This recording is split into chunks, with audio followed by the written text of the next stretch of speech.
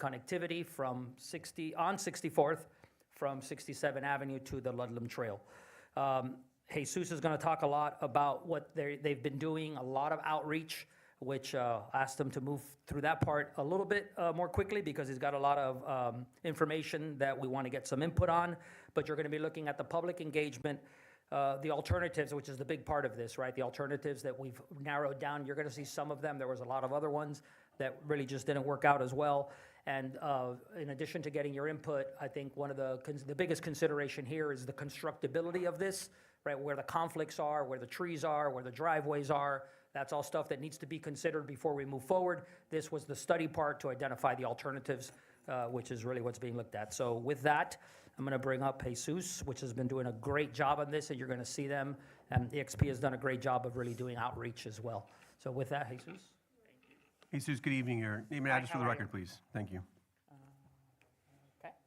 So this is a little agenda of what we're going to. Jesus, before you start, if you can give us your name and address for the record. Thank you. Jesus Fuentes from EXP. Thank you. So a little agenda that I put together.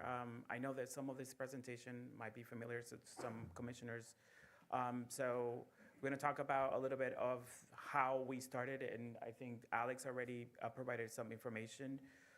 But in 2024, the Miami-Dade TPO board amended, the UPWP, which is the Urban Plan Working Program, to move some funding from fiscal year 23 and 24 to 25 and 26. And when that UPWP was created, it created a municipal program, which the municipality went after for some funding. And then the municipality was awarded this grant funding. And then at the end of 2024, you, as a city, established an interlocal agreement with the Miami-Dade TPO to look at alternatives to the connectivity that is needed based on existing conditions. So we looked at a lot of the conditions earlier, and we provided an existing report.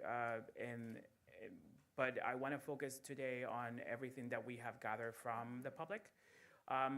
One of the very, very early on, what we did is we did a walking audit and biking audit with AARP Florida, FDOT, the TPO, Miami-Dade County, and Transit Alliance. We got together and we walked with residents. And the idea to bring AARP is because about 16% of the population in South Miami is over 65.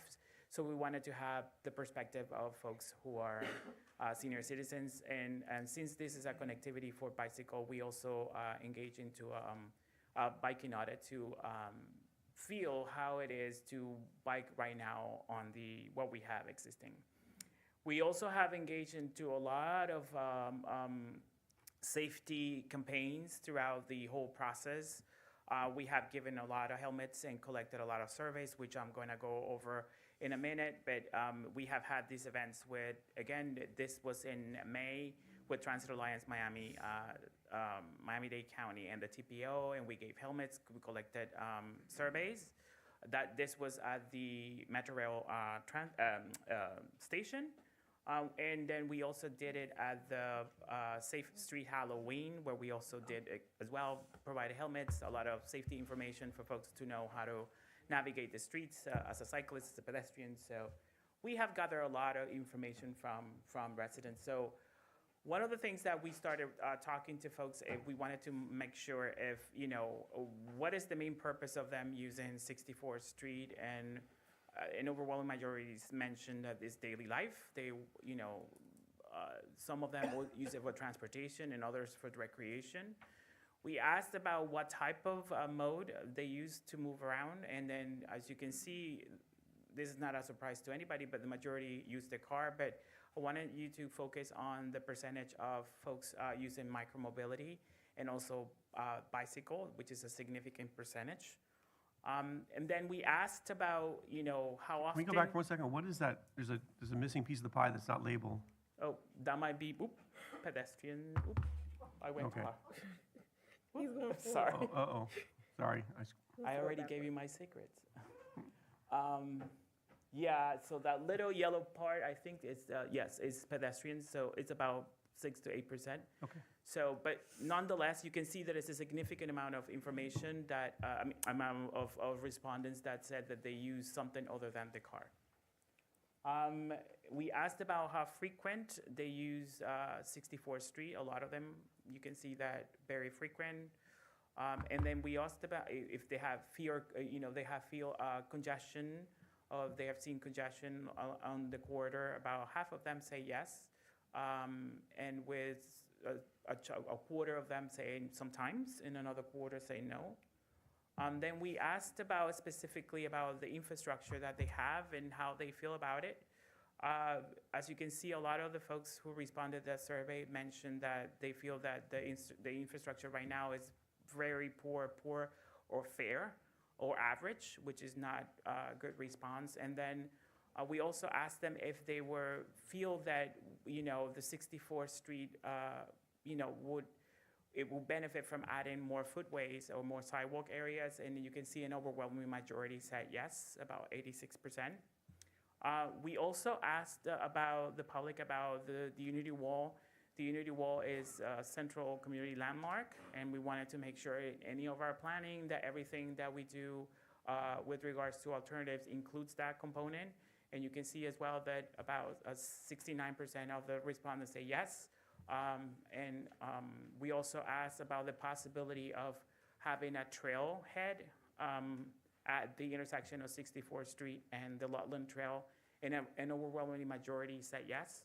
So this is something that we took into consideration for our development of strategies. And then we looked at the different possibilities of what you can use to put together some cycling infrastructure, keeping in mind of what is existing right now. But we wanted to make sure that they also, the alternatives that we selected are in alignment with the goals and objectives of the project, which is, we want to strengthen regional connectivity. We want to encourage transportation other than the car. We want to increase access to transit locations, expand accessibility to schools and universities, continuing the effort that the city is moving forward with the Vision Zero efforts and safety, road safety, supporting community and economic development. It's important that what we propose provides that economic boost and vitality to the city. And then also, last but not least, we want to make sure that we're proposing is integrating regional trail networks. We want to make sure that everything that is connected to, so folks all over the place, South Miamians can go to other parts of Miami-Dade County biking. So we looked at unprotected, protected, buffered, separated in the shape of shared use path, a wide shoulder, share lanes, and advisory lanes. And I just wanted to mention that share lanes and advisory lanes and wide shoulders are not really something that would meet the criteria for this for 64th Street, given the fact that 64th Street is a higher hierarchy road, it's not a local road. So those three alternatives were discarded. And then we move forward with asking the community what type of separation, what type of level of separation they would like to see. And then you can see that the higher ranking or the preferred alternative was the separated facility, followed by protected, and then buffered, and then the typical conventional bicycle lane. And so with this in mind, we need to balance that with constructability issues to make sure that we could look into what is the preferred alternative, or the alternative that could have less impact to the community. And then we have several, throughout the project, we have what we call the project working group, which is formed by stakeholders from different technical offices such as FDOT, the TPO, the DPW, and then also from community, city committees like the Historic Neighborhood Preservation, and then we also have AARP Florida, Transit Alliance, and all this other University of Miami. So they were part of this project working group to help us make a decision. And then we balance it out, as I mentioned before, constructability with the preference from folks from the public, and the on-street facilities were the ones that were preferred because they were, as I mentioned here, they will provide less impact on existing infrastructure, reducing disruption on swell areas, driveways, utility pole, mailboxes, and other roadside elements. This option will prefer the neighborhood character and minimize constructability challenges. It would enhance safety and comfort because we're gonna provide that protection when feasible, and provide that separation, right, between cyclists and vehicle traffic when it's feasible, when there are no access management issues or conflicts with driveways and all these different entrances to properties that we have along the corridor. It would also be a seamless network continuity. It will maintain consistency with existing on-street facility that is east of 62nd Avenue, and carrying that over all the way to the west to the Lutland Trail, reducing unfamiliarity in transitions, because we want to make sure that the route that cyclists follow is predictable, because the more predictable the route is, the less chances of having impacts with vehicles. We also preserve the roadway capacity because we looked at if there was adequate vehicle capacity to accommodate projected traffic volumes, at least to the year 2050. And the reason why we looked at 2050 is because regional plans are looking, that's the horizon year that is used in the long-range transportation plan that is prepared by the Metropolitan Planning Organization, the Miami-Dade TPO. We also have compliance with the city's complete street standards. This standard was done in 2016, and then the proposed improvements are in alignment with the local best practices and multimodal planning objectives. And last but not least, recently last month, we received a resolution of support from the Miami-Dade TPO Bicycle and Pedestrian Committee. It was unanimous, and they are recommending that this project move forward because it's in alignment with county-wide mobility priorities. So based on that, we put together a cost estimate. This cost estimate includes not only construction, but it also includes design, MOT, mobilization, utility relocation, landscape, because we feel that landscape will be an important component of it. And then we also we have contingency. In total, it's 4.3 million. Jesus, quick question. Yes, sir. Just remind me, the project boundaries are 62nd to the Ludlam Trail? Yes. Okay. Which is, you have a tiny little piece that is outside city limits, but that, since 64th Street but belongs to the county, we coordinate with one agency after all. So how do we move the project forward? The city already has received 1.3 million for fiscal year 29 as part of the TAP, the Transportation Alternative Program. And they have also received about $150,000 for CEI money. There are other, of course, you have a gap, a funding gap, that could be either eliminated by PTP surtax money, build grant, the mobility impact fee. There are different options for the municipality to put this together. So it's important that now that the project is, the alternatives have been selected and then have been vetted with a lot of different conversations with different stakeholders, now the effort should be moving forward with having this implemented with regional partners. So the project could be added to the list of priority projects in the Transportation Improvement Plan for the Miami-Dade TPO, and it can eventually be added to the Long Range Transportation Plan. So other recommendations that we have, we feel that based on the feedback that we have gathered from folks, we feel that there's some vision and opportunities for placemaking. The trailhead opportunity for 64th Street, it is not only for recreational purposes. We believe that having a trailhead at 64th will provide that economic boost to have more visitors to the town, so folks can go to Sunset and spend more money and shop and then dine at restaurants. So we want to make sure that this improvement provides that economic vitality component that is necessary for all the projects, right?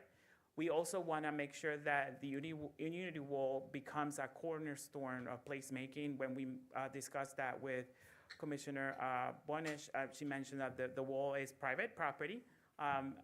Nonetheless, we need to coordinate to make sure that if and when the wall is removed in the future, at least we have a commemoration that says, well, this is a place that needs to be remembered as part of the history of the city.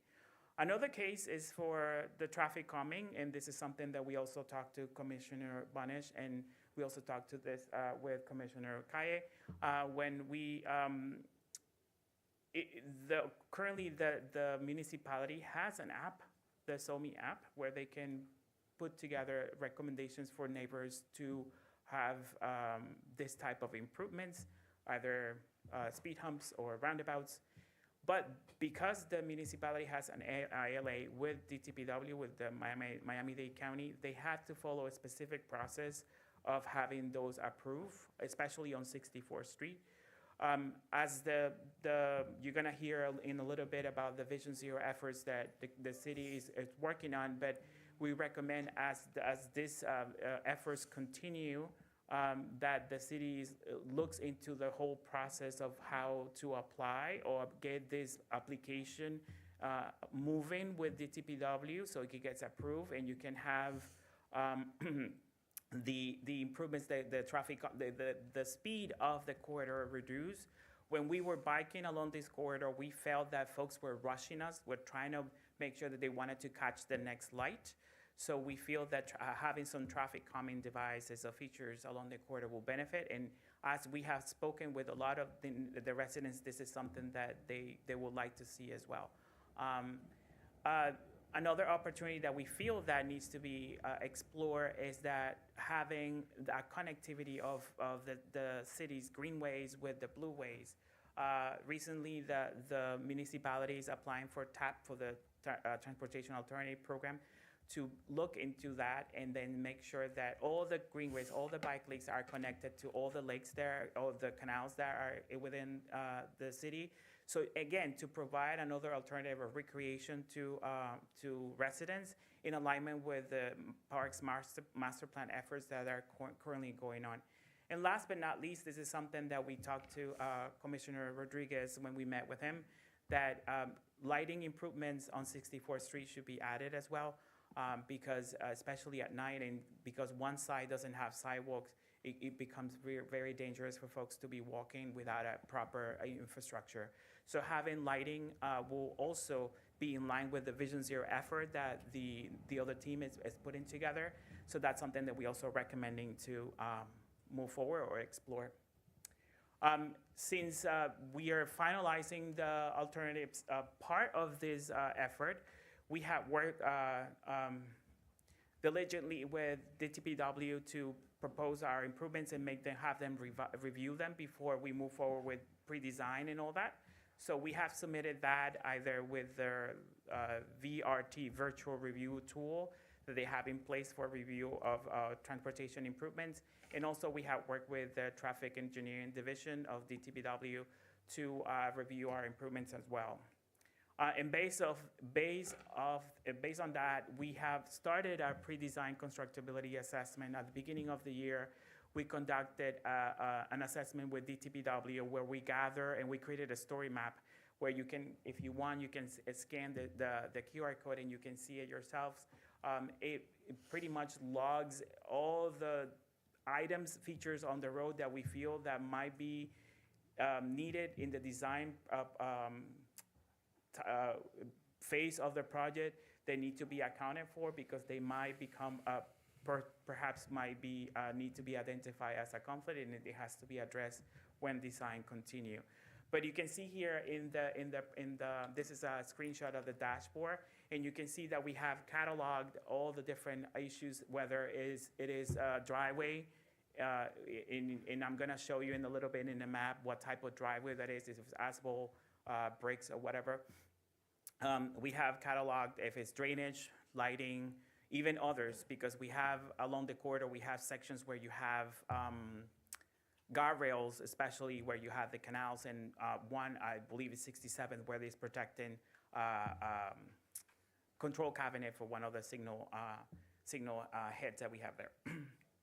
So here you can see the driveways are all cataloged with the type of driveway. If it's paved, we have bricks driveways, a concrete driveway, if it's painted or not, if they're like P-rock or not. We also have cataloged all the fire hydrants. This is in advance of the design phase of the project to begin. We have to have cataloged all the signage, mailboxes, meter boxes, water valves, utility light poles, drainage, and others, as I mentioned, could be for the guardrail. But this is, as I mentioned, this, if you bike or walk along 64th, you have a lot of landscaping that a lot of residents have taken, as ownership of them, and they see as an extension of their property. So it's important to keep them, catalog them as well, record their conditions, so we can, when we move into design, any countermeasures like, either replacing the trees or relocating the trees if it's necessary, that's taken care of and is acknowledged as part of the design. So we are also moving forward as after this, is we're gonna start documenting the existing vegetation so we can have an inventory of all the species that are along the corridor, and we have it in GIS. We're gonna create another story map like I showed you before, and then we're gonna evaluate the potential conflicts, and we're gonna provide a context-sensitive recommendation to address them, so that the project moves forward and it's, considering all the aspects of the community, because we wanna make sure that what we're doing is conserving the quality of life of everybody. And that's it. Any questions? Yes, Commissioner Rodriguez, you're recognized for questions. Yes. How you doing? Good seeing you again. My question, so on 64th, we come across, where we come to the Ludlam Trail, we have that, our city ends, and then we have that one house, and then the Ludlam Trail. That's gonna be on the county or on us to get them to? That portion work to be with us, constructed, or? yeah. So because that is a good question. When you come to implementation, you might have to join forces at the time of implementation, because the majority of the cost will be yours, because most of the whole segment is yours. And that little portion will be, might be that the interlocal agreement will be the county will provide you the money and you execute the whole thing. So the arrangement of that needs to be discussed once the design is completed. And also, as the Ludlam Trail advances in design, because they're in the process of design right now, as it advances, that details of how to coordinate that will be more available for further discussions with DTPW. Okay, thank you. Follow-up No questions? No? Okay. Commissioner Corey, and then we'll go to Vice Mayor Corey, Commissioner Bonich. Okay, sir? Thank you so much. Amazing presentation. Obviously, for the benefit of the audience, this would connect what already is protected paths on 64th going all the way to 57th, which would be the east-west entire city, which I think Correct. is amazing. Sorry, north-south. But I did have a question. You had mentioned that the recommendation was a separated path, At which one I don't. point, the recommendation that moved forward after Yeah. a lot of vetting from the public and then the project working group is to do on-street facilities. And then it will be, you're gonna be changing, wherever is feasible, you're gonna have protection, pretty much exactly like you have on the east side. But in this case, especially on the eastbound, you don't have a lot of driveways, at least until 67th. So you're gonna have a lot of areas where you're gonna have protected bicycle lanes at least on the east side, eastbound. On the westbound is a little bit different, because you have a lot of driveways, especially as the segment between, I would say after the canals, you have a lot of driveways, one after the other.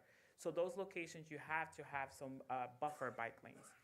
Because you cannot achieve separation with so many entrances in and out. And then that will be, counterproductive, the residents are gonna start, having issues with getting in and out of their property. So that's why in the road plots, I wish I would have presented the road plots, but there's too much information. But the road plots, you see that dance between protected buffer to make sure that we account for the number of driveways and the existing conditions that we have there. Okay, got it. Thank you very much. Commissioner, you're recognized. I just wanted to note for whoever doesn't know this already, the reason this conversation started was because we did indeed have the bike lanes already in place from 57 to 62. And we have South Miami Middle School, South Miami K through 8, and South Miami High School. And the area that we're talking about is not serviced by the school bus system. So we see the children, the teenagers walking back and forth all the time, riding bike, riding, scooters, riding skateboards. All of this is happening on a very constricted sidewalk because everybody's on there. So then it's like people everywhere. And this is an effort to try to at least help those kids that are trying to get to school to get there safely. Right. Yeah, the project will also address safe route to school issues. And we feel, because when we did the walking audit, we saw a lot of kids at the time that they were coming out of school and they were hanging out in one of the canals and after school. So that's why we're thinking that having that connectivity between parks, greenways, blueways, and all together will benefit as well as part of the effort to have a more recreational areas for the whole residents. So Commissioner Meese, thank you for saving me from being the turd in the punch bowl, because my question is, why are we doing this now? Right, because I'm actually curious as to the timing of the Ludlam Trail, because if my frustration with this presentation was if we're doing it for that purpose, we might be waiting a long time before it connects. So I'm glad to hear there's an alternative purpose. Right, yeah. If I could turn on the microphone, that was the original purpose when I spoke with Eileen at the TPO. That was where the conversation was born, because we do see, I mean, Commissioner Rodriguez probably sees it as much, if not more than I do. You see all of these children on bikes, skateboards, scooters, and it's like a free-for-all because I'm sorry, that point. That's most acute between 6.2 and 6.7, correct? between 6.2 and 6.7, yes. So The 6.7 to the Ludlam Trail came after. Yeah, so the part that I'm concerned about, just knowing our people, is that that section from 6.7 to the Ludlam Trail is, I think, in terms of orientation, I would say much more low volume, much less intense in terms of the traffic, and much more constrained in terms of right-of-way that's not impacted by what I would say mature trees.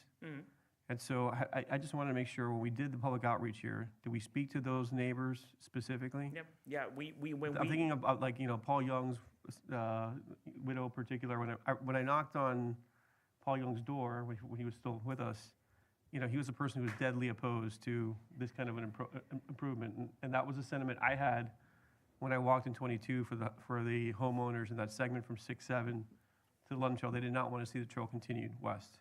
I think that it will be best for us to present when we finalize all the pre-construction assessment, and then they can have more information about what's actually being affected. They could make a more informative decision. Because as of right now, if you don't know exactly if this tree is going to be affected or not, they're going to assume that it's going to be, and they're going to be against the improvements. So I feel that we need to complete that pre-design portion of it, collect as much information that we can, so we can present this information to them and have a public meeting with them specifically if you're concerned to those specific. Yeah, I neighbors. would very much want to make sure that we Yeah. do direct outreach, because that is going to be a touch point. It doesn't impact, I think, I agree. My original thing does not have. And so, again, just knowing that the timing of the Ludlam Trail is, putting it kindly, uncertain, I can fully appreciate the genesis of this idea in terms of enhancing the conditions from 6.2 to 6.7, given all the uses you mentioned. It's that next phase to the Ludlam Trail, which I think should be built eventually. The question is, I'd rather be delivered on timing concurrent with the trail. Otherwise, And it's, that is a valid assessment that you can, once you know more, and I agree with you, like right now, the Ludlam Trail is. it's not even accessible. Yeah. So as you know more about the plan the county has for that particular facility, and it's clearer as you can make arrangements, and You don't have to build the whole section. No, I in was one wondering if sh- we, I was wondering one whether we shot. could bifurcate the project and take the limited funding that we have and focus it on the first portion of of Right. the segment. And then leave the, I mean, we could design the other segment, but kind of leave it unconstructed, right? Until we know that that's actually coming online. Because I think that's where we're going to have issues with our neighbors. Yep. Just want to be practical. Yeah, and just on that note, and in general, presentation is not because anything is final, quite the contrary. This presentation is coming in early to get the input, to know how we move forward. And there's been this, hyper focus on the impacts to that right away and everything that's in it. I mean, you saw the level of detail that was done is exactly for that reason. So yeah, that's something we'll definitely consider. And, you saw the numbers. So really, it's a matter of funding it and prioritizing whatever we can and understanding the limitations with the Ludlam Trail. Yes, sir, you're recognized. And I'm sorry, I'm pretty sure you told me this, but I don't remember. The funding source for this project? What you already have right now is from 1.5. it's about 1.6 something, and it's from the TAP program from, Okay. yeah. That's right, okay, thank you. So yes, to answer your question, yes, you can phase out the different segments of the quarter. It doesn't have to be constructed the whole length and based on the available budget, but that's something that you need to work with. Commissioner Guy, any thoughts, questions? No? No, I agree with you, but we had a long conversation and he went over all of our points, so I'm okay Yes. with what we Great. did. Thank you for the presentation. No worries. Excellent. Thank you. Thank you. Okay, Madam Clerk, E3, please. Safety Action Plan presentation, Alex Munoz. Mr. Munoz, it's your day today. Yes, including the employees that won. Exactly. Yeah, so this one here is going to be handled by Chris Benitez here with Stantec, and just to kind of frame what you're going to be getting here is, this is the safety action plan, but forget the fancy name. It's basically data-driven study, right, focusing on eliminating traffic fatalities. Well, that's what this is about. It's got a bunch of different names that it goes by, Vision Zero as well. You're going to see some really good data. They've done a map that probably will interest you. I think we do have copies. I'll hand them out as soon as it's part of the presentation, so it's easier for you to see. This is also getting input. Nothing is finalized yet. This is also about getting input, and they're still going to do more public input here. And really, at the end of the day, they're going to have projects that at all their varying stages. Some will be that we can move into construction because they're simple, and some are going to need design based on the crash data that you're going to see. And also here, looking for your input. This particular study was funded by a federal grant, and it has a local PTP match. This started back in 2024. The work started in 25 this past year by Chris. So I'm going to bring up Chris from Stantec to do the presentation. Chris, good evening, you're recognized.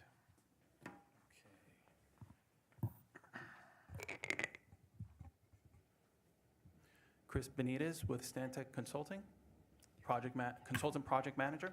Good evening. Good evening, Mayor. Good evening, Commissioners. Okay.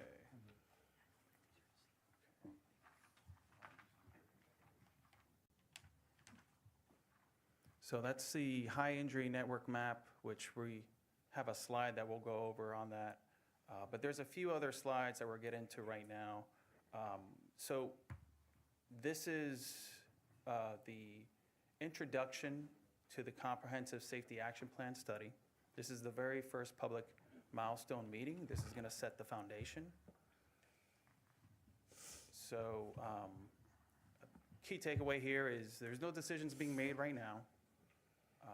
We're just here for transparency and direction of the study.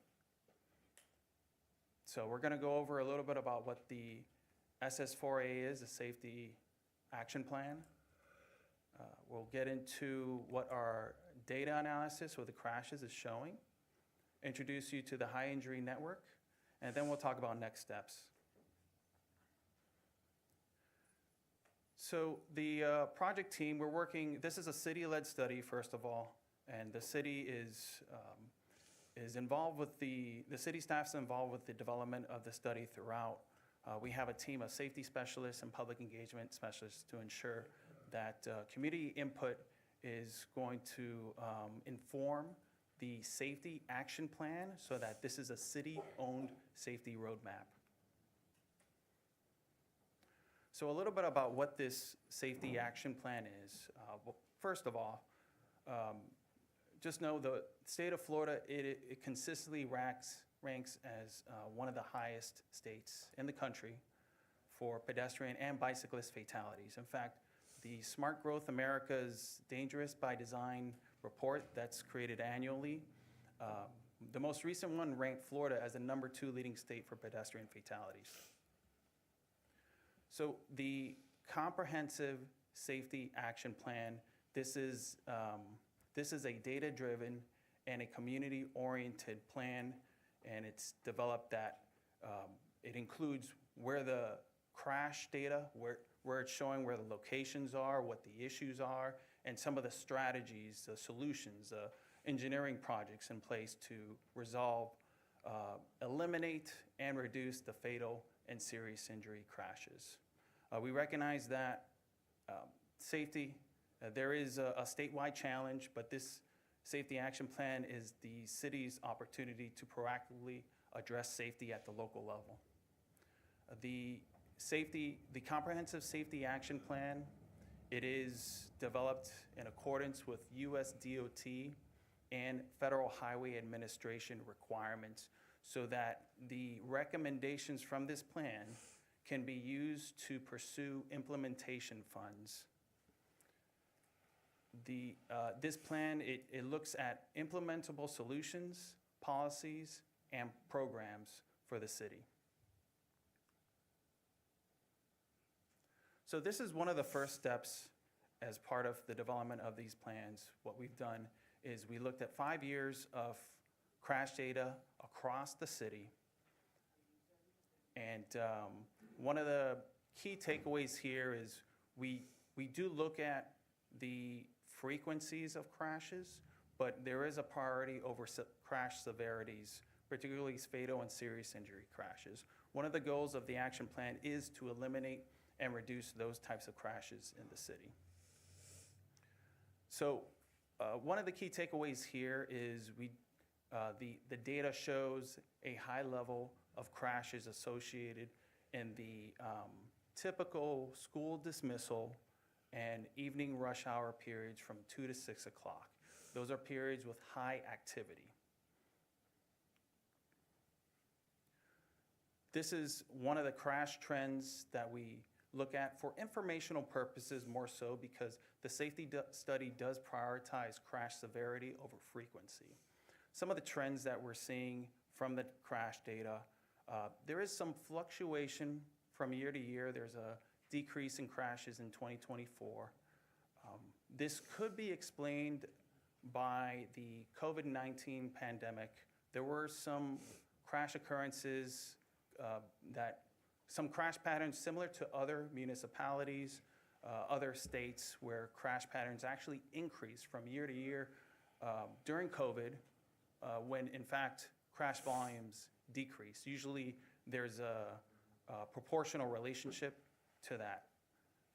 But again, the key takeaway here is that really the focus is more on the crash severity, which is what we're going to get into right now. So human and crashes have a cost, a human and economic costs. Fatal and serious injury crashes, which serious injury, that's also known as incapacitating injury on the screen. Those crashes have a disproportionate share of costs. So we use this data, we use it to inform our high injury network, which we're gonna introduce in a couple of slides from now. So crash trends, we look at several different crash trends in our analysis. These crash trends help us focus our evaluation at the next stage when we're looking at some of the risk factors and identifying countermeasures. So based off of some of the driver actions, which are the contributing actions, what the data is showing, almost half the crashes are related to careless or negligent crashes. And on the right side of that is the crash types. The majority of crashes are related to rear end crash types. So those two crash types are typical of urbanized, congested areas. Now, what's not shown here is what we're doing is we're looking at an intersection of these different crash patterns with the crash severities to identify emphasis areas, which is part of the next stage of our analysis. So before we get into that other phase of analysis, we identify some of the high injury crash locations. And the way that we do that is we take, this prioritizes which of the high crash severity roadways and intersections are within a small percentage of the city of South Miami. That way, safety improvements can be focused at those locations. These aren't the only roadways that we look at, but this is the priority of what we look at. So, and this is based on, part of this is based on, one, what this map is showing is where the high severity crashes are.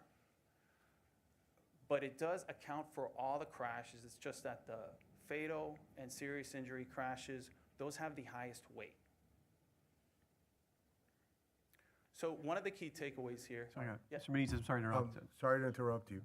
This is actually a very interesting map that you're providing here. It's actually really good information because if we want to loop it back to the previous presentation, we can also see that 64th Street, this actually, makes what Commissioner Bonich was saying.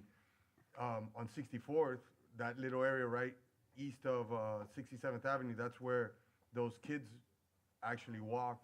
And on the west side, that's continuing to the Ludlam Trail. So this is actually good information like that we're getting to provide us more information for the previous project that was presented. So, okay, that, just wanted to state that. Eh. This is very interesting information, thanks.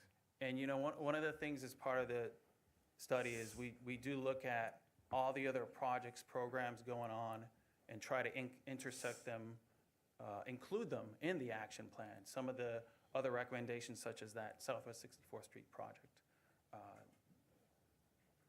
So typically with high injury network maps, these are, you typically see the high injury locations as the more congested facilities, higher volume facilities. And why is that?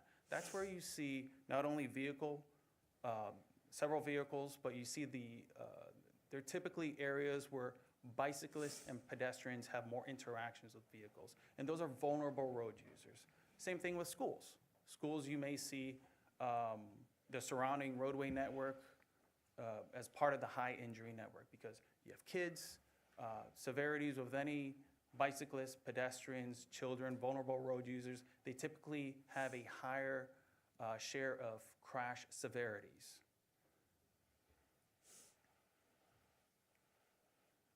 So next steps in this process, we're going to be continuing the public and stakeholder engagement. There's going to be additional public outreach opportunities such as an online survey. We're going to evaluate even further infrastructure and policy recommendations, looking at some of those risk factors from the data. We're looking at some of the potential countermeasures to resolve some of those issues. For instance, if we see a higher instance of left turn related crashes, there could be some recommendations with identifying left turn, let's say at the traffic signal, left turn improvement programs, protected left turn treatments, things like that. People crossing, if we see a lot of pedestrian bicyclist crashes, which the data is indicating that there is a higher share of bicyclist pedestrian crashes. Those are opportunities for us to look at further and try to figure out some strategies, opportunities to help mitigate those types of crash patterns. So we'll take that, we'll prioritize that, and the end result is a comprehensive safety action plan. So, and this here, this is a sample of the type of engagement questions that we're going to be asking the community. We're going to get their feedback on what they feel some of the issues are. Bottom line is safety strategies, there's trade-offs with them. There's always trade-offs, and each community is different, and each set of strategies is different for that community. So that's why we come in and we do a robust public engagement, stakeholder engagement, and engagement with you all to get a better understanding of what's going on in the community. Sorry, I keep interrupting. Is this in conjunction or is the county involved in this? So the county is going to be one of the stakeholders involved. Okay, because if anybody that knows and our public works is very, very aware of this, the most difficult part of implementing anything like this is the county. Because we have this issue throughout our city, but obviously the county has overall authority on anything we could do, like you said, left turns, things like that. So I think the county is gonna be, it's very important to have them involved in this as well. Yeah, I totally agree. The county will be involved, and I do studies all over the county. I work with the county all the time, so I'm very familiar with what they like to see and what they don't like to see in these types of engineering recommendations, let's say. But they will be involved. In fact, our team actually has, we have public engagement specialists that were working with the county on the Vision Zero plan that they completed. So we're very intertwined with the county. Vice Mayor, you're recognized. Thank you very much. Thank you for the presentation. I had a quick question regarding the map. Some of these, and again, back to that, some of these are county roads, some of these are major roads. It might be difficult to create traffic mitigation, things like that. But I can definitely see and hear some individual intersections. But I was curious if they are marked for high injury, notification. Is that possible that that's a single incident that was high injury, or does that mean that there were multiples? So what it means is that that intersection was identified on the high injury because there's a combination of fatal, serious injury, or high injury type crashes that sufficient when looking at the entire network of the city. That one actually had the highest, I would say, weighting of all the other locations. And the map is, the other thing to note, the map is roughly 10% of the roadway network in the city. And Right. so there's a whole 90% that it doesn't account for, and that little, and that's not shown in that map. But even so, we do look at other roadways too, not in that high injury network, based on community feedback and any sort of qualitative assessment. Okay, thank you. Further questions? No? Yes, sir, you're recognized.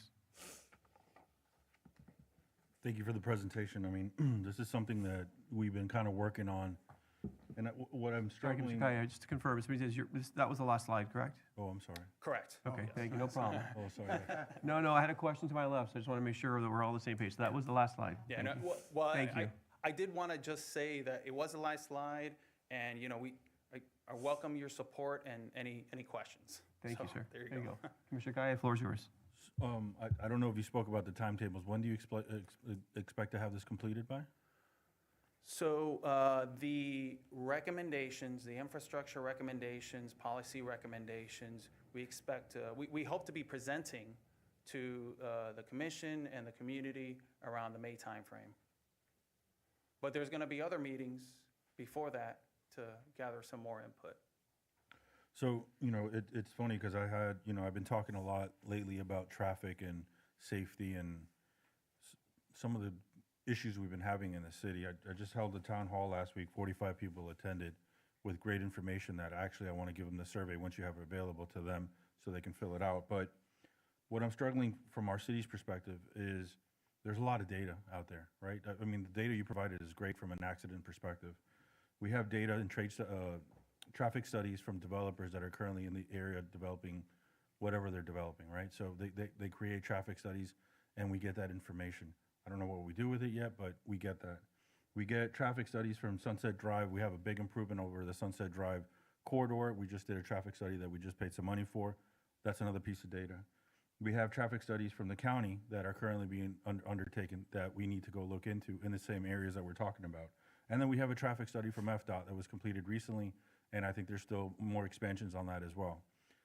A lot of study, right? So what I've struggled with and I really want to get better with is all this amount of information to either feed together and have a cohesive plan so that we can get all the correct people involved, city, county, and obviously the Secretary of Transportation and his team as well.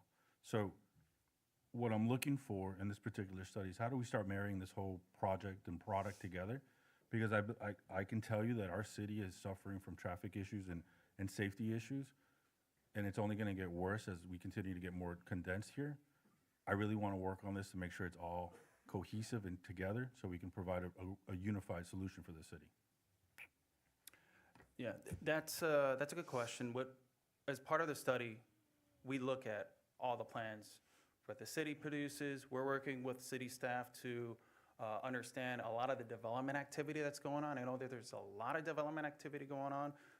Let's say, for instance, the new reconstruction of Sunset Place. So we work with the city. We also work with the county to understand what's going on, including we have the plans for the Interline project, because that's under construction right now. That's in a key, and that's going to bring in more pedestrian and bicycle activity too. So could be another area of focus. But we do look at all of that, and as part of the study, we evaluate those documents. We usually put like a summary of each of those documents, what's relevant. Let's say if there's improvements there, and we see if there's any improvements from any of these project studies, we can incorporate them into the action plan if they make sense. If they make sense based off of input from the community, analysis from our data, and coordination with city staff. Thank you. Madam Commissioner? I will say nothing. You recognize, sir. My final question. So I'm just curious. So when you look at this map and you see, for example, Miller Drive from 67th Avenue all the way to 62nd Avenue is solid completely. What kind of, and again, we're not gonna hold you to it, but just what kind of recommendation do you provide for something like a street that's so busy like Miller Drive? Can I Crosswalk. go to piggyback on your question, because it's my comments, it's part of my comment. Okay. So, to piggyback on his question, I think what is needed, I think you hit on as well, is if you can also review our list of capital projects. We have a series of crosswalk enhancements we'd like to see for signalization on that segment that he's mentioning. Our friends of the county have been giving us a hard time with flashing beacons, for example. But I think this information certainly seems to justify the need for that kind of an improvement. So I think coordination with our existing capital plan projects and reaffirming that we are investing dollars in high priority areas like this, I think is certainly of paramount importance. I think that kind of dovetails with your comment, Commissioner Kai. The other thing is I just want to note really quickly, we've got, a development project for which we're considering a development agreement for this evening. The site plan will be forthcoming at a future meeting. It's right off of 73rd. It's an awkward segment that kind of dead ends on the street just south of 73rd, right at the intersection of Avo, Miami, where the restaurant is, and Noe Sushi. It looks like you've got a high instance of crashes there. I'm wondering whether we want to consider eliminating a left turn movement. I imagine that's probably the source of the conflict, because it's very hard to see someone coming eastbound on 73rd if you're making a left turn out of that corner.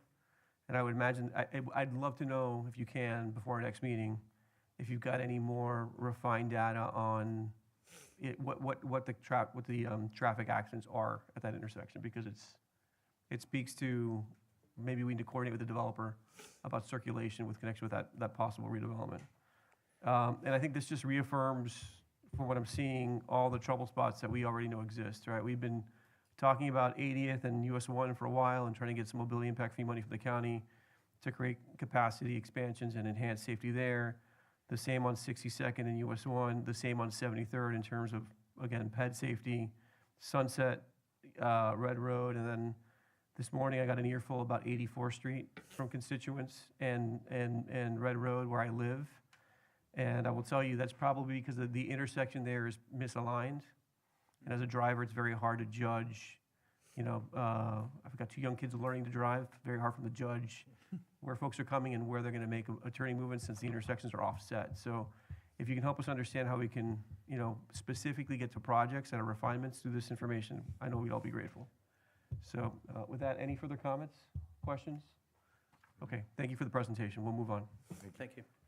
Madam Clerk, if you can read item E4, please. E4, Exxon body worn camera report by Chief Hatfield.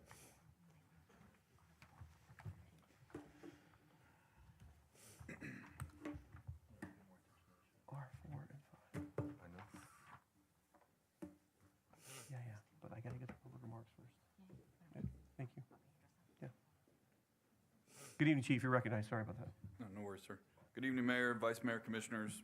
I want to take a few minutes to walk you through how the South Miami Police Department, with your approval, has upgraded its public safety technologies in an effort to improve our transparency, officer safety, and accountability. Everything I will describe to you tonight is already in use in the police department and works together as one connected system that supports how our officers serve the public every day. Our Axon technology system is an ecosystem which includes My90 community feedback, Axon body-worn 4 cameras, signal holster sensors, a real-time operations respond, Axon capture and view for evidence purposes, and TASER 10 less lethal devices. Together, these tools support our mission of delivering professional police services in a partnership with the people we serve, providing a safe and secure environment for all. Cover My90. First, we start with the community voice. My90 sends out an automated survey to residents after certain police contacts. This allows community members to tell us how their experience went in their own words. Before you, I presented a packet that's more detailed. I'm just going to give a high level for tonight's presentation. It gives us trend data on professionalism, communication, and response. We use it to identify where we are doing well and where we need improvement, and it helps guide us for our training and our supervision. This creates a continuous feedback loop between the public and the police department so they're always listening and improving.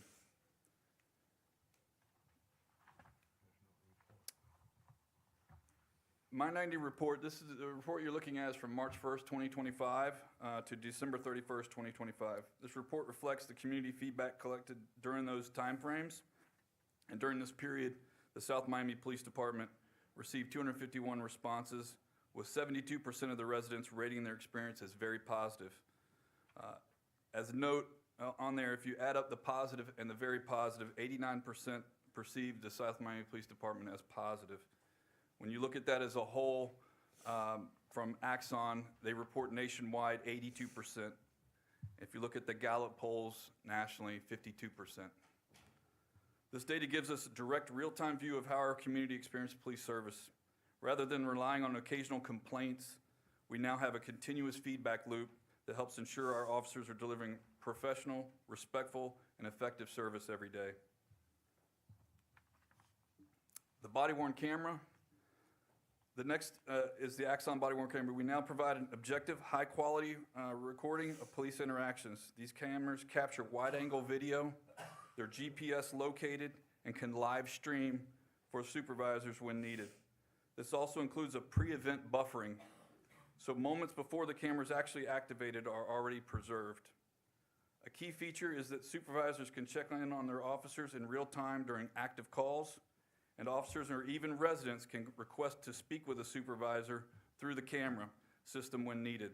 This allows issues to be addressed immediately rather than after the fact. If you don't mind playing the video. How are you? Very good. How are you? Doing well, thank you. How can I help you?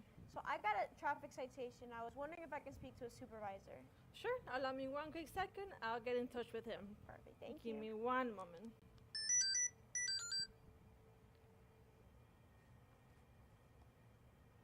Yes, how can I help you? Hey, I have a citizen here. She has a concern.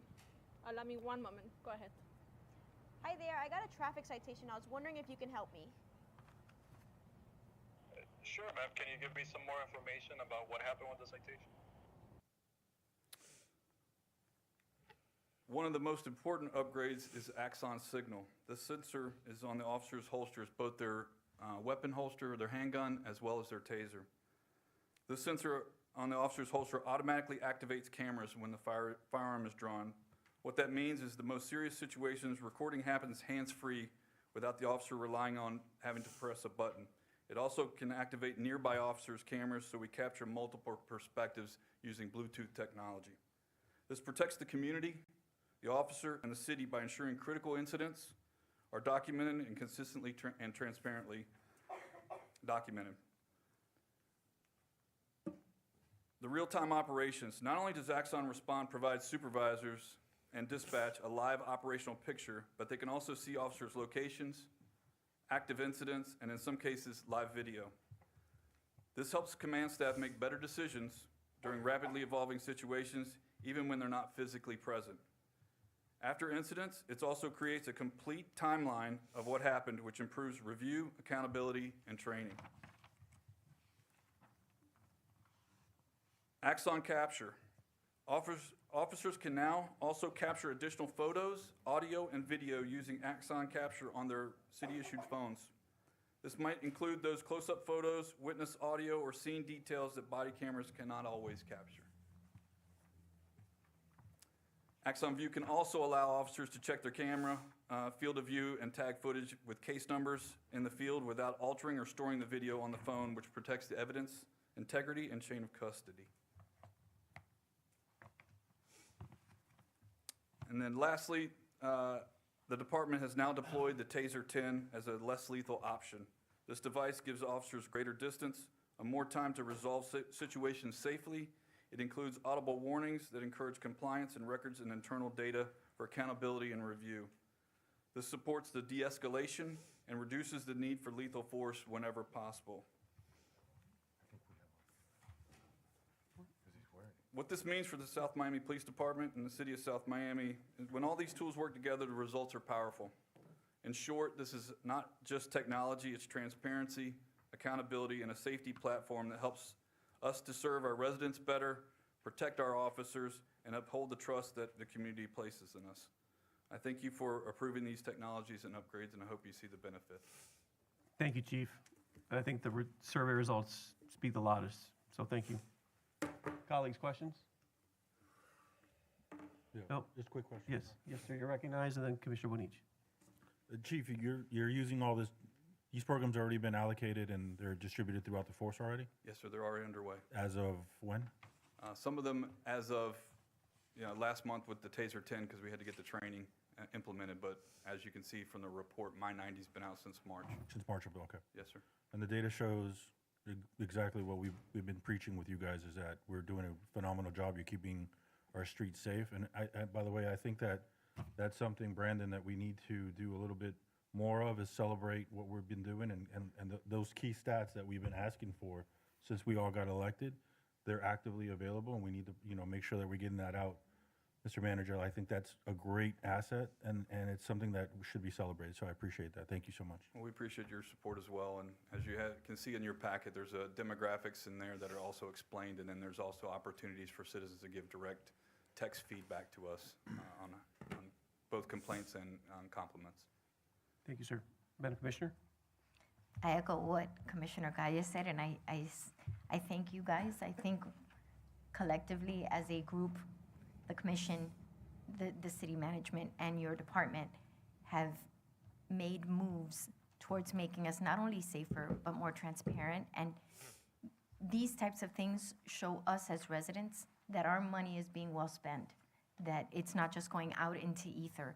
There is a direct correlation between my tax dollars and the type of service that I am receiving as a resident. And I think that, in accordance, should be celebrated. It's pretty awesome. We're a small city doing great things, and I think that the more our residents and the public at large see of our police department and the positive impact on their lives, the better off we all are. Thank you. Thank you. Vice Mayor? Yes, I just wanted to echo what they had mentioned and say that even though we were obviously part of this process of getting these items approved and going out also to try and find funding for these items, I think communicating it to people is great, because even seeing it today, it exceeded our expectations of what we were trying to accomplish. So I think it is just a great thing for us to communicate to people. Chief, you guys always do us well. You're our best ambassador, so thank you. I will pass along, the only complaint I've heard is people want to see more traffic enforcement.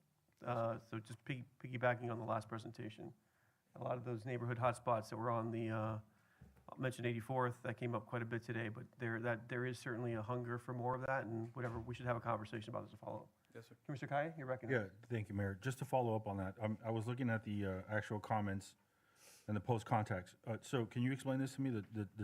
Is this like a survey of Yes, sir. actual contacts, and this is the feedback that you're So it's getting? an anonymous survey, so we don't know obviously where it came from. So when the citizens reply back, it's like when you go to your doctor's visit, right? And you rate us 1 through 10 kind of a thing. So that's exactly what it is. It's just 7 to 10, maybe 12 questions, depending on how you answer, that you fill out. And then there's a text feature that allows you to just free text anything. If you remain anonymous, don't put your name in there, we'll never know who it was.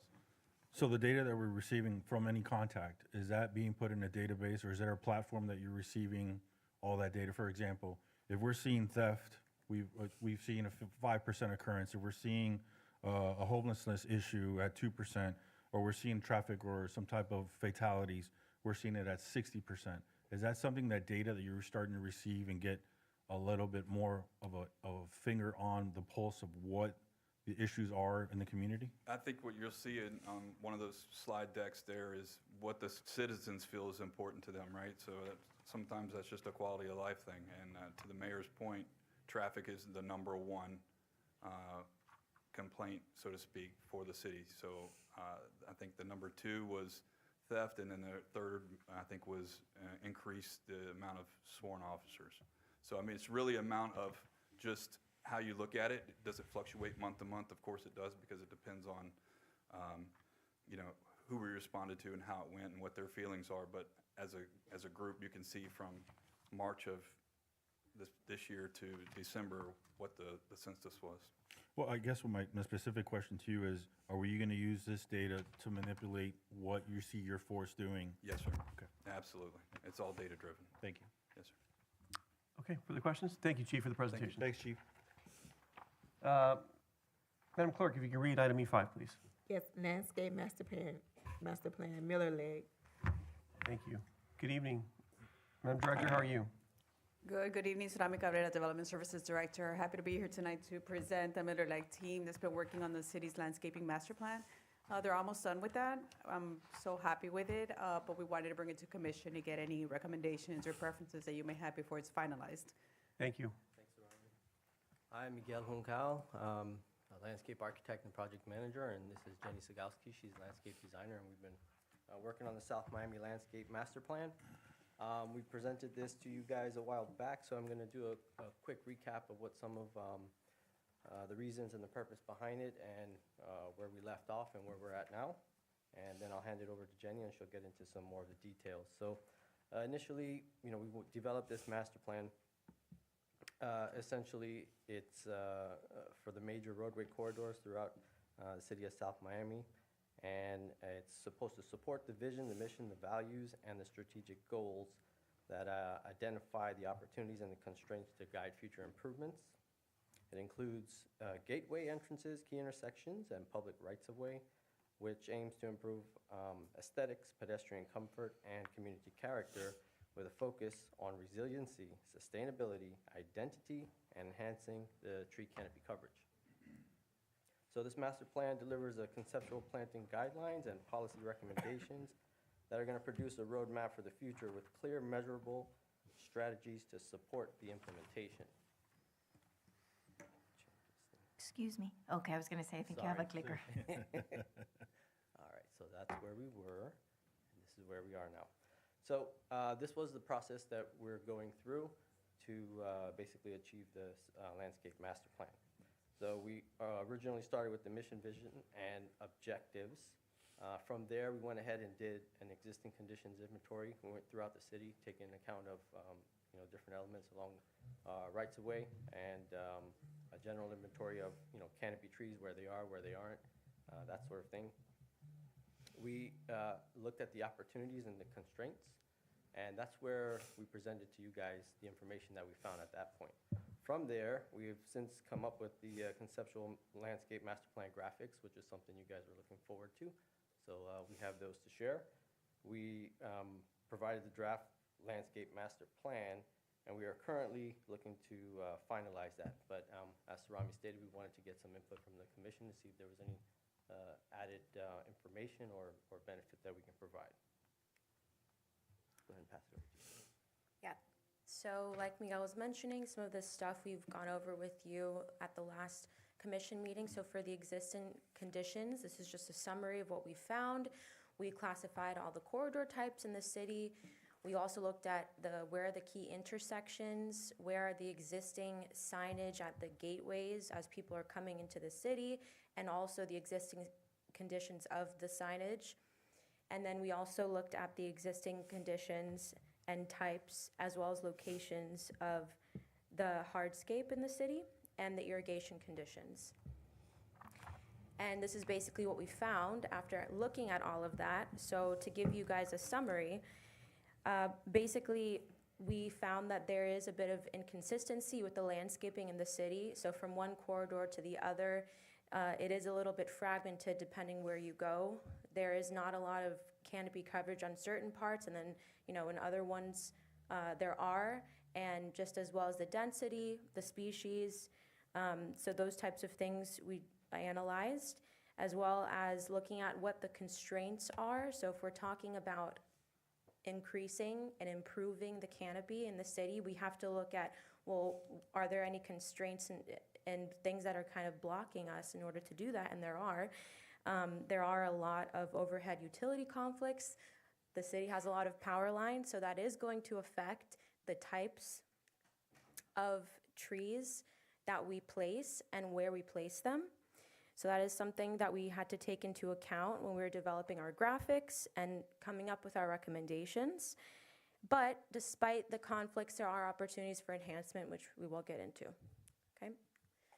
So looking at the design guidelines, in order to provide the recommendations, we needed to look at existing criteria, both in the state, county, and city guidelines. Why? Because the city has streets that fall under all three of those categories, so it was important for us to look at the criteria that governs those streets.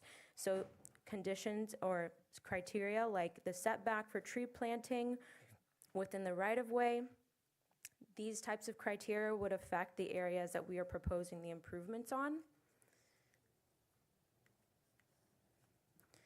And then these are just some more guidelines that we looked at. DOT guidelines, plant installation. In order for the plant and tree to thrive and to be sustainable long-term, it needs to be installed correctly, and so these are also some guidelines for that.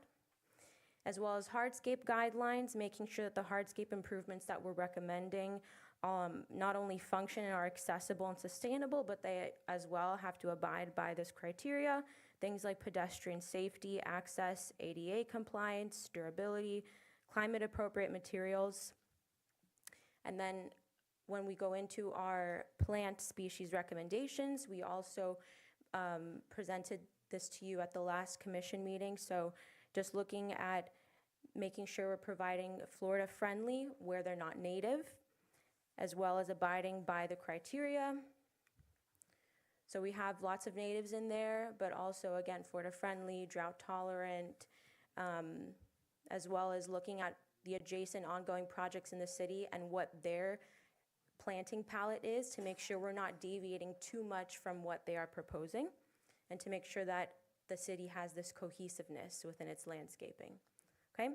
So these are the typical conceptual landscape corridors. So based on our analysis, we chose specific corridors within the city that we believe are representative of common conditions that we find throughout the city, and this does include those constraints. So this is an example of one of them where we have Red Road, and then on the left you can see a depiction of the existing condition. To the right we have a depiction of the proposed conditions.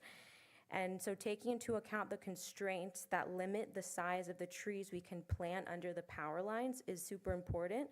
So here we are showing underneath the power line, we have a proposed landscape theme, which we will get into further into the presentation. Sorry, But, if I can yeah. interrupt, I'm either missing something or I'm underwhelmed. Sorry to be that direct about it. or I'm underwhelmed, honestly. Yeah, is it, so Right. are we just adding 2 palm trees to that segment? Is that all I'm seeing? By way of species diversity or difference? What's the change? So From the part- proposed to the Part pro- of the issue here and what Jenny was getting at with our analysis is our part of the constraints. So in this particular roadway and many throughout the city of South Miami, you have overhead power lines. If we're following FPL's right tree, right place as one of the major guidelines, you can't plant a large tree or a large canopy tree underneath one of these power lines, especially in this case where it's pretty low. So what's going to end up happening is you have a large tree that ends up being cut into a Y or a V shape. And what we're looking at here is improving the canopy throughout the city. I think part of the reason some of the canopy was lost in past storms and stuff were probably wrong tree, wrong place. When they grow improperly, they break. And heavy winds, hurricanes, that stuff, they're basically gone. They also provide a safety hazard to pedestrians. They are I get all that, but adjacent I don't want to be, we're short on time, and I want to be respectful of everyone who's waiting as well. We've been waiting on this product for a long The short time. answer is Yeah. overhead power lines. You have a constraint. So I get it, but those palm trees had no canopy. So again, in terms of advancing our broad objective, it accomplishes nothing. I just So- want to make sure that we're moving the goalpost, we're moving towards the goalpost as opposed to honestly putting lipstick on a pig.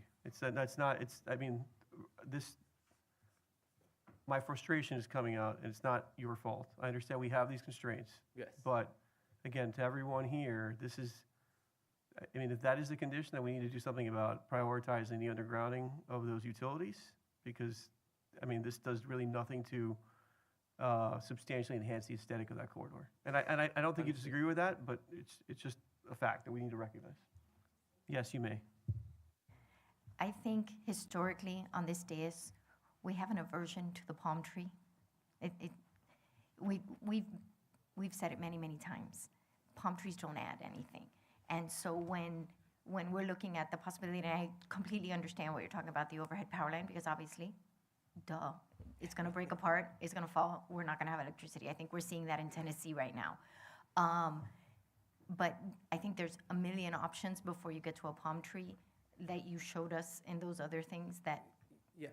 could be a and better fit. Not to interrupt you guys, but yeah, we do have different options, so we're trying to show different options for different areas.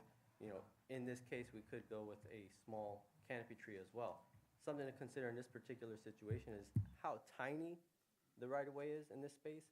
So putting any type of canopy tree is going to be quite restrictive. It's also adjacent to the roadway, so you want to make sure you have proper vertical clearance so that vehicles, bicycles, any scooters, whatever, don't run into it. You don't want to have to deal with that. And also horizontal clearance. So between the sidewalk and the roadway, there's not a lot of room. So putting a canopy tree in there might damage one or the other as well.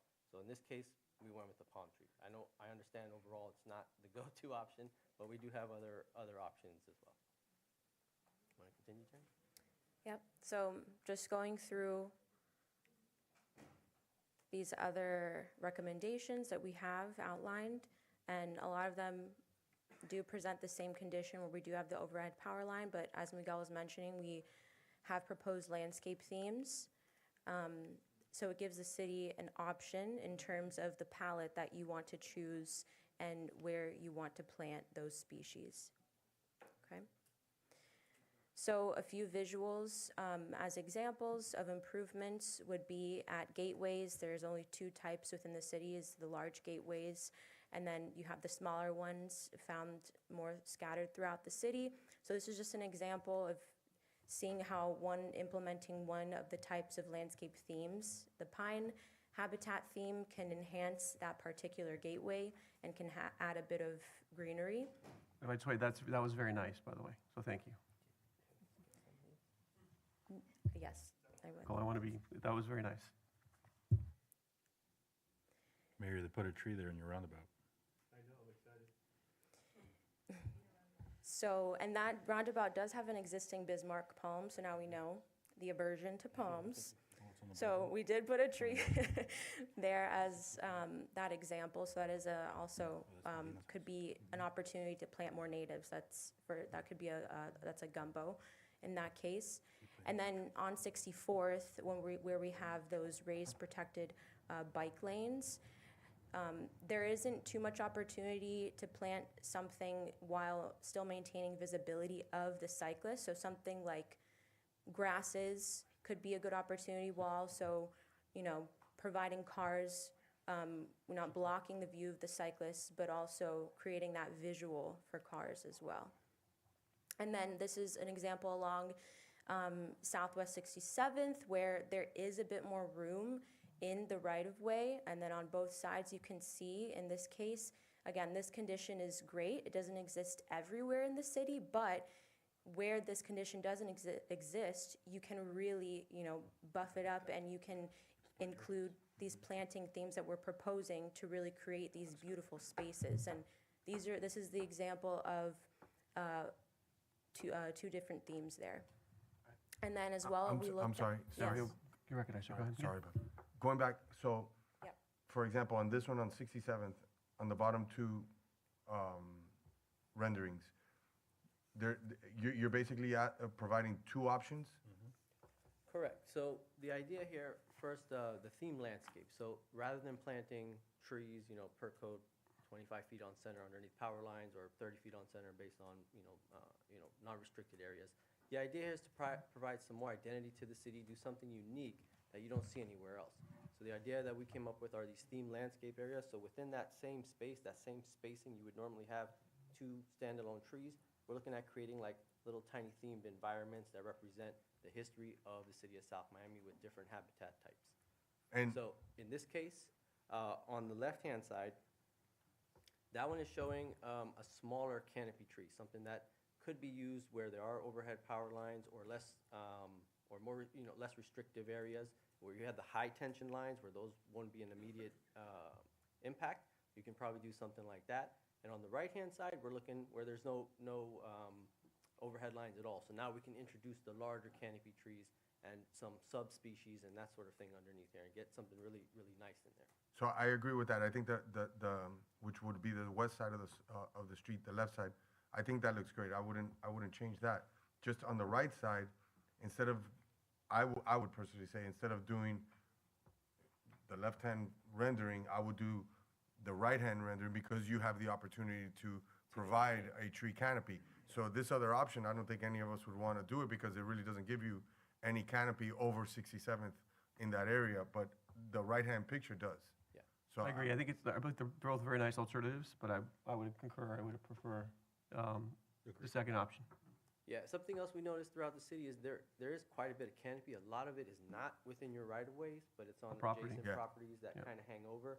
So that's where a lot of the fragmentation comes in. I- but, yeah, understood. And I guess so one of the reasons I'm mentioning that is because you guys are the professionals. So I think, I don't know, in my case, I cannot talk for everybody up here, but I rather you just give me one option, like with the big tree and the nice on the left side, and I would say that's good. Rather than giving me the two choices where I'm never gonna pick the one on the left. I think that's why he's doing it. I think that's what he's doing. He's trying to figure out. They're trying to figure it out. Okay, Yeah. all right. I thought you're giving us options to choose from, right? Isn't that what No, we're ultimately? showing the different types that Types. we can create, yeah. Okay, So yes, as a professional, we would be putting the one in the right because Okay. we have the space for that large canopy tree, and that's exactly what we would put on there. On the left-hand side of the same graphic, that's an example of like our butterfly habitat where we can come in with smaller material, stay small because you do have the overhead. yeah, power and that lines. looks great. I have no concerns over that. It was Further just- questions on the slide? Nope. Okay. All right, so this is the last graphic where we just looked at an example of the medians. This is on US 1. The idea is low maintenance, drought tolerant species like grasses and here Fakahatchee, muley grass. So those were what we were thinking when we were, the guidelines that we were thinking about when we were coming up with And these. just quick question on that. Mr. Manager, is that the section that we get the less than $5,000 from the state to maintain? Okay. Just want to confirm. Okay. So as far as the implementation goes, what we did so we can put a cost to this was we looked at each of the themed areas, the different variety of trees, and we put a range to each of those themed areas. So, listed on underneath each of those, so for example, the pine habitat on the right-hand chart, below that is the cypress dome habitat, and then the estimated cost at the bottom. Again, it's a range because Depends, you know, if you wanted to have the pine habitat, but there's an overhead power line, you wouldn't put in the pine tree. You would look at the sub-canopy material and pick something smaller like a Simpson stopper, which would then, you know, lower the cost in most cases. So we did that for each of the themed habitats as well as the gateway. And, thank you. We also did the same thing for some hardscape options. So looking at what we have in the city already, there are some areas that have the old style Chicago brick. So what we were looking at was a manufactured old style Chicago brick. So we're not, you know, fighting for that rare commodity, but still have that look in certain areas. We're also looking at rock salt finishes, blue glass aggregates, not all over the city. These would be in key areas, points of interest, you know, just to provide some pop and some wayfinding. Also looking at exposed aggregates as another option. And again, cost, you know, average cost provided on the table there. Another item that was brought up was the inclusion of fruit trees within the rights of way. So what we looked at were some species that weren't quite as messy. You don't have big fruits like mangoes or very round, large fruits like grapefruits or oranges that can roll into the roadways. So some of the selections we have here are lychee, longan, loquat, and starfruit. So again, these would be located strategically, you know, probably in calmer areas and away from overhead power lines. Commissioner Guy, do you have a question? On the basis of cost, is this just per plant or is this installed? So How'd you calculate accounts that? for everything, like each of the plants, but the range, it's just dependent on how many of the species that you put, but it should include installation. The installation, okay, Yeah. thank you. You're welcome. Okay. So moving beyond implementation of the master plan, we provided a framework of recommendations so that the city can use this to align with the goals of the master plan to improve the city's tree canopy. And we broke it down between short, mid, and long-term goals. And then within each of the goals, we have the objectives and actionable items. So breaking it down between policy and programmatic recommendations, design and implementation recommendations, irrigation and maintenance recommendations, and then data monitoring and education recommendations. And again, this was based on our analysis and our findings from the master plan of things that we believe that the city can implement in order to further the goal of increasing the tree canopy beyond the implementation of the master plan. And then finally, we have grants. We also are providing grants. These all involve, or grant opportunities that the city can go for. And we have also shared this with the city as well. These all involve increasing canopy, but just for different programs, and each of them do have different requirements. But these are the ones that we have so far that are in line with the goals of the master plan.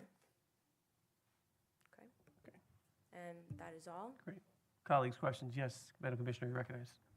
I think it's safe to say that we don't want palm trees. Is that I'm just trying to say, we don't want palm trees, not our thing. What we're looking at is trying to increase the overall canopy.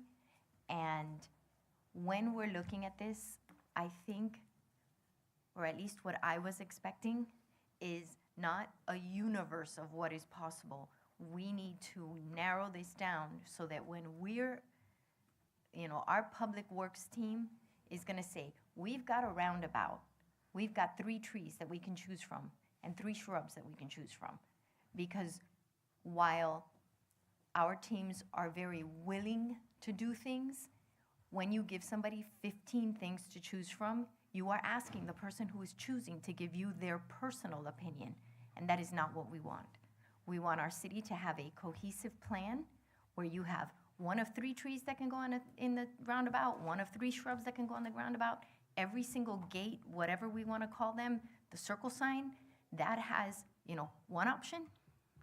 So this is all wonderful, and I think we've done a great job getting us here. I think we need to take that big funnel and make it a final thing. I think we see that. You say, hey, just like we did right now. You saw one, you saw the other. Hey, these are your 2 options. which one do you like as a commissioner? Or which one do you like, Surami? And guess what? That's what we go with. Am I wrong in saying that? Mr. Manager, you want to add something Yeah, before we move on? Commissioner, no, you're not wrong, you're right, and that would be the next step of where this goes, right? This becomes our master plan, our Bible, and then as we're designing spaces, you know, medians and public spaces, this is what we go back to say, you know, these are the things that we would, so anybody that would come in and design, that would be given, you know, this master plan to work within this guideline. Now, there may be some smaller areas that we just pick and choose ourselves and we do it. The goal is to now design certain areas that follow this master plan. And obviously, we have a lot of areas and opportunities. We'll have to prioritize what those are. So that level of specificity would come in the design using the master plan as its guide. Okay, so do I understand it to say then that when we put a new traffic circle in, somebody's gonna have to go back to this and decide? Why would we do that? Why would we give them 14 trees If I can to just choose interrupt for from? 1 second, I think it's maybe instructive to Yeah. inform the conversation. There were a couple slides where you had, you named like cohorts of installations, and it had different species and elements. Can we go back to that in the slide?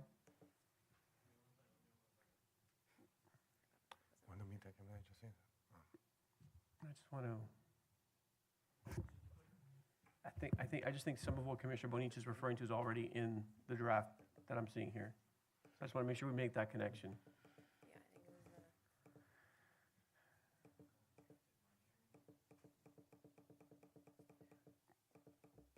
Oh, we passed around. So, yeah, so right here, so I think what's missing is, I think you have all the elements she's referring to, which is, here is a deployment.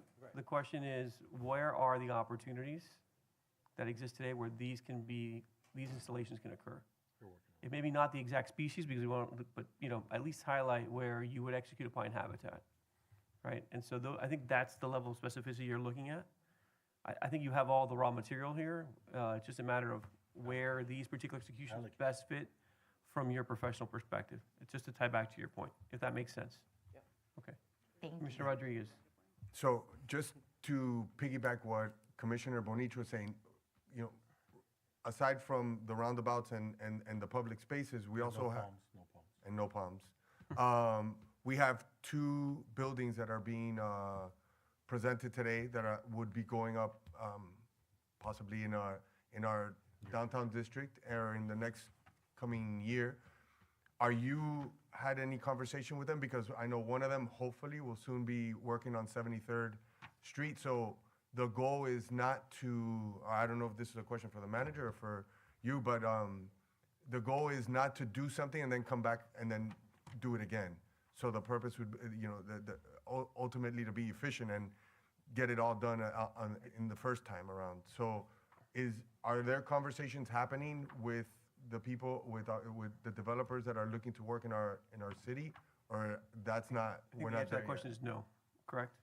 Yeah, that would not be within their scope of work. It's to be looking at projects in the city and reviewing them, that would not be part of their scope of work. Nor is part of their scope of work to actually design every single right-of-way in the city. Correct. The idea was to select some ones that we absolutely wanted them to look at, like the bike lanes on 64th, which is an issue. I mean, I don't know if you've ever driven there at night, but anybody could run into those and have an accident. They're just horrible.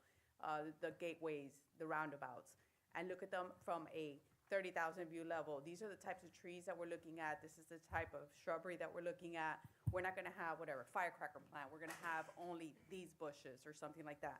Also, the feedback that we need from you is, are you open to maybe like no palms at all? You don't wanna see any palms, even if we have orchids on them. It doesn't matter how we dress them up. You don't wanna see a palm anywhere.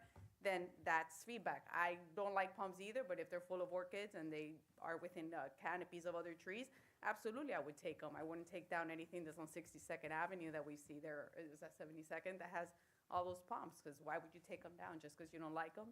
You know, you could hang orchids from them. So that kind of feedback is really necessary to get from you all. I love the fruit trees. That was part of what I wanted to do. I would like to see that the city is open to having fruit trees in our right-of-ways. I don't see there's a big problem with it. The star fruit is a beautiful blooming tree, but I'm open to citrus, you know, and the whole thing. I mean, if you ever travel to Europe, they're all over the place in the right-of-ways, so I don't see why the city can't be one of the first cities to do that. You don't really see that in Florida, anywhere that I've been in Florida. And then the third item that we really need feedback from you on is on the hardscapes. So we've looked at the old Chicago brick and just the regular brick and the maintenance and what weathers well. And what do we really want to do so the city has, like, when you come here, you know you're in South Miami, right? You know you're in the beach because of the color of the sidewalks, you know the gables. And I really like the idea of having sidewalks even when you have a development that's coming, right? That you tell them, hey, you have to provide sidewalks in front, even for single-family homes. You're building a home, you need to put the sidewalk. That's something a lot of cities try to do. Force the adjacent property owners to put the sidewalk in.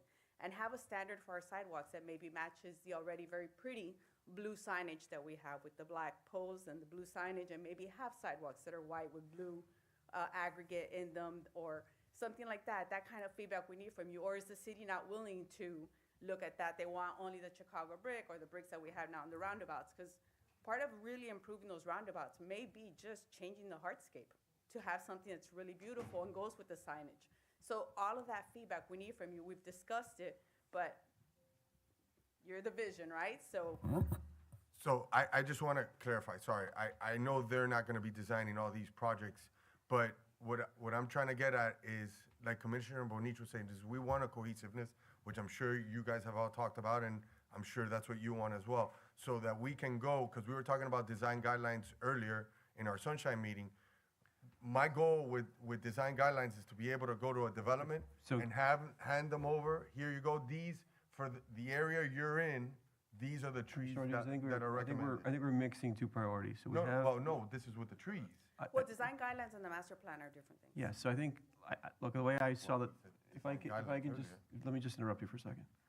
The way I saw the division of work is, one is, this is more neighborhood, right? And other asset focused. The placemaking exercise includes the streetscape and the related landscaping. So I think the Pluserbia study kind of captures what you're talking about in terms of the coordination with some of these projects. If it's happening or not, it's a different story.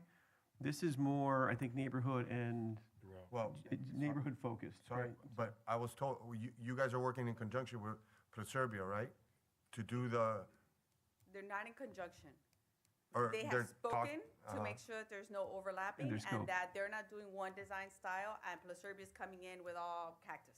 Okay. And it's a whole cactus look like if we're in Arizona, And, that type of thing. and reason I'm saying this is because from prior meetings, it was, you were providing design guidelines, right? And then we were asking them, what is Pluserbia going to give us if you're already giving us these design guidelines? So that's the only reason I'm asking, if you would be providing the species of trees that you would want in our Show Me district, for example.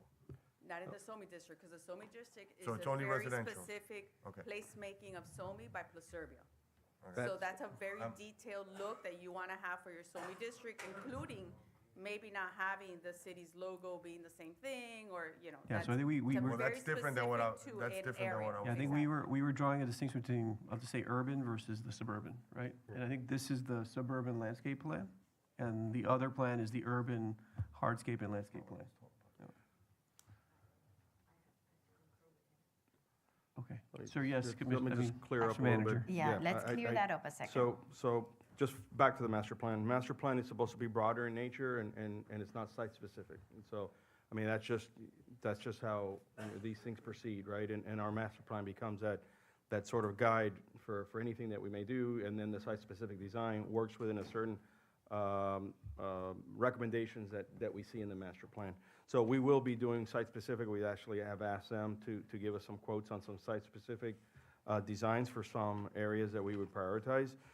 As it relates to the interaction with Pluserbia and Curtis Rogers, who's a landscape architect there has been coordination and conversation. As it relates to the work product, ultimately it will come from Pluserbia, Curtis Rogers, and that team. But they have had some dialogue. I think where the confusion was that maybe there was some overlap communicated because you saw some hardscape, and then Pluserbia said, oh, they're doing hardscape, so do we, well, no, they're doing that for the city, and you're dealing with SOMI district.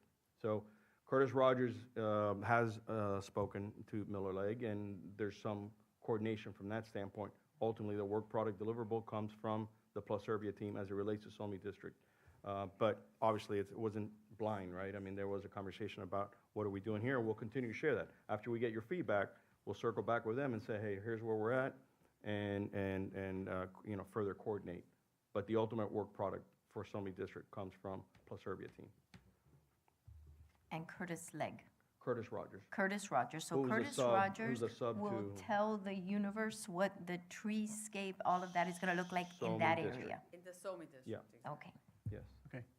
I've got Gaia and then Vice Mayor Corey. So you guys spoke about overhead lines and all that stuff. There's a major undergrounding of lines throughout the city. It's pretty massive, but just obviously, whenever you do, if you do pick specific spots that have overhead lines, just make sure that it's in the plan. I mean, FPL we have maps that show what's gonna get undergrounded, so we could just coordinate that. Secondly, we have a green task force, that is, you know, a bunch of residents that really are passionate about this specific project. Have you guys been in touch with them? Yes, they presented to them. Go ahead. Yes, we've coordinated with them. A lot of the species that we've selected was from our conversations with them, so we made sure to include their thoughts, their concerns, and their specific selection of plant material. Thank you. And a lot of the feedback and data that we finalize here, is that gonna be put into whatever, I know they were working on some tree specification, what were they working on? The Green Task Force? Yeah. Some They were changes to the ordinance. Some Yeah. recommendations ordinance to change? revise, make changes to the ordinance that applies to some of the canopy and things like that. Right, specifically on private property, though. So Oh. that if you come in and you're removing trees, like what is the canopy Oh, that you okay. need to replace? What is all that? So, Okay. yeah, and actually, I had sent that to Miller Lake because they're looking at it also for us, as, you know, a little extra add-on to the scope that I asked them to please look at that, so. Perfect, thank you. Vice Mayor. Thank you. Just real quick, I had thought that part of the product of this delivery was going to be potentially as well the identification of areas that we could focus on restoring tree canopy. Is that not going to be part of what's the final deliverable here? They did do an inventory of the city's canopy, and I believe that there was an additional work that they did specifically on the 85 or 80,000 that we had to spend on the oaks that we got from the corner property, that they removed all of them. And that was already done, though. That was done, and we also provided some input to the grant team, so they can look at grant funding, so that was along 57th and The US one. city's US one. granting, the grant Oh, officer, okay. whatever they're called. So, I mean, there's that specific part of it, but there's no other area in the city that we've identified as, hey, this is where we should be putting tree canopy? I think, let's put a fine point on it, which is, there's probably the Twin Lakes area that's the most devoid of tree canopy, and I think there was a desire on the part of the Vice Mayor to see a focus on where we should be directing limited resources first to augment the canopy. So, Mr. Manager? Yeah, Mayor, thank you. Yeah, that is, they had looked at the report, the county report that came back that demonstrated some deficiency and erosion from our prior canopy. So I think that's what you're referring to. You looked at that and gave some recommendations as to what thoroughfares, opportunities to plant. I think that's what the Vice Mayor's talking about for that tree initiative. So you have that work product, but it was based on that. I think you reviewed the report on where the canopy had diminished and eroded. So there is a document that speaks to where we can plant additional plant material. I think it's your question. Yeah. That's the answer. Okay. Yeah. Okay. Okay. Given this 9 o'clock, I'm going to refrain from any comment. I want to thank you guys for the presentation. I'm excited. There's a lot of good stuff in here, other than my first reaction to that one segment. I apologize, but we have been waiting for a very long time for this, and we're very excited, as Commissioner Bonich I talk about, you know, we're eager to actually put this into practice. So thank you. With that, Madam Clerk, I believe if you can read item F1, which is an add-on.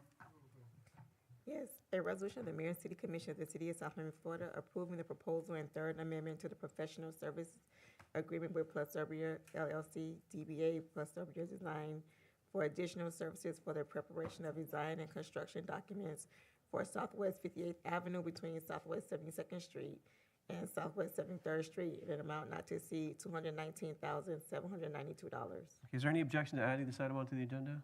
Okay, hearing no objection, consider the item added on.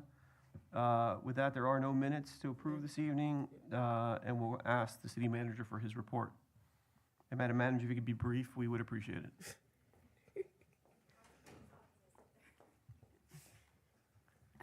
Just tomorrow from 6 to 8 p.m. here in Chambers is the Miami-Dade College informational session that was coordinated in conjunction with Commissioner Rodriguez, where individuals will find out about upskilling and certifications that they can receive at no cost.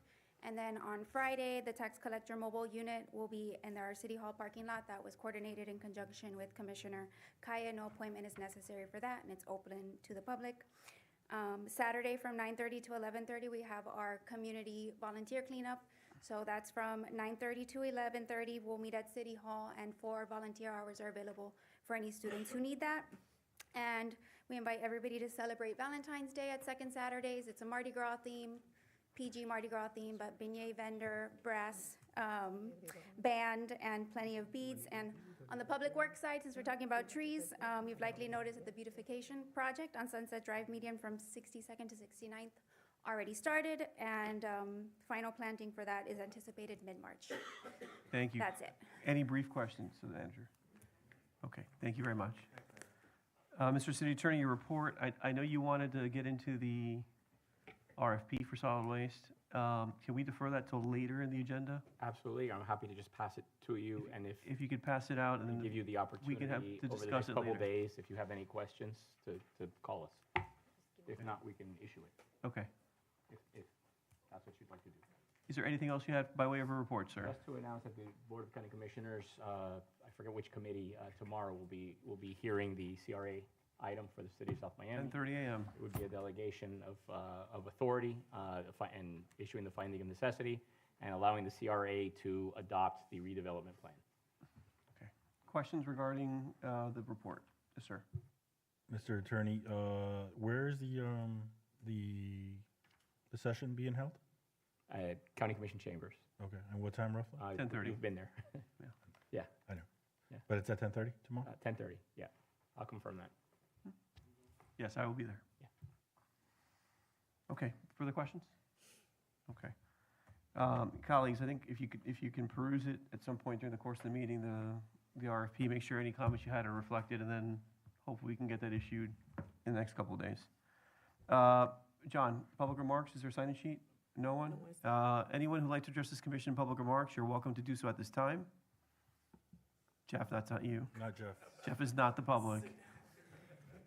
Seeing no one in the chamber, Madam Clerk, is there anyone online? Anyone else? Oh, yes, I see someone. If there's any member of the public online who'd like to address this commission in public remarks, We please have- raise your virtual hand. We have some. I see Lee Emerson Smith. You can unmute yourself. Good evening. Hi. Hi, good evening. Oh, good. Came so fast, I'm not quite ready with my, Do you need a second? here you go. We've reached a critical point here in South Miami, I believe. Given the stated goal that the county is to increase density along Dixie Highway, we're about to witness an assault on our little town so massive that will be unrecognizable as South Miami sooner than we think. Avalon 1 was built taller than 8 stories that we previously carried here. And Avalon 2 will be a nightmare, I think, beyond anyone's imagination. 16 stories, 3 years of hellish noise, and the noise ordinances are damned. That's what happened with Avalon 1. Police dispatch informed me on the first days of construction that no police officers would be responding for noise enforcement because the city, which is y'all and city management, had approved the waiving of the noise ordinance. The cement dust, the jams of 18-wheelers, cement trucks, workers, vehicles, and you know the scenario. The 18-wheelers entering and leaving Avalon 1 on 59th Avenue have it extraordinarily difficult in negotiating the narrow road, often having to drive over the sidewalk on the west side of the street. I'm a bike rider, so I see all this stuff on a regular basis. Few of the charming small businesses can survive these impending conditions. And actually the traffic is more of a concern to most of the residents than the construction. I believe that no honest, realistic traffic study could rate this gigantic structure as viable and without major impact. we, the residents, many of us 20 years or more, south of downtown, which some of you are, will be on the receiving end of the vast majority of a throng of additional traffic, desperately trying to avoid all these roads, Davis, Sunset Drive, North Kendall, to make their way south and west and even get back home here. So I think considering speed bumps and converting some streets and/or avenues to one-way can indeed have a positive effect on what could be a very negative effect. Although reducing the number of vehicles is a seemingly impossible task given the current conditions and capacities of the roads involved. And I don't think anyone wants to have roads made larger through the neighborhoods. And of a real high priority is police enforcement. I know I've heard it mentioned in the meeting earlier. In our youth, in our young adult years, South Miami was the place where drivers did not exceed the speed limit. Friends and family of mine and ours got their first tickets here on these streets, but not so much anymore. And we see that 25 miles per hour is rarely observed. So, and stop signs have become glorified yields in so many cases. And I'm sad to feel that this is just the beginning of what could be a 20 or a 50-year plan to turn this lovely little town into another Brickell, but without the Bay View. So just remember why we're here, why we love the location so much, and so much about the little town. And thanks for the opportunity. No I problem. really appreciate what you No guys. problem. Thank you for joining us, and just so you know, the actual project is not before us this evening, just a related agreement. So we invite you to join us Right. at our next meeting to actually discuss the project itself. Thank you for joining us. Thank you. Any Yep. further member of the public online who'd like to address this commission in public remarks, please raise your virtual hand, and we will recognize you. I don't see any. Okay. Seeing no one else online, we will close public remarks and move on to the next item on the agenda. Madam Clerk, do we need to take any action on the board appointments? No. Okay. So if you can read those quickly into the record, then we'll move on to items 5 and then items 4, if there's no objection from my colleagues. Okay. Christina Ortega has been reappointed by Commissioner Bonish to the Planning Board for a 2-year term ending February 3rd, 2028. Gloria Payne Simmons has been reappointed by Commissioner Bonish to the Marshall Winston Scholarship Committee for a 2-year term ending February 3rd, 2028. Noah Cleveland has been reappointed by Commissioner Kaye to the Green Task Force for a 2-year term ending February 3rd, 2028. Levi Kelly has been reappointed by Mayor Fernandez to the Community Relations Board for a 2-year term ending February 3rd, 2028. Thank you, Madam Clerk. If you can read item 5 for the record, please. Yes. Item 5, an ordinance of the Mayor and City Commissioner of the City of South Miami, Florida, amending sections 20-2.3 definitions, 20-3.5 dimensional requirements, 20-3.6 supplemental regulations, and 20-4.5.1 tree protection to revise regulations related to single-family development. Thank you. Mr. Manager, I don't know if you've got a presentation on this item, or Mr. City Attorney, if you want to walk us through any changes? Thank you, Mayor. It's one change from first reading to second reading. This was at your direction. The first reading had two height limitations. One was 30 feet from grade, the other one was 25 feet from the finished floor. You had asked us, the commission had asked us to eliminate the 25-foot from first floor elevation. So all we have is a 30 foot from grade limitation. Otherwise, the same ordinance you adopted on first reading. Okay. We have a question by Commissioner Rodriguez. You recognize, sir. So, yes, we said the goal was at 30, and after the meeting, I really took a chance to observe it a little bit more and do the numbers. And I guess in the language, what kind of makes it difficult to reach what we're trying to reach is that it's going off grade rather than finished floor. So if the commission agrees, I would like to move from 30 to 35, and I'll explain why. Because if you're measuring from grade to 30, a typical residence will have off-grade finished floor at 2 feet. Okay. Okay? The goal of this was to have these, you know, when someone's building a higher end home, have at least 10-foot ceilings, right? So when you got your 2 feet, then you have your 10 feet, right? You gotta then account under slab for ductwork, which can give you anywhere, depending on the size, from 2 to 3 feet. Then you have the slab, which could be 6-inch slab. Then now you're going to the second floor where you want the 10-foot span, because initially the problem was being that you were getting 10 feet in the first, but your second floor was ending up around 8, 9 feet. So to make it sequential, we want 10 and 10. So now you go the 10 on the second floor. Again, you gotta leave room for your ductwork and for, you know, so 2 to 3 feet. That right there is gonna put us roughly like around, I did it with like 26, 27 and a half feet. So any little change and you're not gonna make it. So I think it would just be simpler if we just go to 35 and you know that no matter the size of your ductwork or whatever, and sometimes on the second floor, depending on the type of home you have, if you have ductwork and you do spray insulation, you have to now separate that ductwork because it can't touch. So you have to separate the ductwork from the insulation. So that's even more distance that you need. So I just figured if we go to 35, it's just a safer bet to accomplish what we're trying to get rather than staying at 30 where you're gonna be so tight that people are gonna just, you know, if we're gonna change this now, let's make it so everybody, it accommodates everybody. So I don't know how the commission feels about that. Madam Commissioner, you're recognized. Thank you. So if we're talking about that, are we safe saying 35? Should it be 37? No, 35 is safe. Okay, You're yeah, safe because at 35. I live in an older house, so part of my house, well, you've been there. Part of my house is 10 feet, but then my living room has like more. Yeah. So I think my living room But ends up with 12. But And this doesn't. One at a time, please. One at a time so we can hear what she's saying. So what I'm thinking is, okay, so if when we started this, it was so that we could have more space, really, like give people that what is, I don't know how do you say this in English, de moda.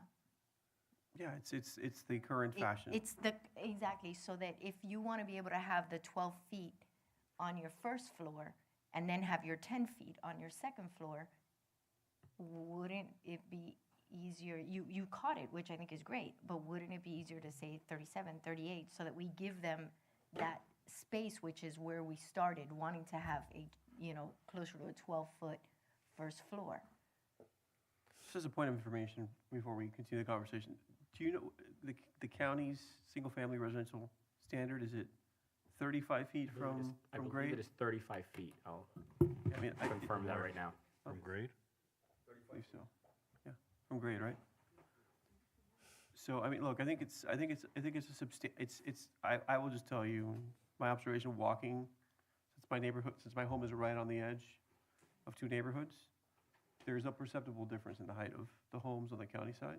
35 feet. Yeah, and so, I mean, I'm a little bit anxious about that because of, you know, people may freak out over something that's may not get built and so I would just tell us to go slower here. I mean, I haven't heard a huge outcry for 35 feet, but I don't want to die on this hill. So, Commissioner Gaye?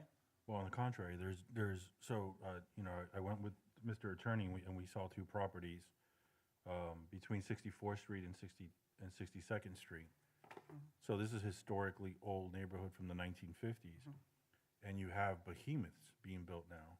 They're roughly 25, 35, you know, 30, 35 story, 30, 35 feet houses that are completely out of the norm there. So I caution as well to not just be careful what we wish for. I understand some neighborhoods might deem that, but there's other neighborhoods that don't. And it's gonna stick out like a sore thumb. And we just gotta be careful how tall we can go there. You know what I mean? Like it's drastic. It's imposing in some neighborhoods. Before I go back to you for a second bite, anybody else? Mr. Vice Mayor? No, you're recognized. So then, should we just adopt what the county has, which is 35, which is what you just mentioned? I'm fine with the proposal as it's drafted, but again, I'll wait for someone to make a motion.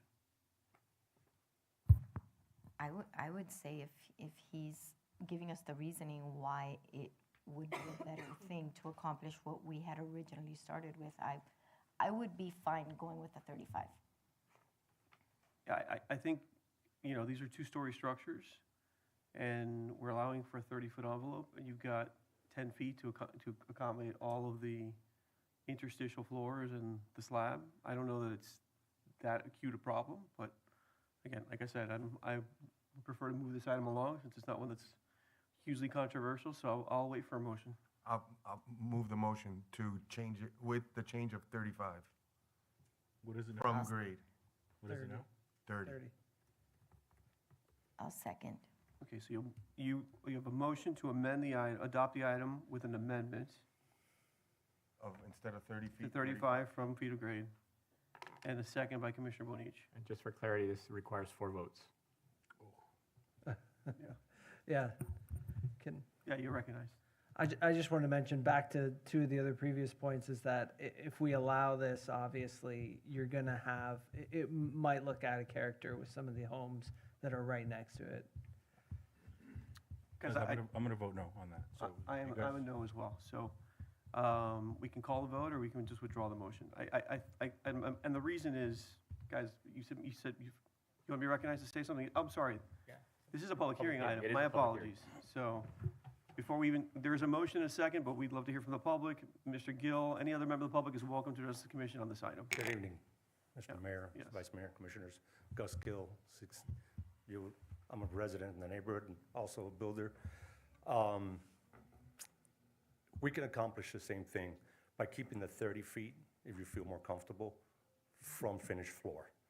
The issue, and I understand Commissioner Rodriguez's point, is when you're going from grade, sometimes that fluctuates. Sometimes that fluctuates 2 feet, sometimes it's 18 inches, sometimes 36 inches.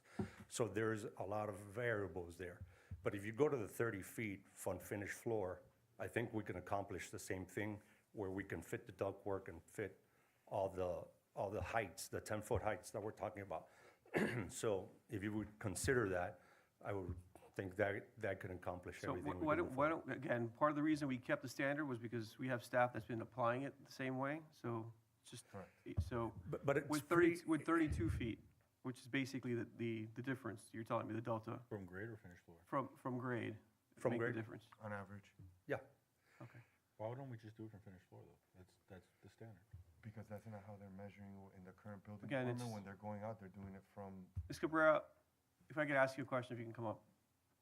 they're doing it off finished floor. Oh, you could change that. We can change the standard. I just want to make sure it's something that they administer and are used to administering and they administer it consistently with the code. You know, we've had issues with administering other provisions before, not the least of which was a solar ordinance. So I don't want to find myself in a situation where we're not doing things in accordance with the rules. So in your mind, is it easy for us to administer the revised standard, taking it 30 feet from finished floor?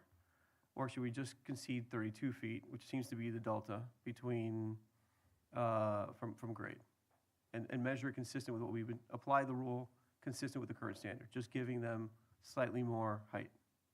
The 30 feet from finished floor is easy to Okay. implement. So it's not going to be a problem for us No, and actually, to execute. it probably should be, because grade is one thing when you start and another when you Sure. finish. So then It's very, I it's will- not a control I'll point, move really. the item with the amendment that it be measured 30 feet from finished floor. Is there a second? I just do want to mention, we're saying the same thing, just using different points. Yeah, We're just saying the same things, just But it using is, different But it's points. easier but to that- measure from grade. But I don't care how. But I think it's potentially a 3-foot difference in terms of the total envelope of the structure from what we're hearing in the typical condition, right? So it's a slightly more restrictive standard. Is there a second? I'll second. Okay, so we have a motion by myself. Is that an amendment to the previous motion, or was that Yeah, withdrawn? so with that as the framing of the item, we still have public comment. Are there any members of the public who'd like to address this commission on the amended motion to adopt, which is a standard of 30 feet from finished floor? Anyone else in the chambers? Madam Clerk, is there anyone else online? Anyone on Zoom, please raise your virtual hand. No.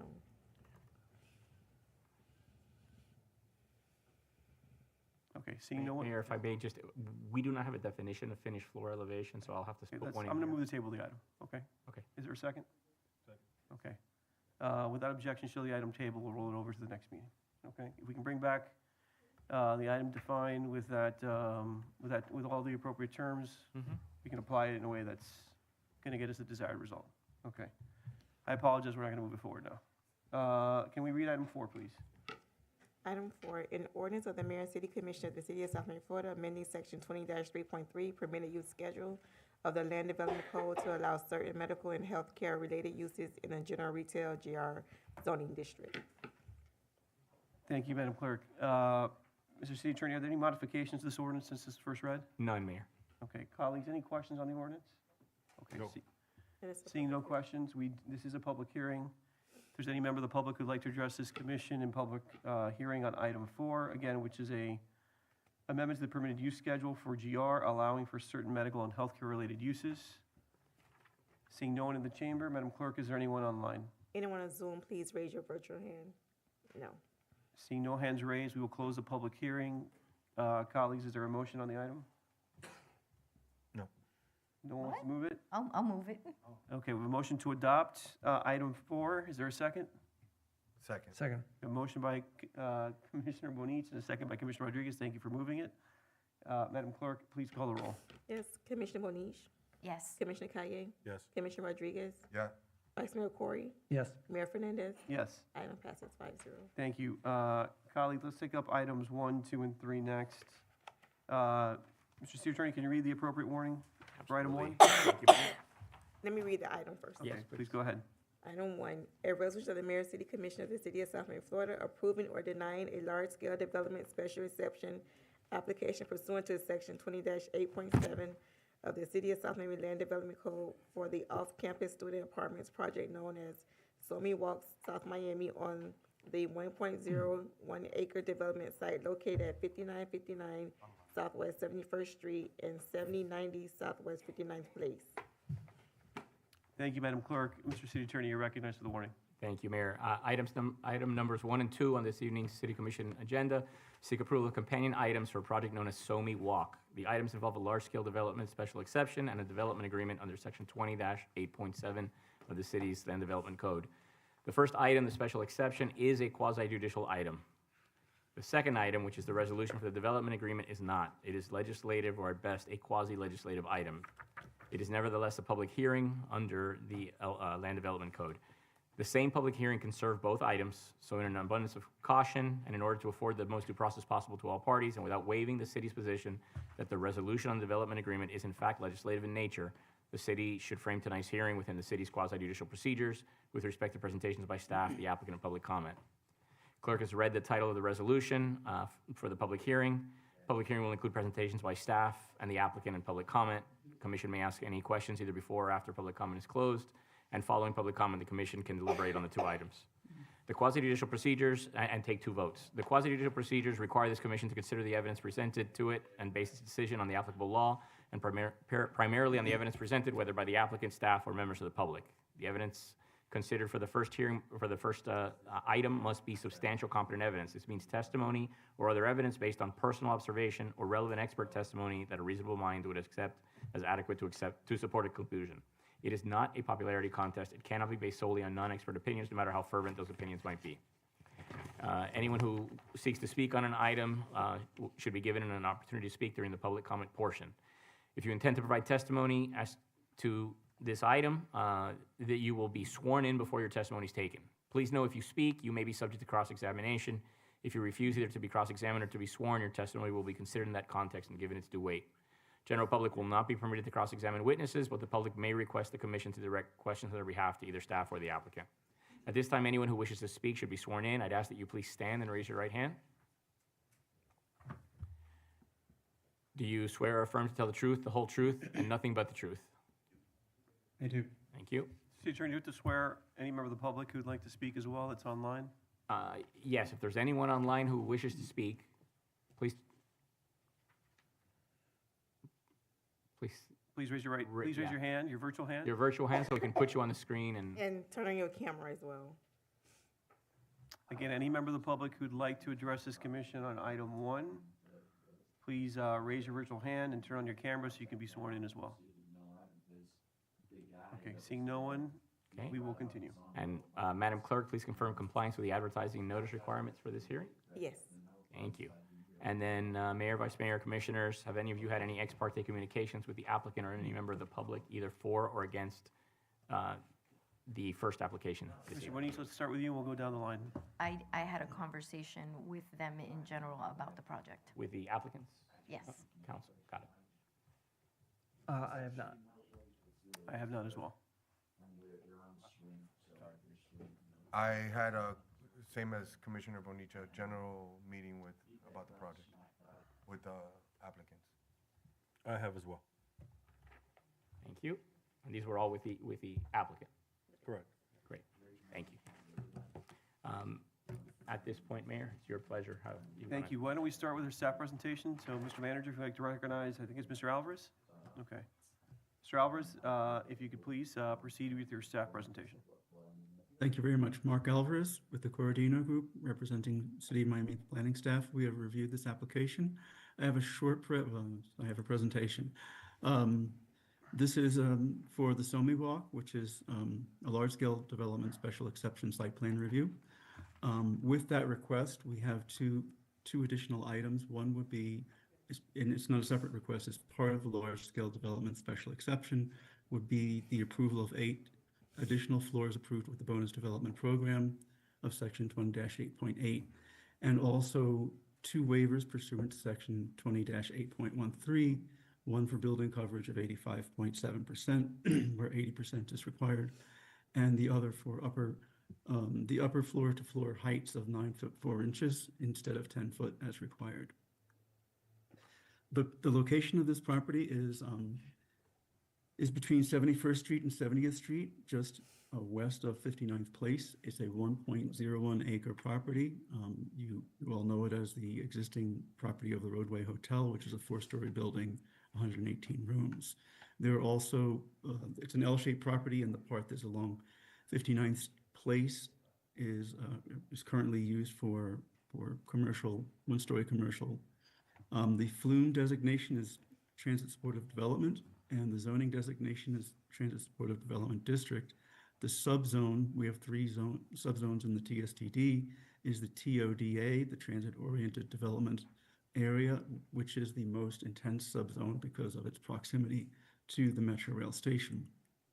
The context that this is in, to the north, this is the existing context. To the north is basically the Valencia condominium, which is a 6-story condominium, also 300 units per 300 units, excuse me. It's also in the TSDA subdistrict of the TSDD. The height permitted for that, if it were redeveloped, would be 10 stories and 130 feet. To the south of this parcel of land across 71st Street, currently is mostly La Taller preschool, 1 story. However, that is in the TODA subdistrict, and if it were redeveloped, if that land were redeveloped, it could be redeveloped to 16 stories and 204 feet. To its east is the Vox station, the Vox building, and the Metro Rail station and the Metro Rail's garage. That is actually under Miami-Dade's rapid transit zone, so it's currently 7-story. I believe it could go to 18 if it were redeveloped. And then to the west of this property, which is directly to the west of what's now the roadway in, so there's no street. It's an interior lot line, and it's the Larkin Hospital Executive Offices and the Innovative Cancer Institute. Each of those are 4 stories. It is in the TODA subdistrict, so its rights would be to 16 stories and 204 feet. So that provides somewhat of a context. When you see this building, it is completely within the context of what is permitted in those properties now, but it's also not completely out of context, as most everything there is 4 to 6 stories. It's not completely out of context because it is in an urban area. As far as compatibility, this is essentially what we wanted to accomplish with rezoning the downtown in this district. We wanted to accomplish a lot of things. We're not at the edge of the district, we're in the center. We are, as you can see in that diagram, which was provided by the applicant, and I added The red arrows show that we're literally not even 5 minutes walk from the South Miami Metro Rail station. So this is the area that we intended for the highest intensity and density. This is the area where we wanted to have the most people in these buildings so that we populate our downtown. And the reason, as we established when we were doing the rezoning, was not only to support the transit to work and the walk, but also to support the entire downtown with walk to work. So we need people to go to new places that we will have for them to work, and students will eventually work.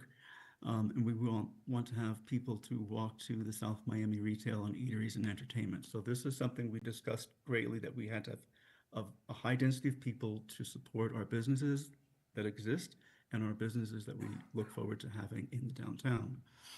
So the height and massing are consistent with the TODA, and the transition to the TSDA, which is one transition down to the TSDA sub-district, and it is currently still compatible with its surroundings, because the surroundings as they exist are still very urban surroundings. We don't have any transition a block away to single family or low density residential. It is consistent with the TSDD. It is consistent as presented with the TSDD, as the TSDD was modified on December 2nd, I believe it was, when we added an ordinance to accept or to add off-campus student housing, and off-campus student apartments to be exact, as a use that's accepted in the TODA. And so this is off-campus student apartments as provided by that ordinance. And the dwelling units, or the density of this project, is within the within what's allowed. So as of right, in this area, we could have 151 dwelling units of regular residential, with a bonus 202 dwelling units with regular residential. With student apartments, we count our density a little differently. This was something we discussed when we went through with that ordinance, and we do count it by the number of bedrooms. So as of right, this project for student housing could have 530 bedrooms, and with the bonuses, which it is seeking bonuses, it could go up to 707 bedrooms. That said, what's being presented tonight is well under that. It's 173 apartments, and it's 585 bedrooms. So it is within the density that's required for the TSDD and the TODA sub-district for off-campus student housing.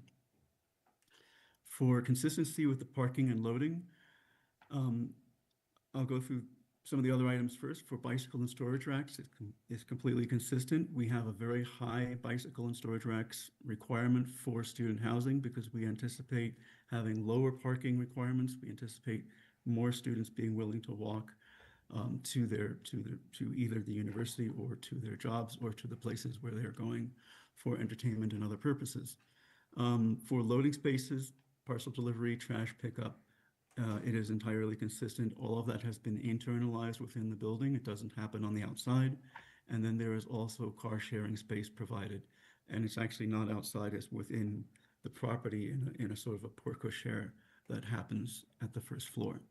As far as parking goes, for regular parking, and this, I will say this project has, as it's gone through the process, it's been limited. It's limited its bedrooms actually to meet the parking. The parking has been the main limitation for this project.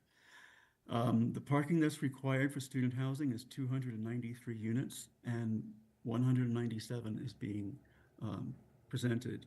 With that, there is a parking reduction that's being requested, and that will be part of the commission decision for the project. Per section 20-8.6, the commission may choose to reduce the parking requirement by up to 50% for off-campus student apartments. This project proposes a 33% reduction. To do that, the project has to show operational concepts that require us, or actually motivate us, to reduce that parking.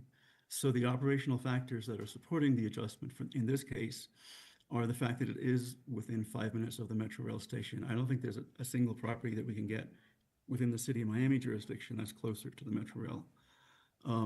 The Again, Mark, project it's has South Miami, provided. just for the record. What did I say? I'm sorry. It's South Miami, for the excuse record. me. The project has provided some additional infrastructure inside the project, so the front lounge of the project has been turned into an on-site transit lounge. In other words, they have put, they're going to have a board with live transit information. If the Hurricanes shuttle comes there, it will have that. It will have all the information from Miami-Dade Metro Rail and Metro Bus.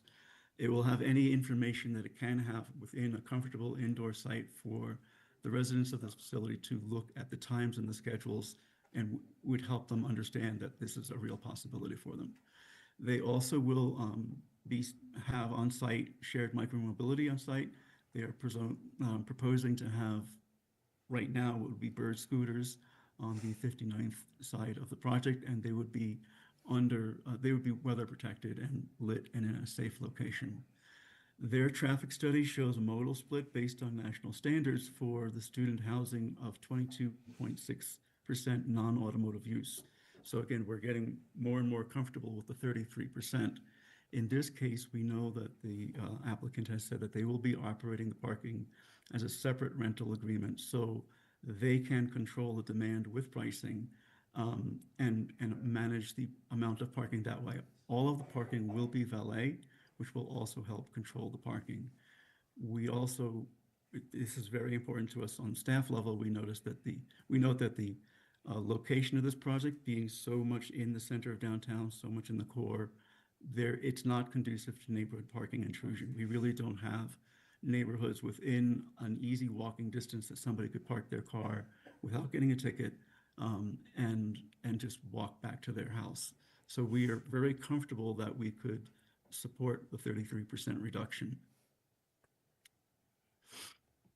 Going through the code, when we were doing the downtown code, we had a street hierarchy as part of that code, and we had determined that 70th Street would be a primary street. In this case, the building faces to the south. It faces 71st Street, so its front is on the other side.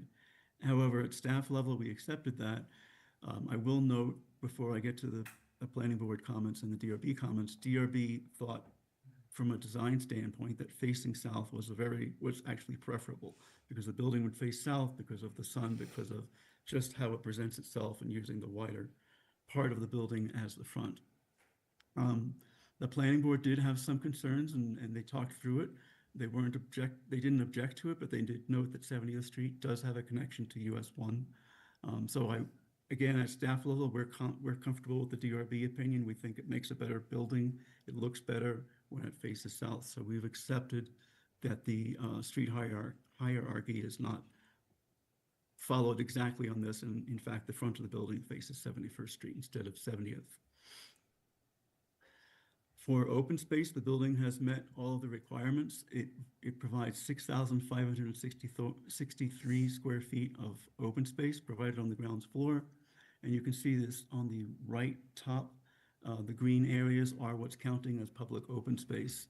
I will note that when this project was first presented, and it still has a large amount of green area and tree plantings within the setback areas on the interior lot lines. So as you see these, it's northeast, there's an L-shaped area.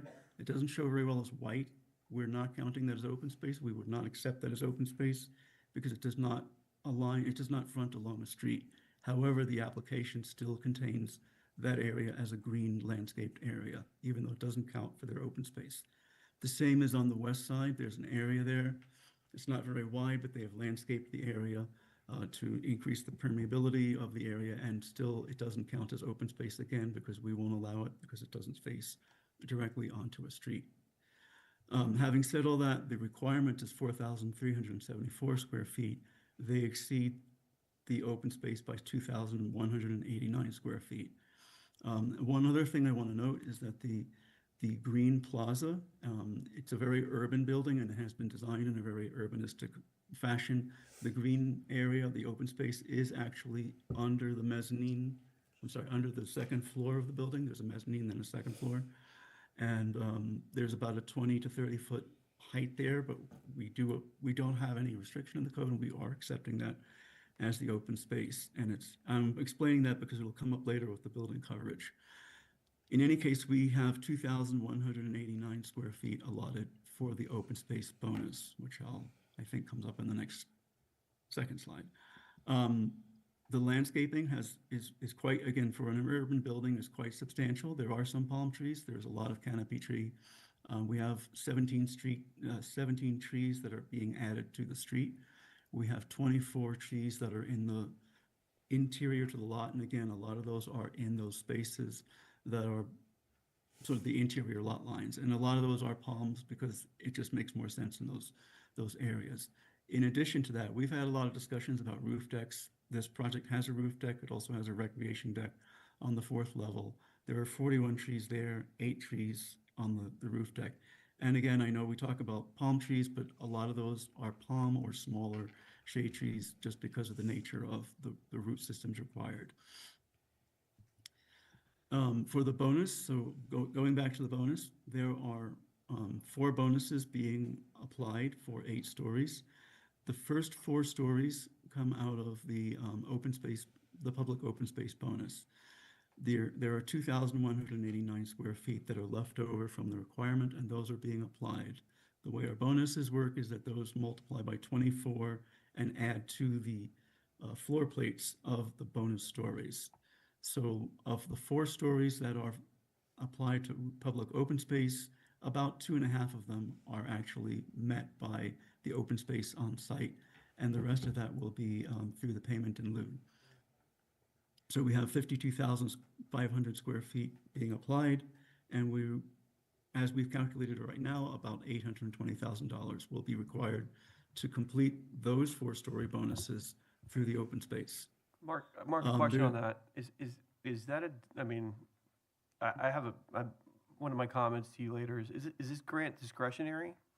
Or is it, if they meet the standard, they objectively get it? It's a question to you and to our city attorney. The way maybe both of us can answer, but the way the code's written is that once we apply it, it triggers the ability to have the 4 stories, and then they have to meet the requirement with what they've provided on site. And it is discretionary. I think, I don't know, I'm going to leave it to the city attorney if it's discretionary in parts or in whole.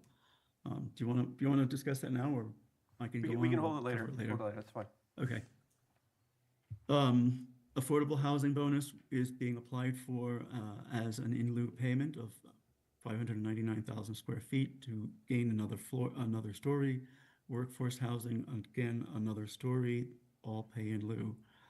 For the sustainability, we have 2 layers of bonuses. One would be to meet the LEED Gold standard, and the other would be to meet the LEED Platinum standard. The application is requesting that the National Green Building Standard, NGBS, which is a LEED Gold equivalent, be applied. So there's a couple of things to say about that. As we bring it forward right now, it would be for the commission to accept it as a bonus. However, the acceptance of NGBS, and I did ask the applicant to provide all the information to you for comfort on that decision, but however, the acceptance of NGBS, the way the code is written, will be a city manager's decision as to whether it is accepted for LEED Gold. And it is something that we can't do right now because, as you know, LEED Gold, there's a menu of options and you gain points. It's something that we will, before they get a CO, have to finalize and approve. So right now, they're asking that NGBS be applied as a LEED Gold equivalent. The manager will have that decision as they actually apply for that before the CO. So that would be for 1 story, level 15 we're up to, and then the last story for level 16, they are not going to achieve a LEED Platinum or a LEED Platinum equivalent, and they would do that as a pay in lieu. The entire thing comes out to about $2.6 million plus the open space, plus the LEED Gold equivalent, which would be NGBS. Going forward to the building, to the height, the building is generally consistent with our height requirements, with one exception, and it's the subject of a waiver. I'm sorry, should I stop? Okay. No, I'm sorry, I coughed. No, I'm sorry, I thought there was a question, excuse me. So the one exception would be levels 5 through 16 are being proposed for floor-to-floor heights of 9 foot 4 inches. We require a 10 foot. We find this acceptable. It doesn't cause any difference to the building, to the outside. And I think it's also an issue of construction and standard parts for construction, if we can say it that way. The building location, massing, and form, it's generally consistent. Again, another waiver has come up here. So the application is asking for that they can have a maximum or a lot coverage of 85% of 37,445 square feet, where 80% is required. And again, we have noted that the open space somewhat comes underneath the building. That open space is also part of their building coverage. So we have an overlap of two different metrics. So those two waivers have been requested. And we've looked at those waivers according to section 20-8.13, gone through the criteria. It's in more detail in the staff report, but we find that there's no detriment to to any of the properties abutting or adjacent to the property. It would do substantial justice between the property owner and the city. It is generally not caused by the applicant. It's a very small property. We're on 1 acre and we are putting a fairly large building. We are starting to see design waivers come through or requests come through because we are working with fairly small properties, and this is why we put this section in the code, because we expect these to come forward. The building is still compatible as it is presented, and we don't recommend any special conditions to go with that. Finally, on the architectural standards, the building, as presented for this meeting, it meets all of the criteria that we have. The glazing percentages meet all of our glazing requirements. The building is well glazed. There's plenty of wall movement and variation. We have plenty of surface variation. This has all been brought through DRB and Planning Board. DRB in particular has found the same. Canopies and balconies all meet our requirements. So the Design Review Board saw this project on November 4th, and I'll just comment that when they saw it, the ordinance for student housing had not yet passed, so it was presented as a multifamily residential building. It was the same design exactly.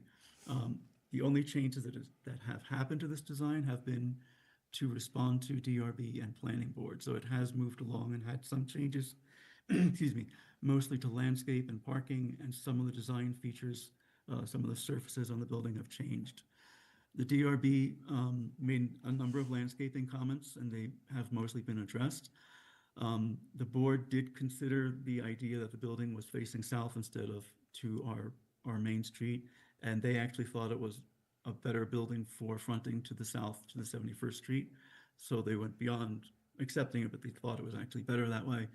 The board also felt that the pedestrian engagement would be very good the way the building was designed on the ground floor, and they liked very much the location of the plaza on the southeast corner. And they did recommend for approval.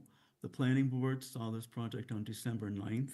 They saw it as off-campus student housing because the ordinance passed on December 2nd. And their comments are also in the staff report. They had a discussion, again, regarding using Southwest 70th Street for traffic access. The building does have access to 70th Street, but they considered the idea that maybe more traffic should go through there because it's a direct route to US 1. It was discussed quite well at the board, and we all kind of considered that US 1 wasn't the greatest connection either, because that intersection doesn't give you all possibilities. So again, it was a comment by the board. They had some concerns about overflow parking as well. Those concerns were talked through and reached the same point. The Valencia condominiums does have enough parking. We discussed it, that there don't seem to be overflow problems at the moment, so we would move on from that.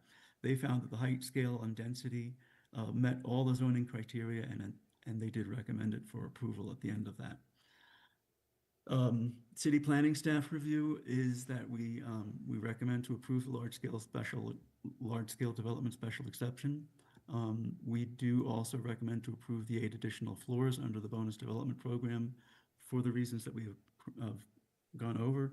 And finally, we do also recommend to grant the waivers pursuant to section 20-8.13 for building coverage at 85.7 and upper floor to floor heights of 9 feet 4 inches. That concludes my presentation. I know there'll probably be questions. Thank you.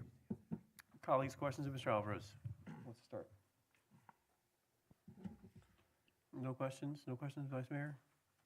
Questions, Mr. Guy? Yeah, just, but I don't know if it's to Mr. Alvarez, maybe to the, Applicant? yeah. Okay.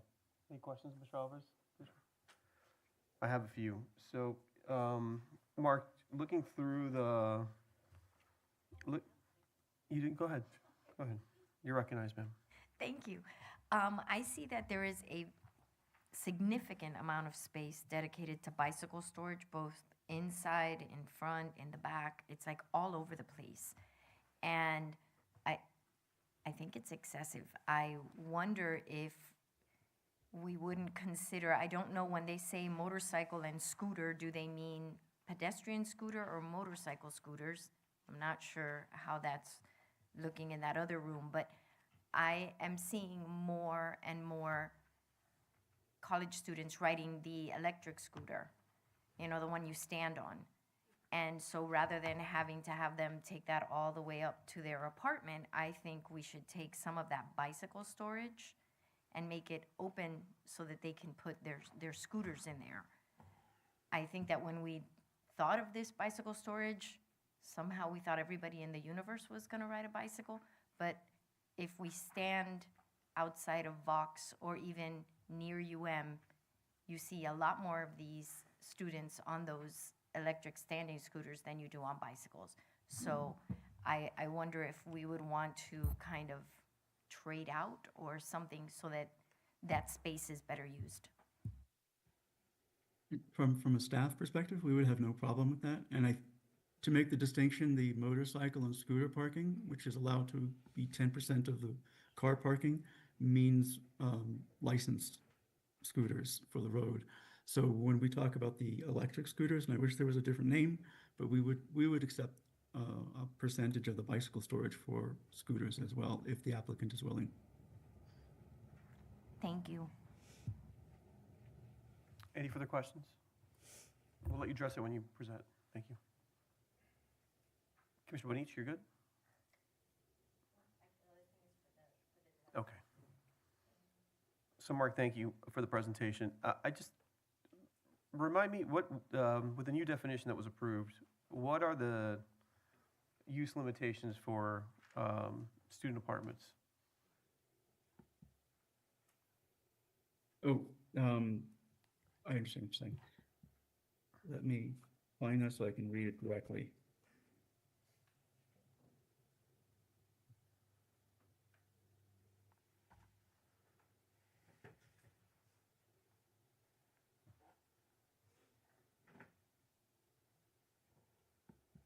Okay.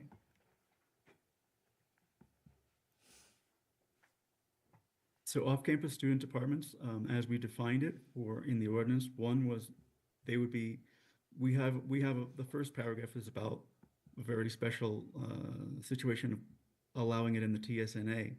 In the TODA, they are permitted as either single use standalone buildings or as part of a mixed use. So this building would be a standalone single-use building.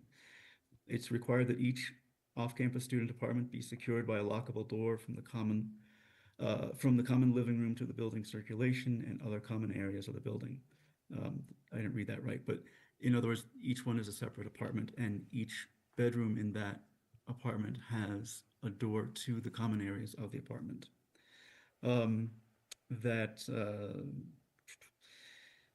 The apartments must be under unified management, and the other part of that is about mixed-use buildings, which is not the case here, but it must be under unified management. The rental agreements for off-campus student apartments provide 1-year leases per individual student, in other words, not to the apartment, but to each bedroom, for a maximum of 1 year, and that the leases must be maintained for inspection and shall include proof of current enrollment for each student for more than half of the lease term.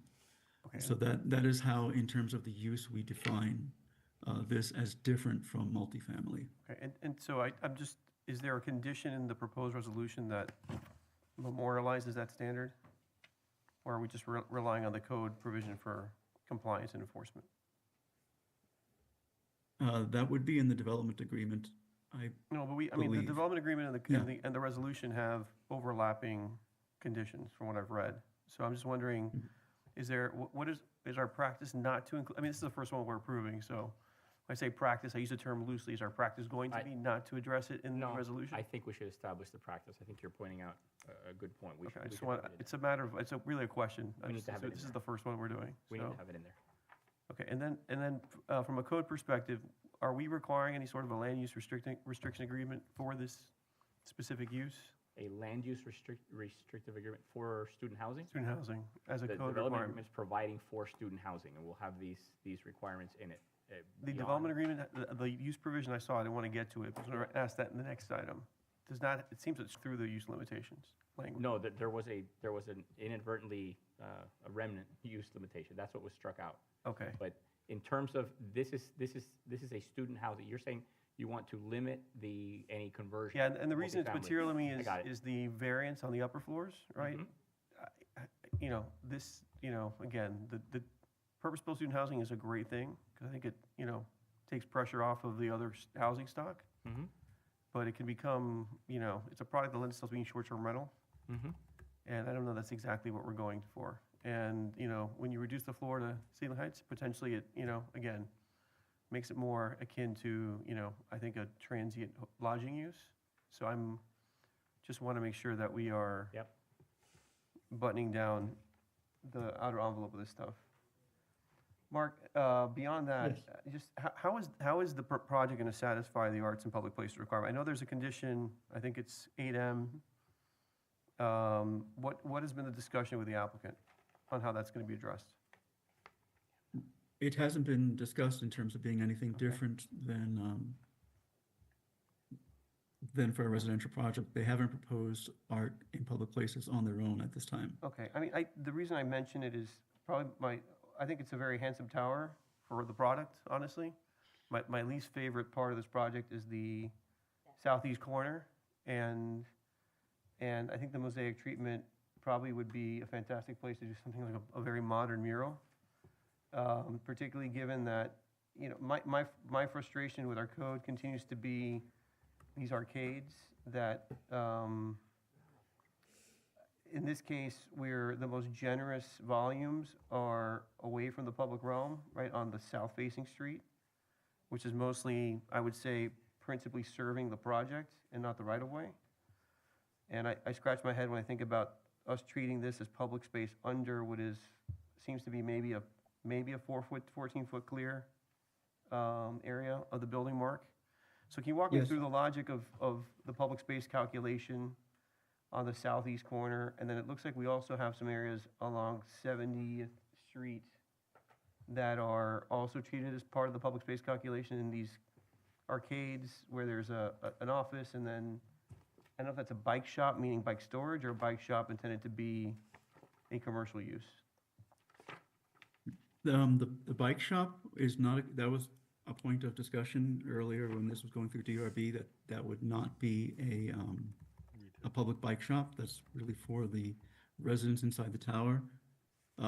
There was initially another store for, I think, pet grooming. We had them remove that because it was too much like a public use.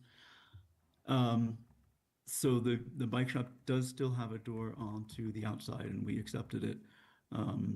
We should probably have a condition for that as well, and I think we had suggested that. Yeah, I think for both of those, I just want to make sure they're active uses, they don't become storage over time, right? Because, I mean, respectfully to the applicant, and I'm asking these questions so that you can maybe tailor your presentation to these thoughts. I mean, that could become on a street that's already got a substantial amount of necessary FPL vault space and electrical room, that could become inadvertent storage over time. So I just want to make sure that we're kind of locking them into activating that frontage. And then just by observation, I just want to make sure I'm reading the plans correctly. 8101, which is the site plan, I just see some discrepancies between 8200, which is the north elevation, and 8201 with respect to the glazing. Like on the north elevation, the electrical room seems to be glazed in the elevation. I would imagine it is if it's gonna be an electrical room.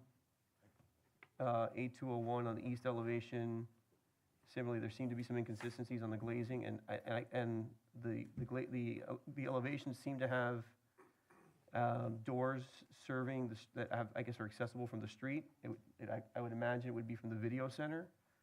But when I look at the site plan, I don't see that that's coordinated. So I don't know if that's something that was a point of discussion before with the applicant.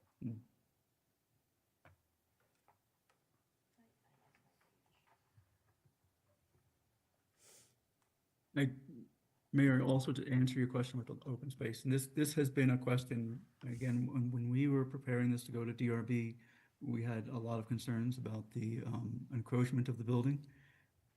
Also noted that the code, we really hadn't anticipated this in the code. When I brought this to the DRB, I did ask them to focus on that and provide some opinion, and their opinion was fairly positive. They found it to be something very urban, and they liked it. So we went forward with that opinion. And again, the code was somewhat silent on that issue. We just really never anticipated that when writing the code. Yeah. Look, And not to talk too much about legislation, we may see more of those, and we'll have to figure it No, out. I frankly was commenting to the attorney, I want to see this excised from the code. I mean, I don't want to be awarding or have people getting bonuses for public spaces that are basically covered spaces at 14-foot clear. We could certainly clarify that. I mean, it's going to be again, I think it's the only part of the project I really dislike. And I mean, I very much want to see this project go forward, given that we've got what is a terrible nuisance use there today, which we all want to go away. It's probably the largest generator of police calls in the city. But that's just not a condition I want to see replicated anywhere else. I think the northern condition, counting that as public space as well, on a street where it's secondary pedestrian importance, is really not a judicious way for us to kind of give people additional development rights. It may be what the code says today, but we need to clean it up, is my comment. Look, I think this project is an improvement over what's there, but I think as we iterate on projects, I think it's imperfect. I think, I disagree.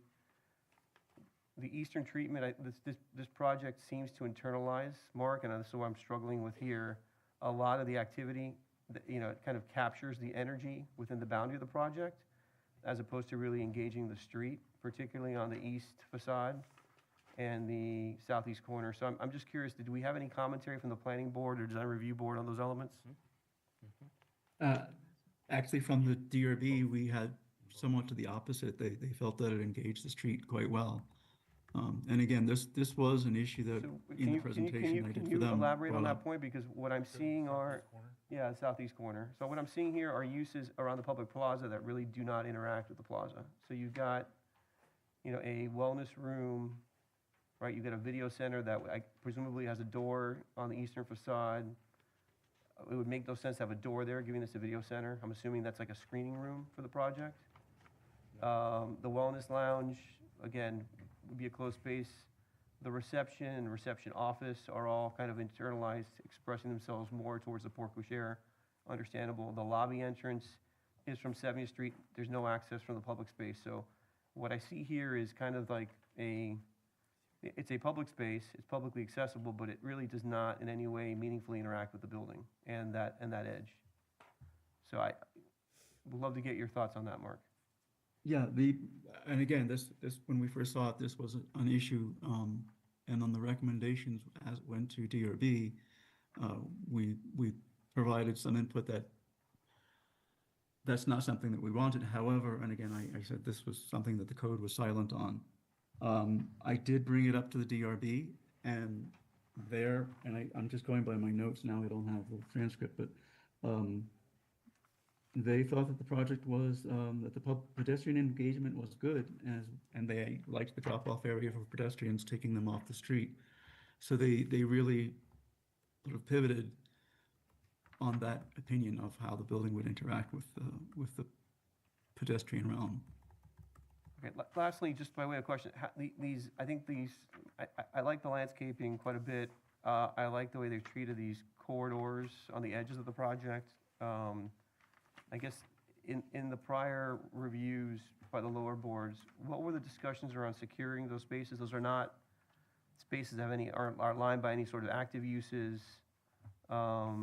And, if people use them to, get across the block, I don't know how often they'll be used. Certainly they'll be used to access a lot of the service spaces. Do we have any conditions related to security in the resolution?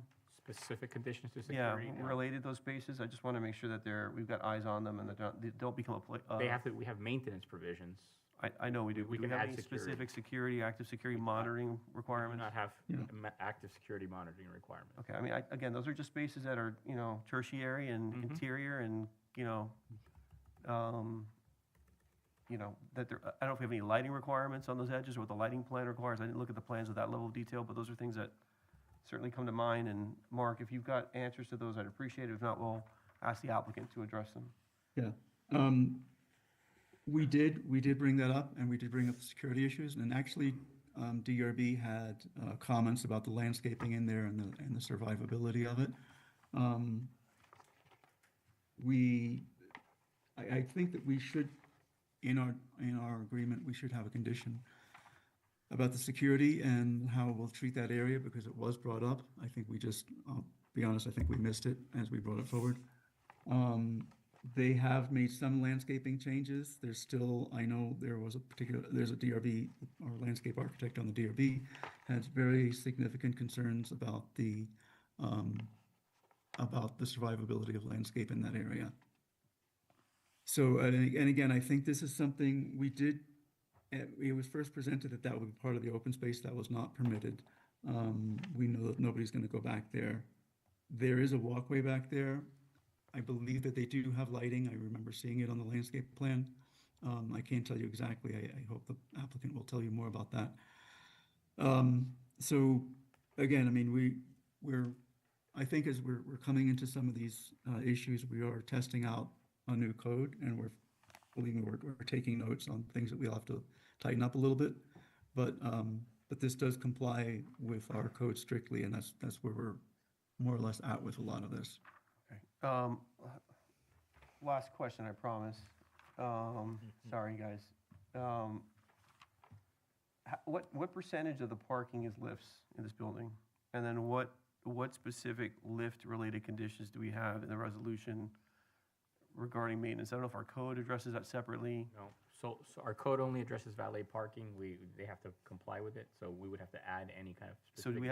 I didn't see a valet parking condition in the resolution, so will we be Yeah, adding there's- one? Yeah. There is They are one? required to provide valet parking, yeah. But it's not in. No, it's in the code. It's in the code. Code requirement, yeah.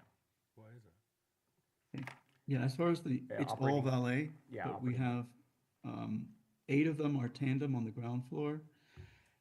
And then on the second story, 78 are lift spaces, 34, they're written in the report itself, but there would be 34 valet single spaces. So And then the on whole building is, mezzanine I'm sorry, level- the whole building is valet operated? That's Yes. what you're saying. Yes. Yes. And then on the mezzanine, we have 42 single spaces. Okay. And so- 2 ADA, I'm sorry.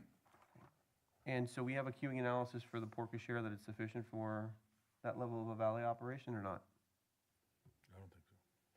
We have a traffic study that was provided to us. It has been reviewed twice by our traffic reviewer. Do we have, and, do we know what the minimum staffing requirements should be for a valet operator in the study? They have not done that analysis. Okay.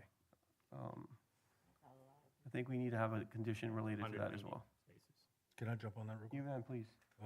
Why are we codifying lifts? Because that's a general, like, why are we doing that? The lifts or the valet? Lifts. Lifts, we And allow. valet, for that matter. We allow lifts under the code. The code allows it presently. If that's Allows it, but it's not mandatory, right? No, it is not mandatory. Oh, okay. No, it's No, not none of it, mandatory. none of it is required. It's No. an option. But Sorry. if you use it, valet is mandatory. Oh, so if you use the lifts, valet is mandatory? Correct. Yeah. But we've had another project that had lifts as well, that we didn't do that mandatory, which is the SOMI, the academical building. I think they They're did. valeting it now? I think there was the valet component in that. Maybe I'm wrong, I'm sorry. if I'm remembering correctly, which don't take it to the bank, but I think there was a valet component to that as well. Yeah, I don't remember. It is a little late, I apologize. Okay, so that's all I had by way of comments mercifully for everybody. Recognize Mr. Avignon.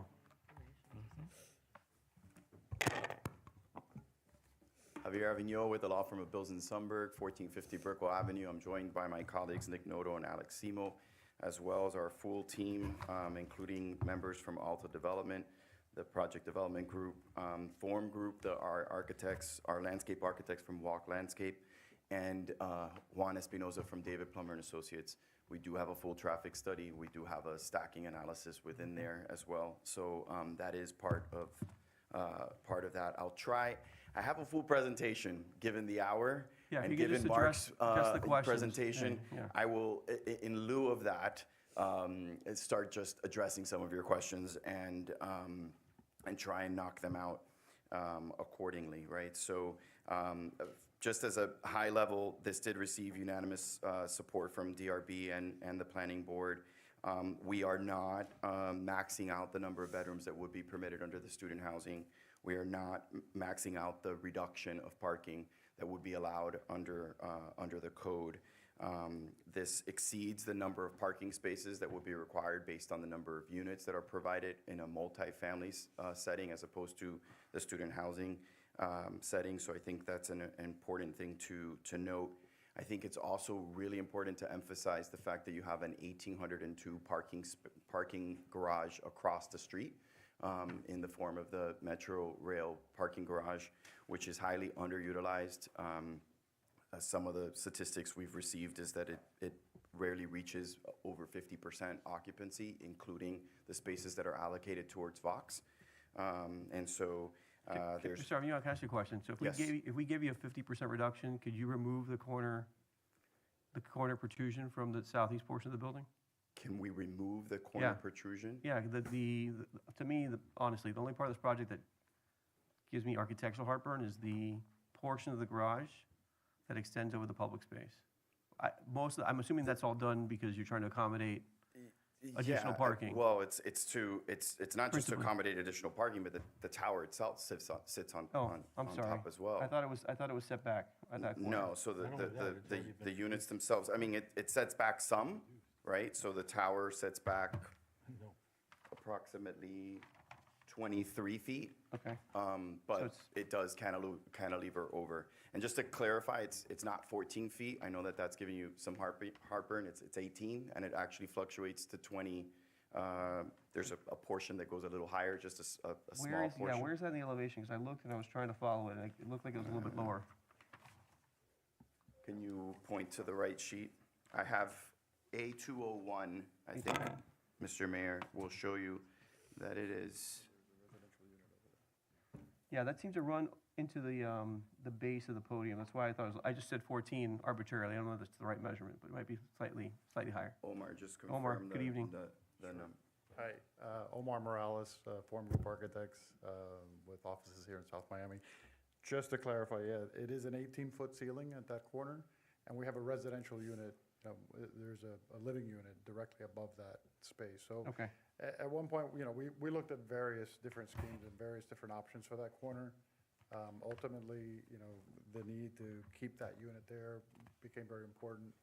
And we think personally that the orientation of that space and the fact that it's located on the southeast corner, directly across from the walkway that leads to the Metro Rail station, it's going to be conducive to gathering, students, people, even people from the neighborhood, I think, will be able to use that plaza. It is purposely not connected to the interior of the lobby or the amenities because there is a high sense of, let's say, security or the impression of security for students from their parents, right? The parents expect this to be a secure environment, a safe environment for students. So the access is somewhat limited and somewhat controlled because of that.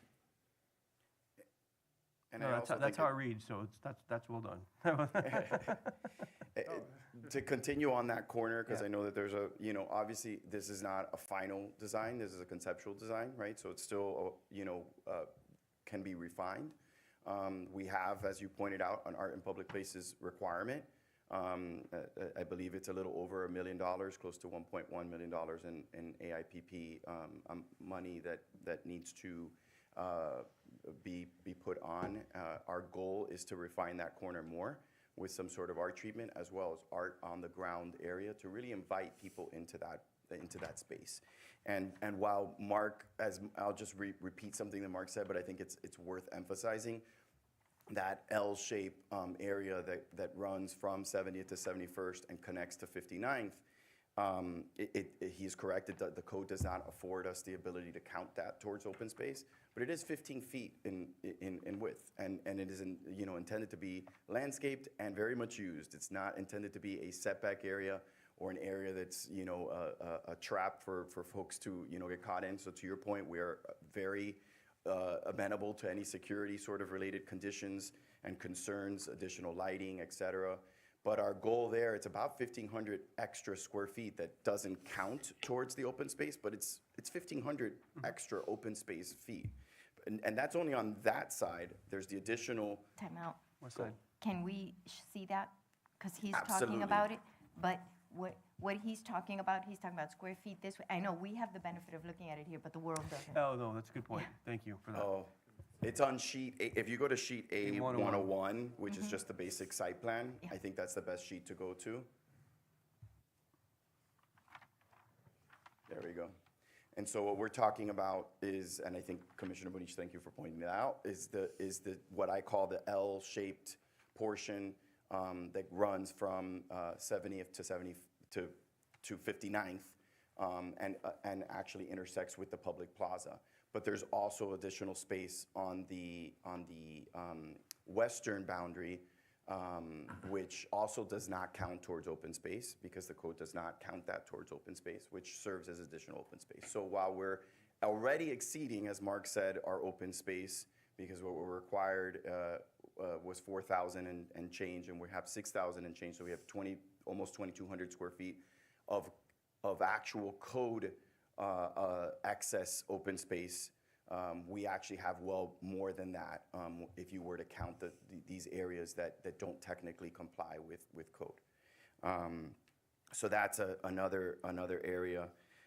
We have no objections to any of the additional conditions that you've indicated that you'd like to see within the resolution or the development agreement. I think the city attorney passed out a red line version for item 2 on the development agreement that had some changes to it. We've already reviewed that. We have no issues with any of those modifications.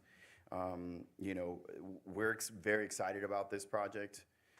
We think it is something that really is complementary towards this area, and it's in the right spot.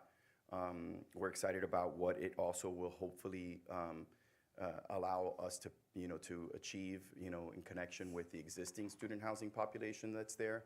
We're already in conversations with the University of Miami to potentially extend the Hurricane Shuttle to have a stop here in South Miami, which would allow, with the critical mass that would come from this student housing project as well as the Vox projects, an additional Hurricane Shuttle stop there. I was mentioning the Metro parking garage. It's a very affordable parking option for students. The Miami-Dade County actually offers a program that includes ridership as well as a parking pass for $67 a month, which is quite unheard of when you look at what a parking space in many apartment complexes cost. So that's another alternative to parking that really gives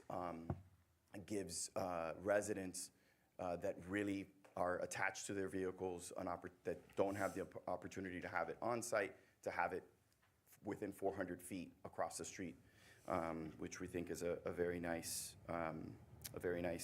option, especially with an underutilized garage. I'm trying to see what other items I can address from the commission. Yes, you're recognized. Do you guys see it as a possibility to take the some of the bike storage to make it accessible? We're amenable to that. We are actually providing the bike, almost to the dot, the bike parking that's required by the code. So as Mark mentioned in his initial presentation, the code has a very heavy bike parking requirement. And so if you look at our data sheet, the number of bike parking spaces that we are providing is within a couple of spaces over what we're actually required to have. Requirement is 1 per 15 bedroom units. Mhm. That's the code requirement. Plus one door indoor storage space per 4 bedrooms. It's a pretty hefty requirement. It's a pretty I hefty know. requirement. So I would, So we're happy to work with you all if the code were to be, but in order to be code compliant, that's the, yeah, I mean. that's the are- requirement. Are we, as a group, looking to make that adjustment for them? I mean, I just think that, You're saying make that either bicycle and/or scooter? and/or personal Electric scooter. electric scooter. I think it's all micromobility focused. I don't have an issue with it. Yeah. It's common sense. So, Okay. I mean, it's the same thing, whether you want to I- ride a I- motorized scooter or a bike, I mean, you're not in a car, which is the goal. Yeah, I don't have any objection to that. So, Yes, sir. hi. I have more questions. So I didn't have these plans when, I'm Still has the More floor. questions. I just wondered. Commissioner Bonich, Yeah. you're recognized to continue. Thank you. Excuse me, sorry. Sorry. She was just starting. I know, I don't have a lot. In the public plaza area, I caution you, I know that it's not finalized, but I see you have these like really interesting seating spaces.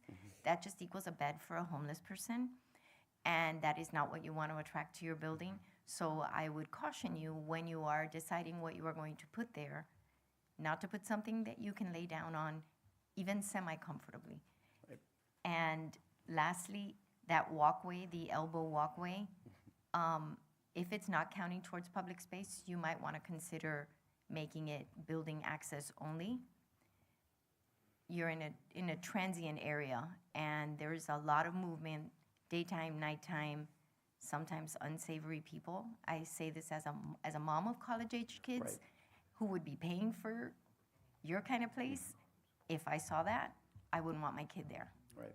And so I get that it's a great place to say, hey, you know what, it's accessible. Nobody should be in that L-shaped corridor if they don't live there. There's no reason for anybody to be there. And so when you're looking at those kinds of things and accessibility to the public, while I think it's great, I think you need to think safety first. And if you wouldn't let your daughter or your wife walk down that corridor, close it. If that is the will of the commission, we have no issue with that. Through the mayor, Mark Alvarez. These hallways that are like that L-shaped corridor that links 70th to 59th, there's no reason for a member of the general public to be walking in there. And Whether there is a reason or not, I think it's going to be very, on my microphone. It's going to be very hard to close that space, and they do have a bunch of service uses that, at least on the west side, it looks like, I'm not sure, I haven't looked at the east side all that closely, that open up into that corridor for access, so. you're talking about the back end? The back end, yes, ma'am. Oh, no, I'm not talking about the back end. I'm talking about this elbow. Corridor? It's an alley. That's the reason why I said if we're going to leave it open, there needs to be security conditions, active monitoring, lighting. I say close it. If there's conceivably no reason for So something. what is the intent? Yeah, the intent is not for it to, I mean, we can very easily do, as Commissioner Bonich says, the intent is really for the users to be primarily the users of the building, right? I don't mean, have for an them to objection to have closing it. My a concern was walk and, My concern was that if it was going to be accessible, it should be lit, it should be monitored, just to make sure that it's safe. I mean, there's obviously a balance, and we understand that balance, and we're happy to. Just, State Attorney, I see a just face bear in here. mind, no, just bear in mind that to the extent that they're using it as open space to qualify. But they're for not. public- we're not. But they're not. That L-shaped is part of your public open space. That's not part of your calculation? No, it doesn't count, unfortunately. I 'cause thought it the doesn't- part that didn't count was the west. Mr. Alvarez, can you confirm whether No, that counts or it's not? both, neither side, Neither- neither the neither east the or the sides? west If it's- side if you're not counts. It's counting it as only the pub- front, because the code requires that it only be frontages, but we can let Mr. Alvarez confirm Correct. my statement. I believe that. Okay. It's Yes, depicted on the plan as those- such. You got it. The L-shaped area, any area that's not adjacent to a street, to a public right-of-way, cannot be counted. If, it has to have one side facing a public right of way. So those areas that are internal, and we've had another project that had a similar situation, we don't count any of those areas as public open space. Perfect. Just to back up also to Commissioner Bonich and the board as well, the seating requirement is part of our requirements in the code. And if, I would only ask that if you would include it as a condition, if you choose to approve this. Yeah, there's a. Because we actually yeah, require it in Mark, the which code. condition is that? Because there's a condition requiring at least 7 public Seating, spaces. yeah. Yeah. Yeah, Yeah, but- our open space requires seating areas. Yeah, but you I can think accomplish that. Commissioner Bonich is trying to balance that we can put the seating in a manner that is designed in a way that doesn't make you sleep there. encourage the ability to use it for anything other than seating. So we hear you. Yeah, but making it public doesn't mean you get to sleep Well, there. Okay, let's go, are you? I'm done. We'll have a colloquy on every item, every comment, so you can take your turn. Hold on a second. Are you finished? I am done. Thank you. Okay, I have Commissioner Rodriguez, followed by Vice Mayor Corey, and then Commissioner Kaye. So what I was saying earlier was I wasn't privy to the plans when we talked about the project. So after getting them and going over, I actually had made the comment. I'm glad that, and now the mayor and Commissioner Bonich have both stated the same area that I found kind of weird was in that the open plaza. So you're getting bonuses for a public space, but to be serious, only the people of the building are going to use that. There's nobody from nobody's going to be walking by and just randomly sit there and enjoy that space. So I would think find a way, I don't know, I don't think that's going to, ultimately, I think it's going to be used by the students of the building and not by the general public if it's meant to be an open public space. And I don't know, maybe there's a way that you guys can figure to open it. I mean, the mayor has a good idea, which I'm sure he'll share with you now. And my second comment is lighting. Lighting on the exterior. There's nothing more I hate than when I drive by Valencia at night and like anybody walking through there, I mean, it is just, it's not safe. So I would love to see a good lighting on the exterior. That's really all I have. Okay, Commissioner Corey, you're recognized. I'm sorry, Vice Mayor Corey. Damn. No worries. Thank you for bringing this forward. I just wanted to address one major issue. I mean, and by the way, I'm thrilled that this will be here, especially replacing what's there. I hope you heavily recruit in the suburban areas to bring all the students here and away from there. The only big concern I have, which I'll discuss with my colleagues, but I also want to give you a chance, is obviously we're very proud of our zoning that we've put in place to attract people like you who are here today. But we did want to be strict with some of our qualifications. You did ask for 2 exceptions. One of them, not a big deal, the height of the ceilings, but I do think that the coverage going from 80% to 85%, my only concern there is precedent as well. There's other 1-acre properties in the area. Why won't they be able to also ask for the same thing? I'm curious then if you could explain a little bit more to me the necessity there, because that's something I plan to discuss with them, and I want to make sure I know that from you. Sure, and I'll let Omar chime in, to add to anything I say, but I think context is important, so it's also based on the shape of the lot.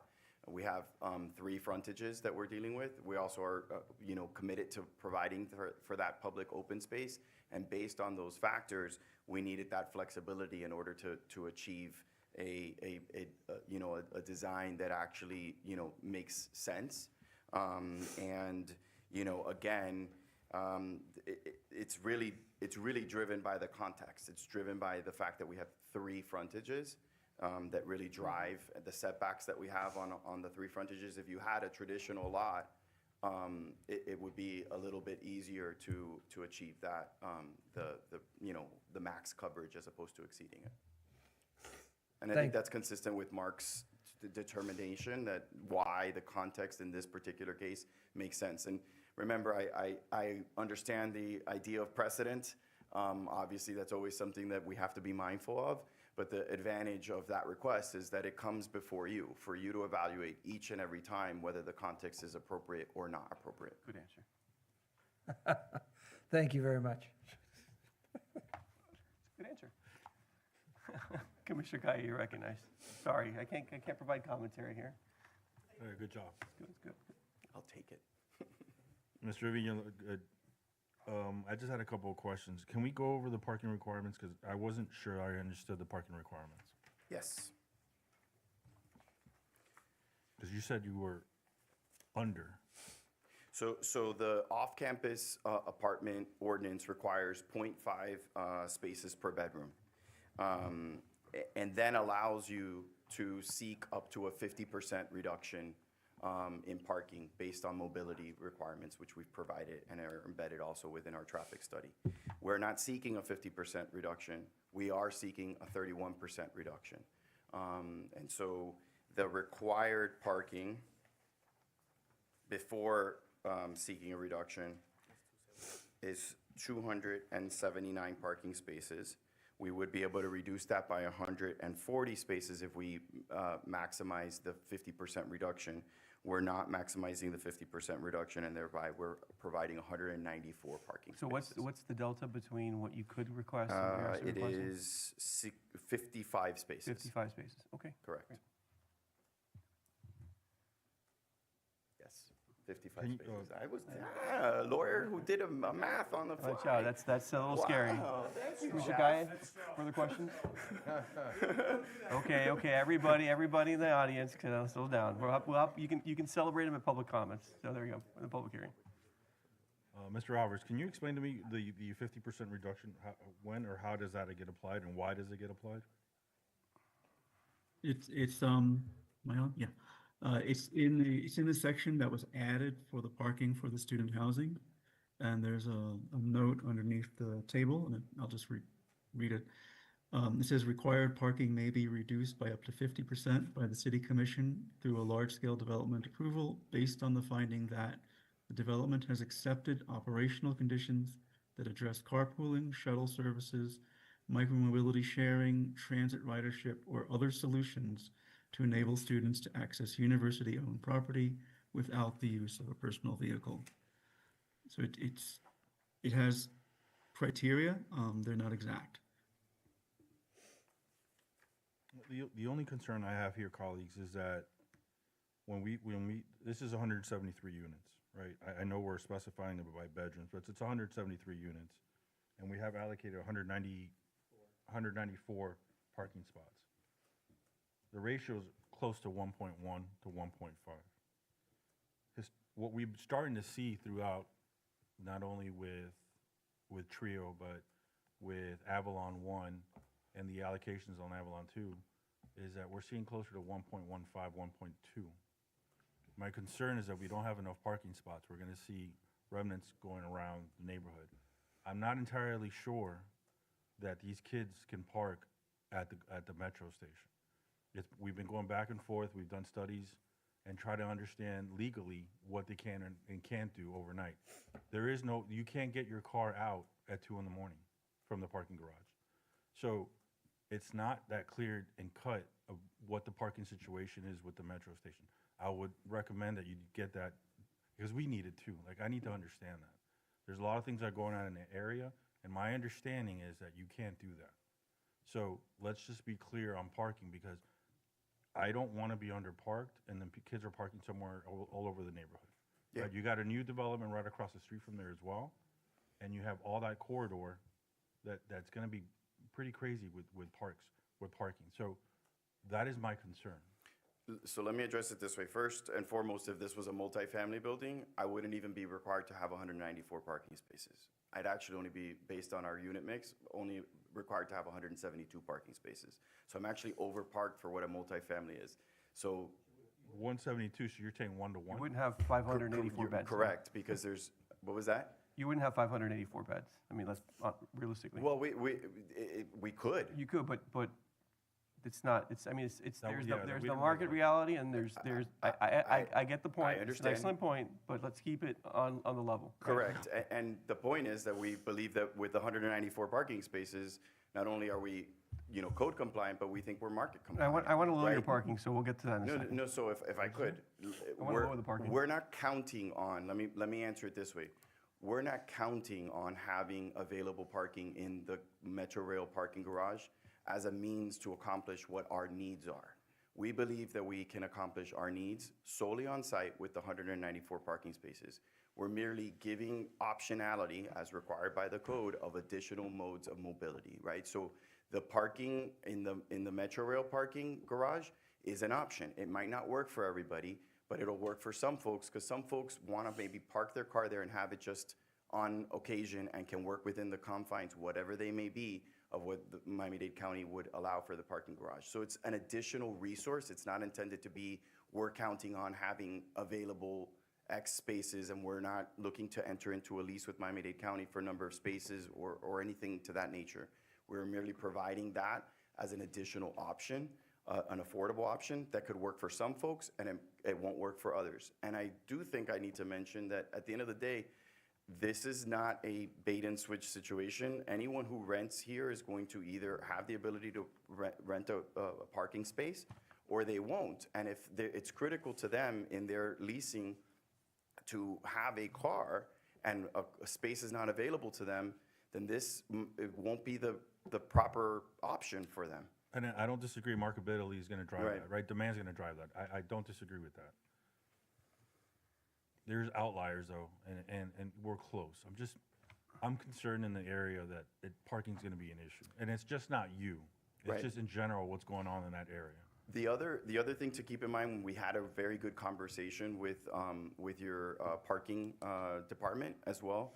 There is quite a bit of available on-street parking that is not used on a regular basis. And we had a conversation, Mark was part of that conversation, I think the city attorney was part of that conversation at one point in time as well. And one of the concepts to think about is designating some of those spaces as residential parking for the residents at certain hours, so that they would be able to buy a pass, similar to what's been done in other parts of the city, so that they, in other words, they wouldn't have to do the pay by phone or whatever. They would have an actual ability to have a monthly pass. So that's another mobility option that gives folks that are willing to, sort of park. And there is, from what we understand as the numbers, there is quite a bit of available on-street parking in this area as well. Other questions? Yeah, going back to the, thanks.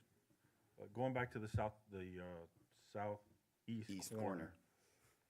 And more question to the architect. Mr. Morales, you have an arcade there, right? So is the height, it looked like it has an arcade there. So is there, the lip, is that what's dropping down 4 feet and then comes back up to the 18 feet? That's Yeah. why, is that what's happening there? Yeah, so there's an arcade that fronts 71st. 71st and then, both of the yeah, streets. right, both sides. And that arcade is actually 2 stories high. So that's It's like 27 feet, I think, right? It's about a 30-foot 30 feet. high arcade. But then it drops down at the corner because of that second floor residential unit. Right, but is there a lip there? Is that like, does the wall come up and then it goes up to the 18? Is that where we're seeing the 4 floor? Mayor, that's where you were saying somewhere around 14 feet, but. You can see it in that, you can see it in the rendering that's on the screen right now. You can see that there's double height, a full 2 stories of glass to the left of that corner. It's the full ground floor and the mezz, correct? I'm sorry? It's the full ground floor and the mezz height. Correct. So what we're saying is the ground floor to here is 18. There's nothing underneath that actually goes up? No. 27.4. No, it's a flat ceiling. I see 27.4 on the A010. Is that correct? A201? A010. But that's the main atrium. I'm talking about the corner, Mayor. Yeah, the No, the corner I think is lower, yeah. The corner is 18 feet. Yeah, okay. And by the way, that image on the corner, just to address another one of the points that the mayor brought up, our intention was always that panel, you can see there with the mosaic, you called it, that is an art piece. We don't know what it is yet. That's a placeholder for something prominent that needs to happen on that corner panel, let's call it. What is the provision for us to approve, or how are we doing the approval of? There's a condition, art. there's a condition in the order that would require them to comply with the section, and they would go through the APP process, and I'm assuming that would be one of the possible executions, or they would pay the fee, correct? That's right, yeah. So that's how they would comply. And the art would have to go through the trust. So in the event you didn't treat that with art, how would you treat it? Would you finish it with the same articulation as the balance of the podium? I think it's a blank canvas that can be any But number. let's assume that the property gets transacted, not gonna happen, but let's assume it does and somebody else comes in. How would they finish it? Would they just apply the same possible treatment to that blank wall that you see on the balance of the podium? Yeah, I mean, sure, that's one way Okay. to do it. Another way to do it is something three-dimensional, it's something projecting off of the wall. Okay. Signage could be interesting on that corner. There's a lot of possibilities there. I can add if it's the will of the commission that we're comfortable with a condition that says that we will treat that corner with art treatment. Okay, do we wanna modify then? Yes. I'm sorry, but y'all are talking about this square, but if you look, it continues along there. Correct, so Yeah. again, this is the most prominent one, so we can have, I think the question is, they're planning to treat that corner with art. But are you planning to also treat the rest of what you're Yes. seeing with that pattern? That's the plan, and we have not an insignificant, requirement for art based on the project Yeah, 'cause requirements. it's like in a bunch of places. Yeah, our intent is to treat it with art. Okay, so all those places where this pattern is depicted, your intention is to actually Have some sort of incorporate mural art. art Okay. treatment of some sort. Do we need a condition for that? I know we have a condition of general requirement, okay, so can you just make sure when we move the resolution, we read the modification? Okay, further questions, Commissioner Kaye? Yes, sir, thank you. Mr. Morales, can you walk me through the landscape plan? I mean, you've heard us talk about earlier this whole time about palm trees. What can we do? No, seriously, like, that's something that we just can't stand. So What we can have- we do from a landscape perspective to change the palms? We have Devin Sejas here, the landscape Thank you. architect. who can- Nice to meet you. Likewise, Devin Sayers representing Walk Landscape Architecture. With regards to palms, it's very limited in what we're using at the ground level. They're really relegated to the corridors, the setback areas, where you have tight spaces, right? What's your Can't- spacing there in the landing of those palms right there in the front of that? Because that's the most prominent place to put landscaping, so. Well, right what- in the front, we do have a cluster of sable palms, where the idea there was to borrow from what is happening along the streetscape along 59th Place, along the front of the Metro Rail Station and the new development. There's an existing streetscape that has a mix of native palms and trees, and we were trying to blend in that theme into this streetscape on our end, so you have a cohesive environment. I think Now, what with you- that said, yeah. that's the only area at the frontage that we're introducing palms. The rest are native trees. On the east. Sidewalk. Yeah, along the sidewalk, so you go all the way around, so on the, what is that, the east side, what do you have on the east side there, right in front of the art, or in that corner? Yeah, that's what I was trying to get. Yeah, no, this is not the landscape plan, Avi. Yeah, it's on the rear. So I think it's looking at L02 is the sheet. Thank you, sir. So you might get a kick of this. Need my glasses. Sorry, It's all right, Major Reed. not a problem. Along the east street, which is 59th Place, yeah, those are black ironwoods. So those are native trees, 2 trees on the sidewalk. And on the north side? Or On you the have north alongside? side, those are also black ironwoods. Due to the limited space, they are native trees, medium to large size trees. Those are the trees that spread kind of thinly, right, that have like a decent canopy? No, It's not necessarily. They do have a decent canopy, but I think the thin ones you might be referring to the bridal veils. Yeah. So I would just recommend here, I don't know what the spacing is in the front on the south side, and it's a predominant nicely area and where a lot of the people are gonna be. And I'm gonna speak for, I don't usually do this, but I'm gonna speak on behalf of our commission. We're not big fans of palms. So I would try to see what spacing you have allocated there. Right. And what you can do for a little bit more mature natives for canopy. I mean, canopy is important in this specific area. I mean, one of the things you saw today and the whole day we've been talking about is canopy. Absolutely, absolutely understood. And if I may, Yes. That streetscape is lined with street trees. It doesn't mean we're not gonna change it though, all right? So Right, we right. spoke about that today as well, right? Understood, but they are native trees, and I just want to make sure I'm trying Yeah, to be consistent with all codes. Mr. Sayles, just to clarify, so make sure I'm reading L02 correctly. The only palms I see, which is the AEVs, and there's 2 of them, and it's under the, right in front of the porte cochere, correct? Correct, but I believe the palms that Commissioner Kaya is referring to are the 2 sables Yeah, the sables, listed the as big sables. SM, SM, right in okay. the swale Got area, it. which are clustered and adjacent to Okay, canopy trees. I missed So it's those. creating kind of a mixed Florida environment type of feel, but the majority of the species are trees. I'm just gonna tell you, our preference is not to I'm have with that. you, You but know I what I'm guess- saying? Like, imagine everything that we're doing here is natives, right? Florida natives, but not palms. And we wanna see more mature, just walkability. The Grove has a good example of what they have for landscaping. That's kind of what we want with this walkability. Canopy for us, we lost 10% to 12% of canopy over the last 10 years. Our mission here is to bring that back. So Understood. canopy is a big deal for us. Understood. Understood? I'm That's all I with you got. on that. Thank you. You're welcome. Are you done with questions? I'm done. Mr. Sayles, before you leave, I have a question, just to confirm. On the interior corridors, that's sod, that's treating the majority of the, I think it looks like you have a mix of, on that west walkway area and the L that was discussed by Commissioner Bonich, it's a mixture of pavement and sod, is that correct? The L What's- condition, The L condition, yeah. right, if you notice, yeah, there is, at the moment, there is a On the- walkway. On the south side, you've got a walkway On the south accessing the side. back of house, so For the that's moment, paved. Yeah. Is the balance sod, I just couldn't see it on the, my eyes are getting bad.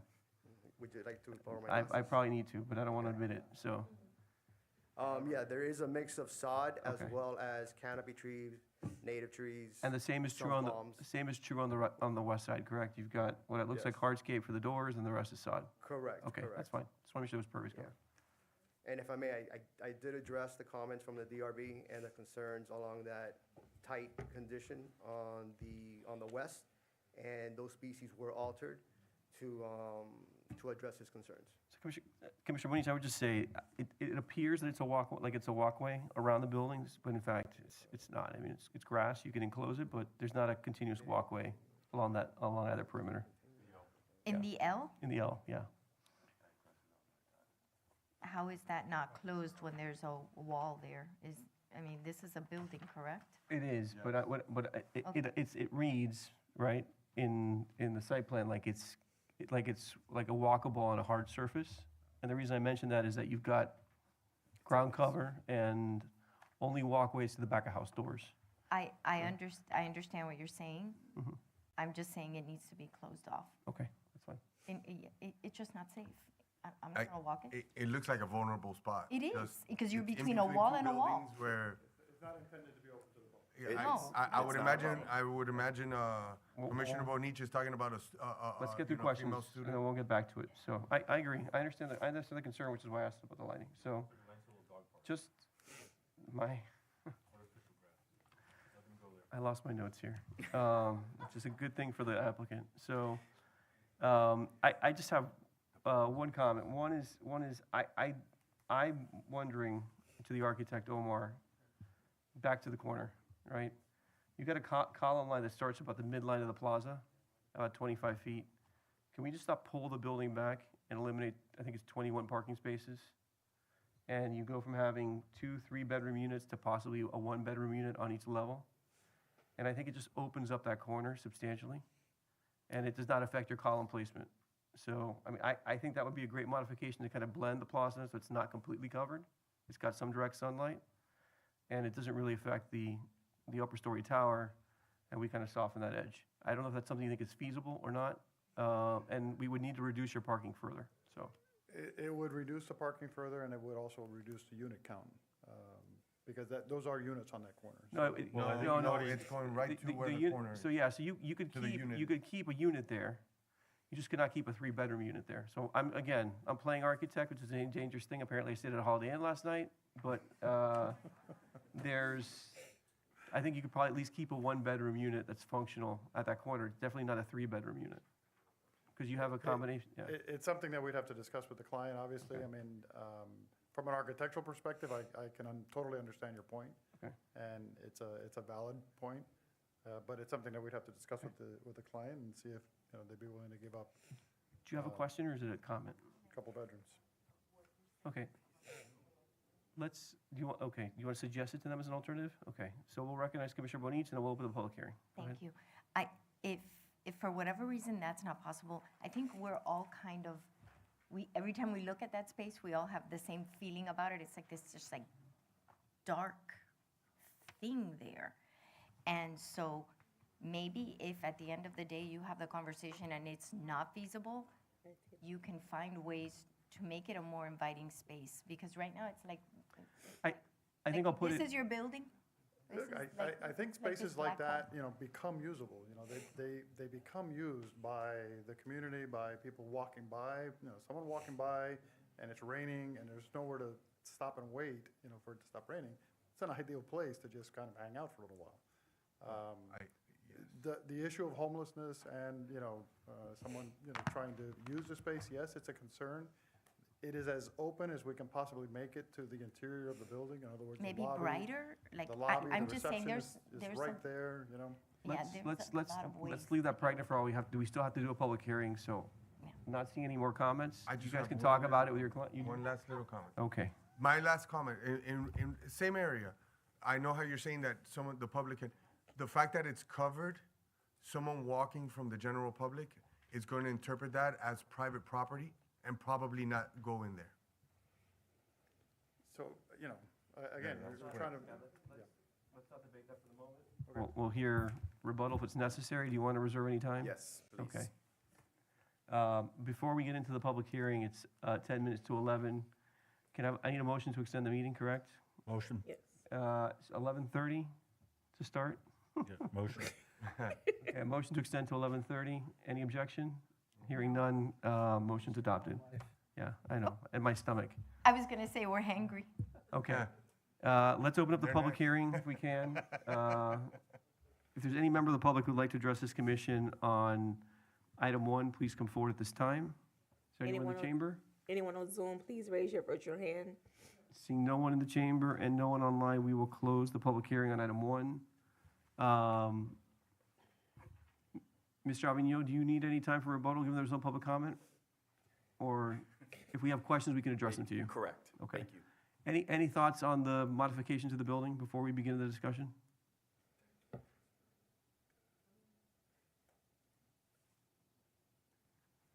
No, it's not impossible.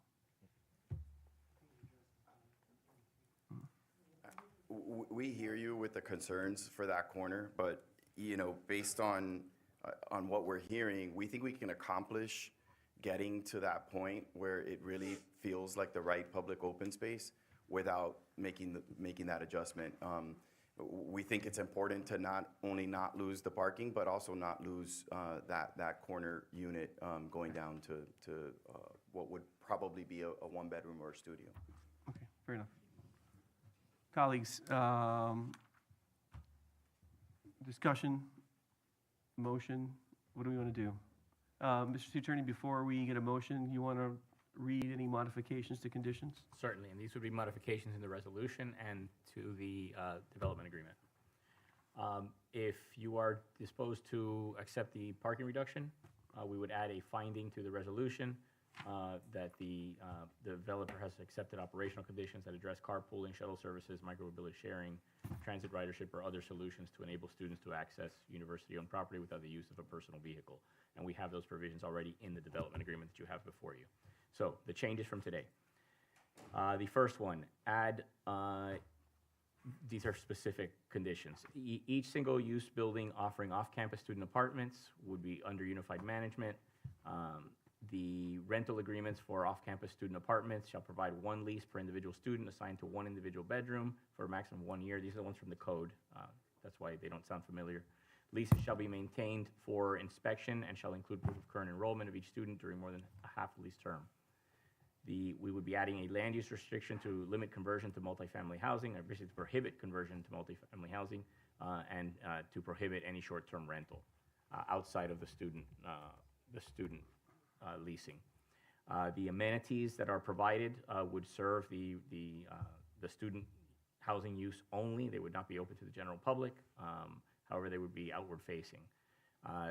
The reevaluation of the mosaic art, where the mosaic is shown, it would be addressed through an art in public places, or potentially through an art in public places, and short of art in public places approval, it would still be somehow dressed up. They would not remain blank walls above the corner plaza. They would be treated with an artistic treatment. Yep. To be clear, that's a modification to condition 8M as it's drafted in the resolution. Okay. Just want to make sure I'm following you. Go ahead, sir. Yeah, no problem. The L-shaped area will be closed to the general public. It will require active security monitoring and lighting. If it's closed, I don't need the security monitoring. You don't? Okay. What about the other open spaces? Would you like the security monitoring on those? Yeah, lighting. Lighting, yeah. The only thing I'll clarify is that the code also allows for us to close that public open space from the hours. It requires us to leave it open from the hours of 6 a.m. to 9 p.m. Correct. But we can close it otherwise, so if that's, I have a drafting question on that particular condition, being an annoying lawyer. 7B says that subject to reasonable rules and regulations approved by the city. I'm assuming we don't want this body voting on those? It's the city manager or his designee? The city manager will be making those. Okay, so if we could just add the word manager or designee to that condition, problem. so we don't have to opine on it? No problem. Can I ask I forgot to ask this question. So the condition 2A requires a construction and maintenance of traffic plan. Yep.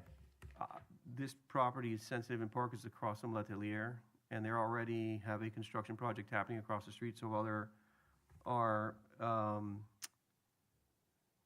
if we could encourage all access points for construction to happen on 70th Street, okay, I don't want to prescribe it.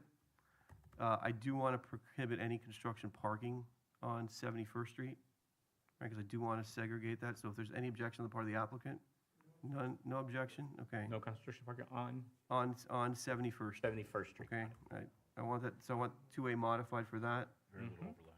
Yeah, and then I don't know if there's anything else we needed to address in terms of, again, whatever you do with respect to demolition in particular under 2D, I don't know how to prescribe that, but obviously we would greatly appreciate the act with the utmost sensitivity, given that that school, for the majority of their space is outdoors, okay? And I know you will, you don't need to address it, okay?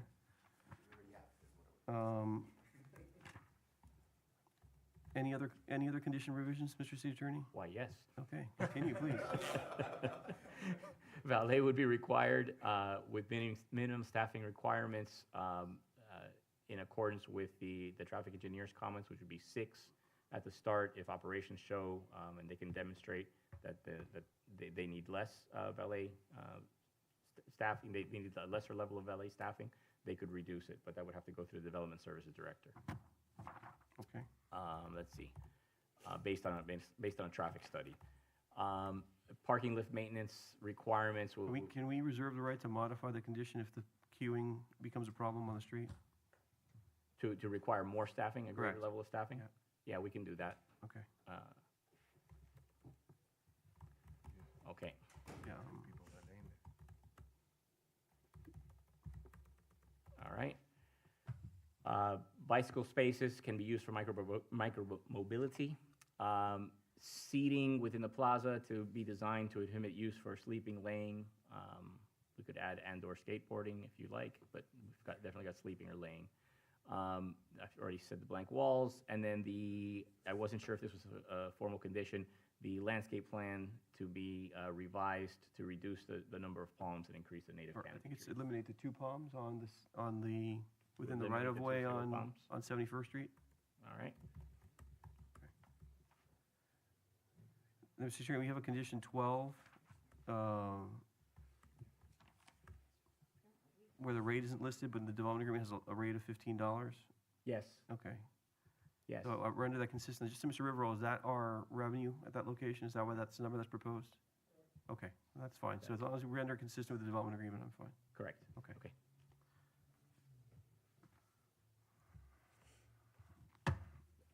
Those are all the conditions.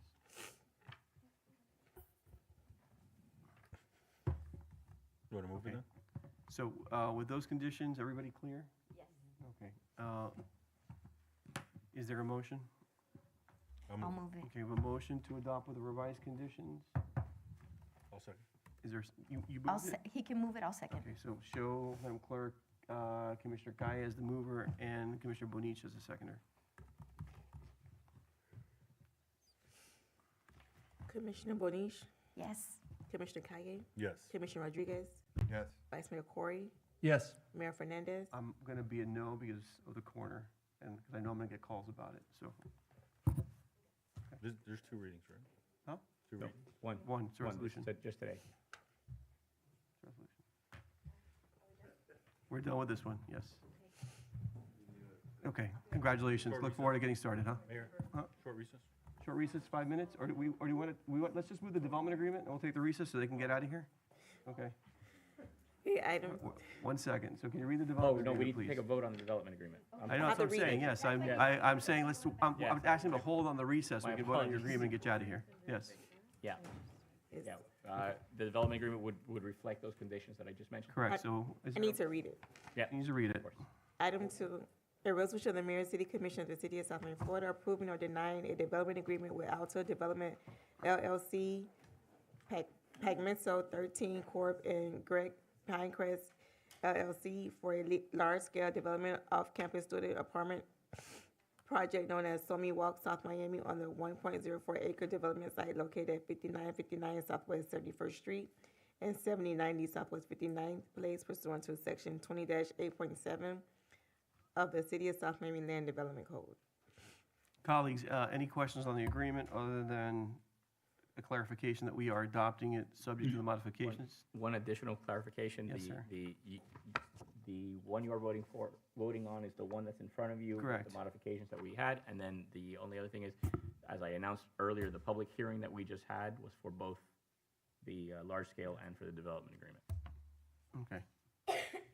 Again, and so a motion to adopt here would be a motion to adopt it conforming with the conditions that we revised in the development order, okay?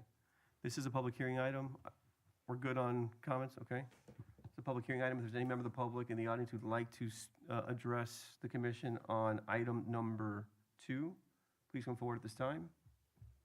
Madam Clerk, is there anyone online? Anyone online, please raise your virtual hand. No. Okay, seeing no one online and no one in the chamber, we'll close the public hearing. Colleagues, do we need to have any discussion, or is there a motion to adopt? I'll move it. Okay. Is there a second? I'll second. Okay, we have a motion by Commissioner Bonich, a second by Commissioner Kaye. Madam Clerk, please call the roll. Yes, Commissioner Kaye? Yes. Commissioner Rodriguez? Yes. Commissioner Bonish? Yes. Vice Mayor Corey? Yes. Mayor Fernandez? Yes. Item passes Thank you, 5-0. congrats. No, who's the, sorry. He did. Colleagues, let's take a 5-minute recess, and we stand adjourned for the moment. Turn the mics on.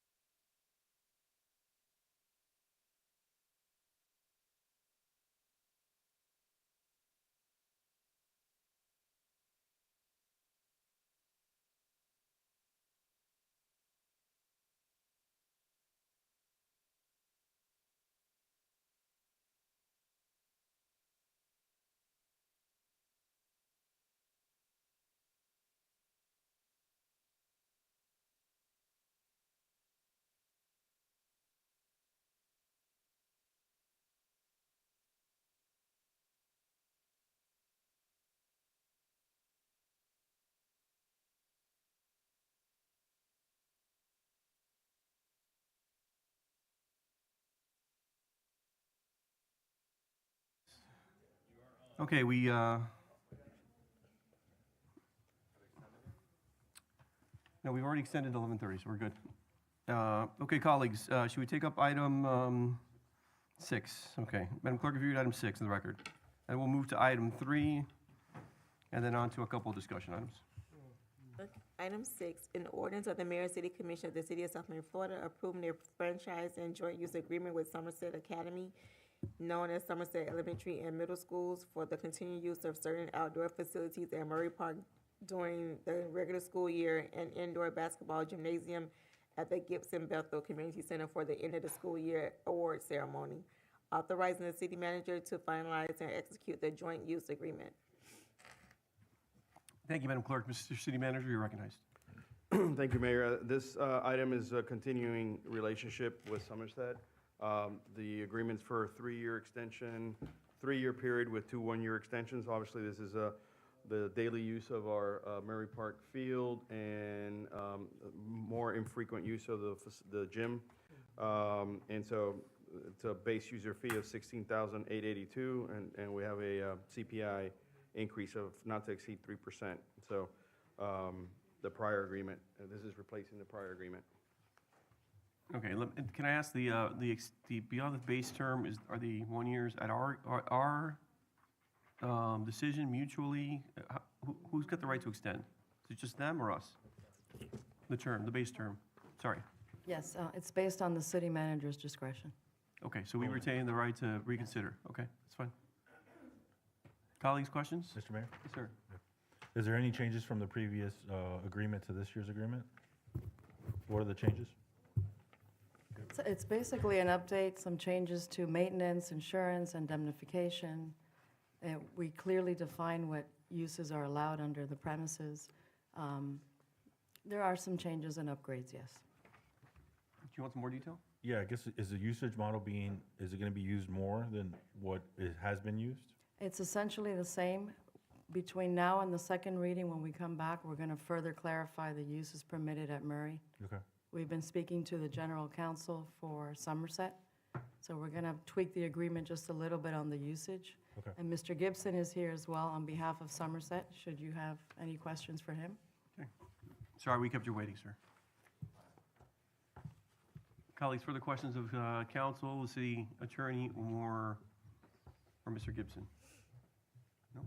Nope. Okay. This is a first reading. It is a public hearing item. So at this time, if any member of the public would like to come forward and address item 6, again, which is the approval of a franchise and joint use agreement for city facilities by Somerset Elementary and Middle Schools, please come forward this time. Seeing no one in the chamber, Madam Clerk, anyone online? Anyone on Zoom, please raise your virtual hand. No. Seeing no hands, we'll close the public hearing. Is there a motion on this first reading I'll move it. ordinance? Second. A motion by Commissioner Bonich, a second by Vice Mayor Corey. Madam Clerk, please call the roll. Yes, Commissioner Kaye? Yes. Commissioner Rodriguez? Yes. Commissioner Bonish? Yes. Vice Mayor Corey? Yes. Mayor Fernandez? Yes. Pass first reading. Okay, let's read item 3, please. Item 3, a resolution of the Mayor and City Commission of the City of South Miami, Florida, approving a development agreement with Avalon Bay Communities, Inc., developer, and Robbins Plaza, owner for a large-scale development mixed-use project known as Avalon South Miami 2 on the 1.34-acre development site located at approximately 7230 Southwest 59th Avenue, consisting of properties bounded by South Dixie Highway, US 1 Sunset Drive, Southwest 72nd Street, Dorn Avenue, Southwest 59th Avenue, and 73rd Street, pursuant to Section 20-8.7 of the Land Development Code and Sections 163.3220 through 163.3243 Florida statutes. Thank you, Madam Clerk. Mr. City Attorney, I think Mayor, Mr. just Schreiber? a brief statement. This item seeks approval of a development agreement under Section 163.3220 through 163.3243 Florida statutes and Section 20-8.7 of the city's land development code. This is the first of 2 public hearings on this item. If approved tonight, the second reading is intended to take place on February 17th, 2026. Notice has been provided in the manner provided by the statute, required by the statute. The resolution for the development agreement is a legislative or at best a quasi-legislative item. It is nevertheless a public hearing under the statute. In an abundance of caution, in order to afford the appropriate due process, but without waiving the city's position that the resolution on the development agreement is in fact legislative. City should frame tonight's discussion within the following parameters. Brief overview of the development agreement. The applicant can make a presentation. The public should be given an opportunity to comment, and the developer may address any public comment. At that point, the public hearing should be closed. Commission can ask questions at any point in time, and following public comment, the commission can deliberate on the resolution as they would any other legislative item. Okay. Thank you. Thank you, sir. Before we recognize you, colleagues, any questions of the city attorney on the agreement? No? No? Okay. Mr. Sir. Mayor, members of the commission, Jeffrey Bass is my name. 1515 Sunset Drive, Suite 22 is my address. I say with great confidence that we will be extremely brief this evening because there are 2 hearings, which means we have to bring this back.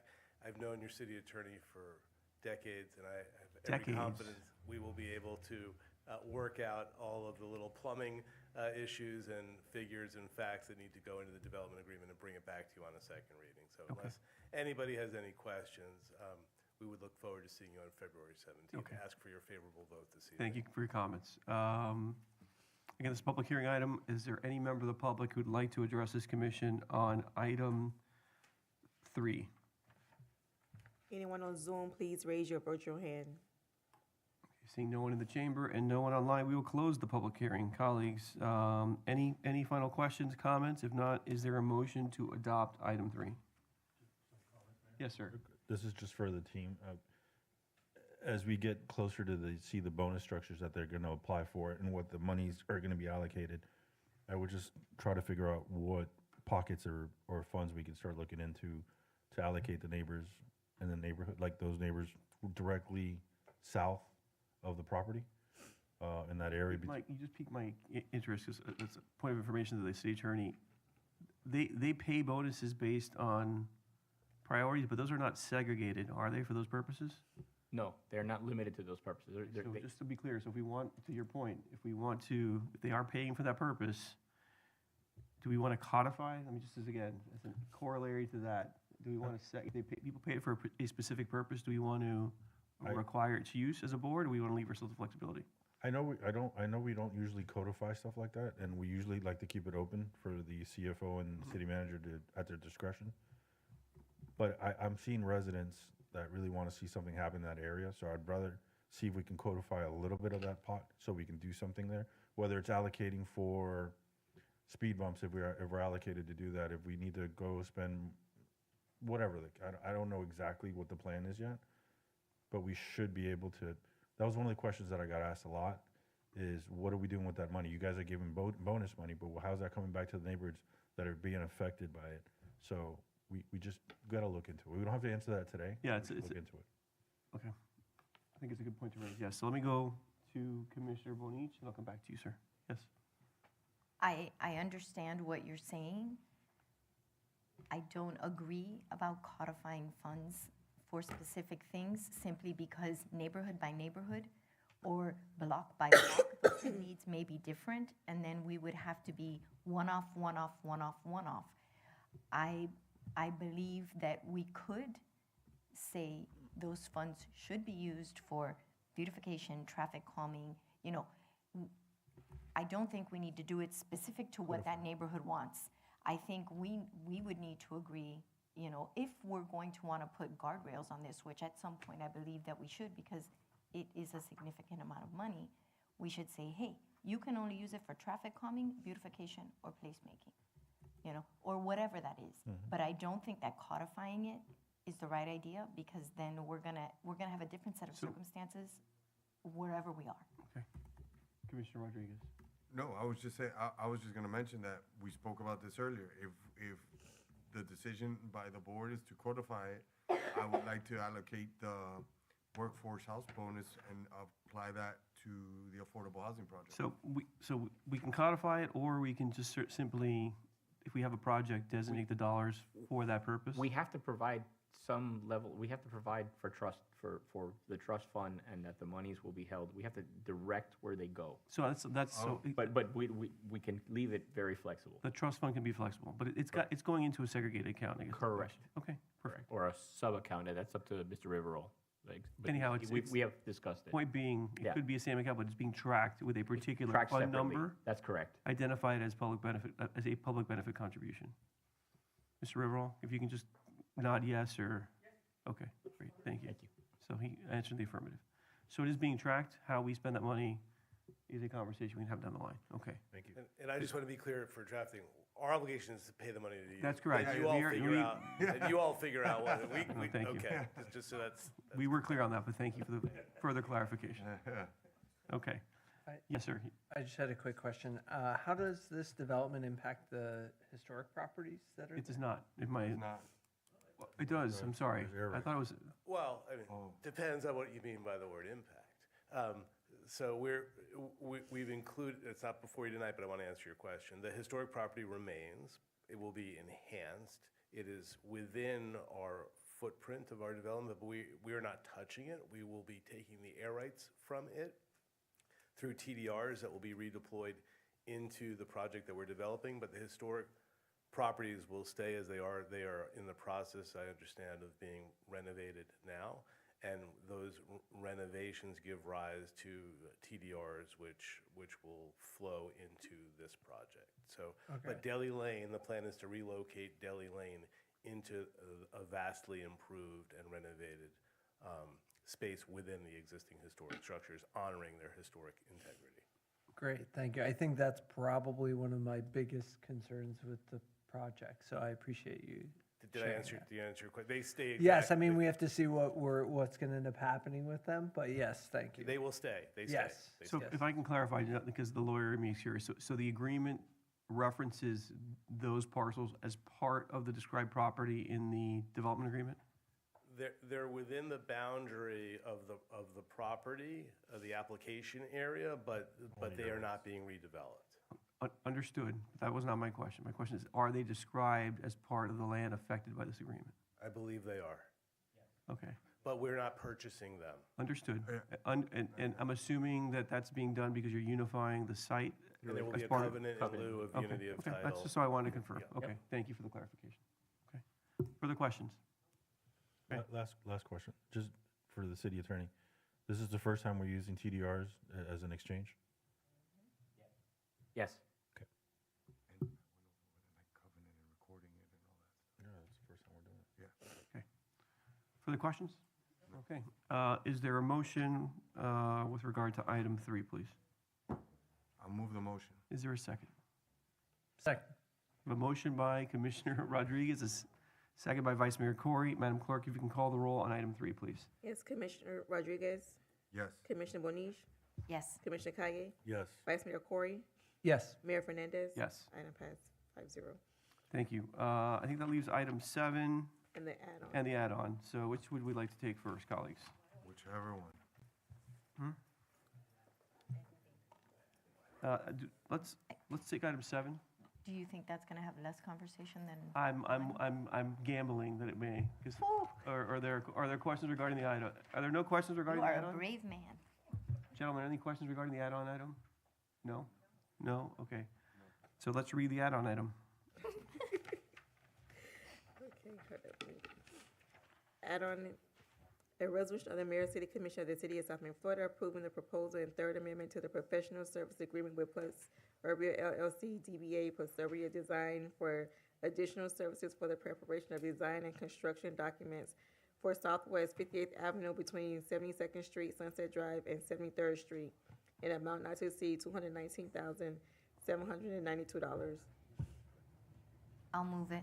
Hold on a second. We do have Well, we're talking? Sorry, no, I just We have a one question quick by Commissioner One Rodriguez. quick question. Spoil To the party. Just to the manager, because I didn't have a chance to speak with him.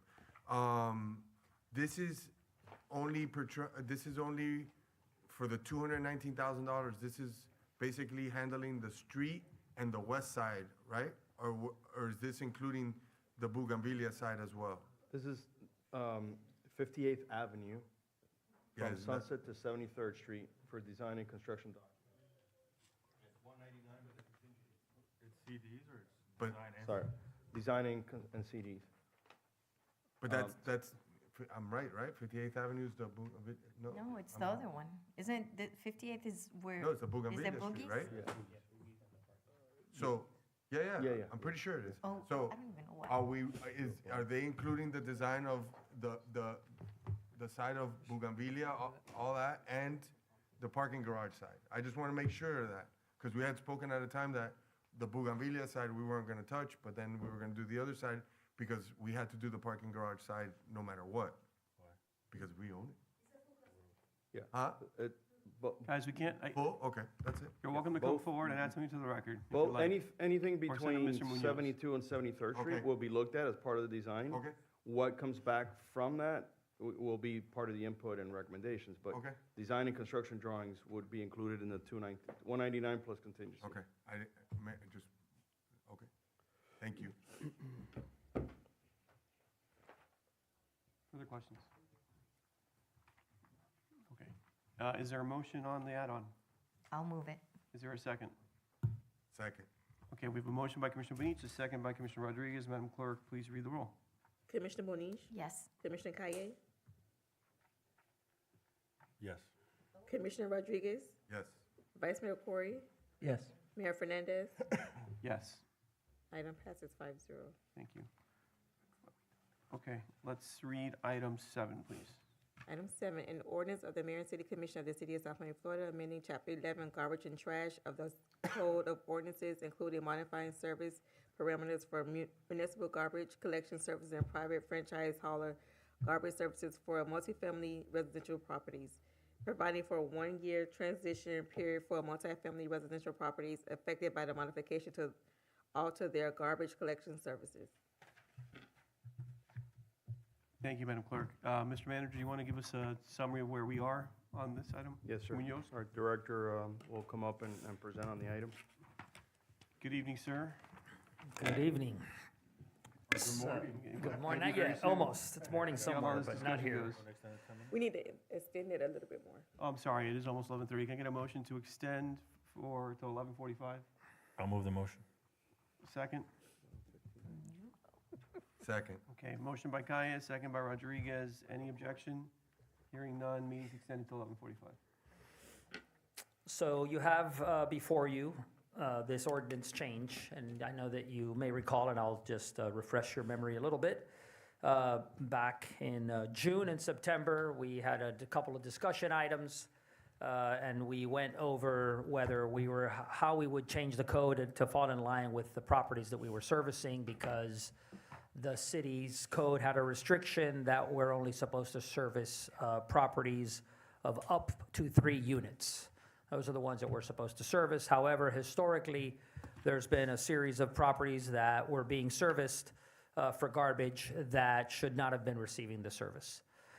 We presented different scenarios about, going up to, I think it was 10, 12, 20, and something higher.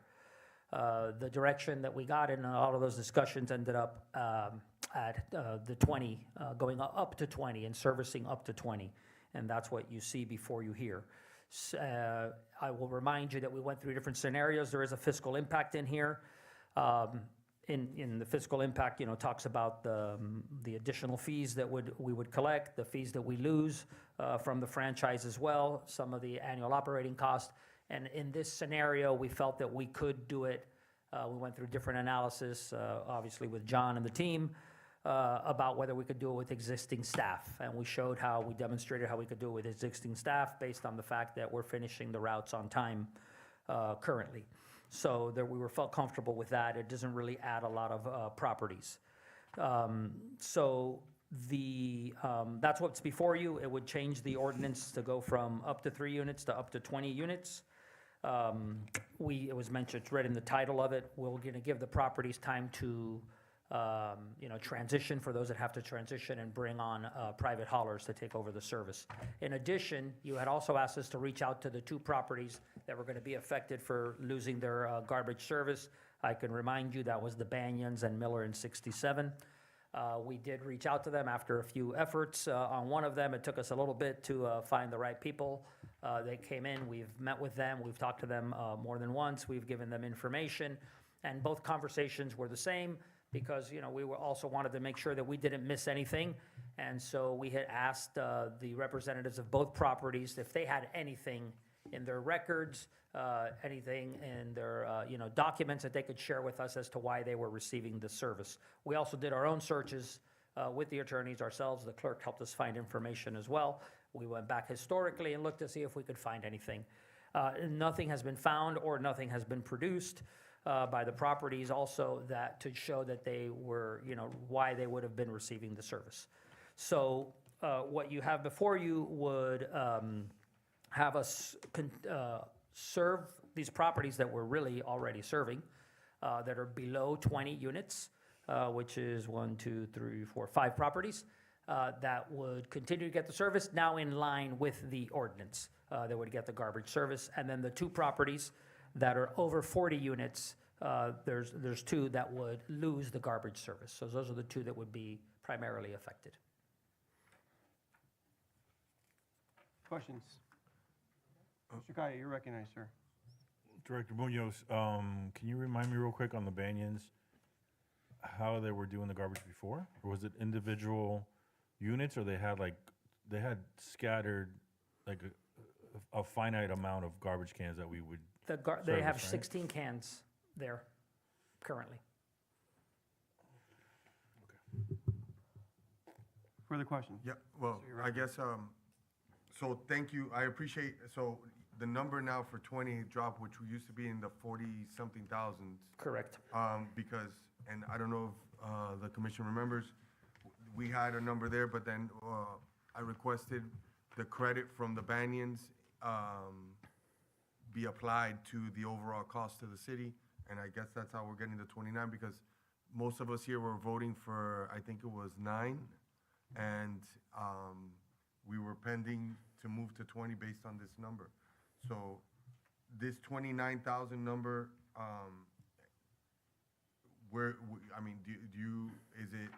is it something that you guys can carry? Is it, from your perspective, it's doable and good to go with for Public Works?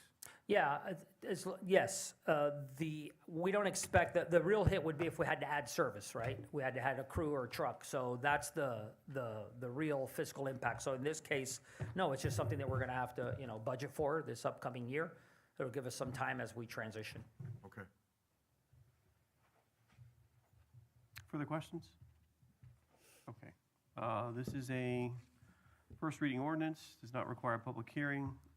I'm sorry, Mr. Mayor, and Yes, just, sir. I wanted to add on to that comment. The way we fund this is through our general fund, so it obviously be a consideration for the board ultimately when we present the budget for next year. Okay. Further questions? Seeing none, is there a motion to adopt item 7? I move the item. Is there a second? Second. We have a motion by by Vice Mayor Corey, a second by Commissioner Rodriguez. Madam Clerk, please call the roll. Yes, Commissioner Rodriguez? Yes. Commissioner Kaye? I'm sorry. Yes. Commissioner Bonish? No. Vice Mayor Corey? Yes. Mayor Fernandez? Yes. Item passed first reading 4-1. Thank you. Colleagues, that's everything that we have on the agenda, I believe. We did get a copy of this solid waste RFP that's circulated. Do you want to have a quick discussion on it? Have you guys, I only have 2 things I want to ask of the city attorney, and then We're here. I think I'm good. While we're here, we've got 5 minutes or 10 minutes on the clock. Mr. City Attorney, just a quick question. The way this is structured, can someone respond to the solicitation providing or not providing MSW services? No, the primary goal is to address the city's MSW services. Correct. We would not have to provide any other MSW services. But the city's MSW has to be taken care of. So that would be a minimum requirement? That would be a minimum. Anything that would, so if someone wanted to bring us a construction debris recycling facility without the MSW component? Yeah, the statute actually allows for resource recovery and associated solid waste. Correct. Facilities. Okay. That's what we would fall under if that scenario. If this was a primarily resource recovery of any sort, the statute would allow for that. Okay. I'm just saying, as a threshold to qualify. I will requires double check both to components. ensure that it is a. No, I'm asking because I want to provide the optionality. Oh, to not. Yes, I mean, look, Okay. we all know what we're talking about, so I don't want to get into the details, but, you know, I don't want to discourage someone from bringing forward a proposal that's serious about maybe building an alternate facility Okay, that generates us revenue and helps us mitigate costs, okay, okay? Agreed. So I think the optionality would be helpful. certainly do that. And then just a point I know that we've visited on privately, but I just want to ask about again, because I'm looking at the language and I'm looking at it quickly, so I could be mistaken, but on qualifications on page 6 of 82 and 7 of 82, so 1 and 4, we still are requiring continuity of operations for the proposing entity for a minimum term of 2 years? Either the proposer or an affiliate principal subsidiary. Understood, but Yeah, so yeah, that would, a that would, bit that of would, 2 years. that would mean that Waste Company Y Right, could create a Florida-specific affiliate right, for this here and meet the threshold, correct? correct. But a technology and a provider could not form a joint venture and qualify. Would have to partner with, Yeah. with some entity, with an affiliate. But this is the proposer, but Right. not but I think the language is still too narrow. Is Got my it. concern. Okay. Because it's proposer and/or principal subsidiary or affiliate Mm-hmm. with substantially the same ownership structure as the proposer. That language is probably the problematic language. So in you want both to of add a them. partner or a, So if it's a partner, yeah, I think it's fine, but the substantially the same And ownership or structure as the partner. proposer, I think is problematic in terms of allowing for maybe a creative joint venture to come forward. Okay. How do you define substantial? It's an excellent question. So I will not try to answer it. I'm hungry. I'm hungry too, man. Anything else, colleagues? That's all I had here, I so. want to review it tonight. Huh? Okay. I just want to put that out there. With that, I'm done with my comments. Anyone else have anything they wanted to add? punchy. Just discussion, right? We're going Well, to review it the next. idea, look, Direction. the idea is to, if there are any items in here that give you heartburn that we should be discussing, those are the two that gave me heartburn because I want some flexibility. I mean, I think we're trying to get staff direction so that we can get this thing out on the street as soon as possible. Yeah, we can take the next 24, 48 hours if you have comments after you review it and you want to let us know. We're You happy to want incorporate feedback by Friday, Thursday, Friday? That would be excellent so we can get this out. Okay, understood. Okay. Get this out. With that, we stand adjourned. Thank you, everyone. Thank you. How do you guys know Lisa enjoys this now?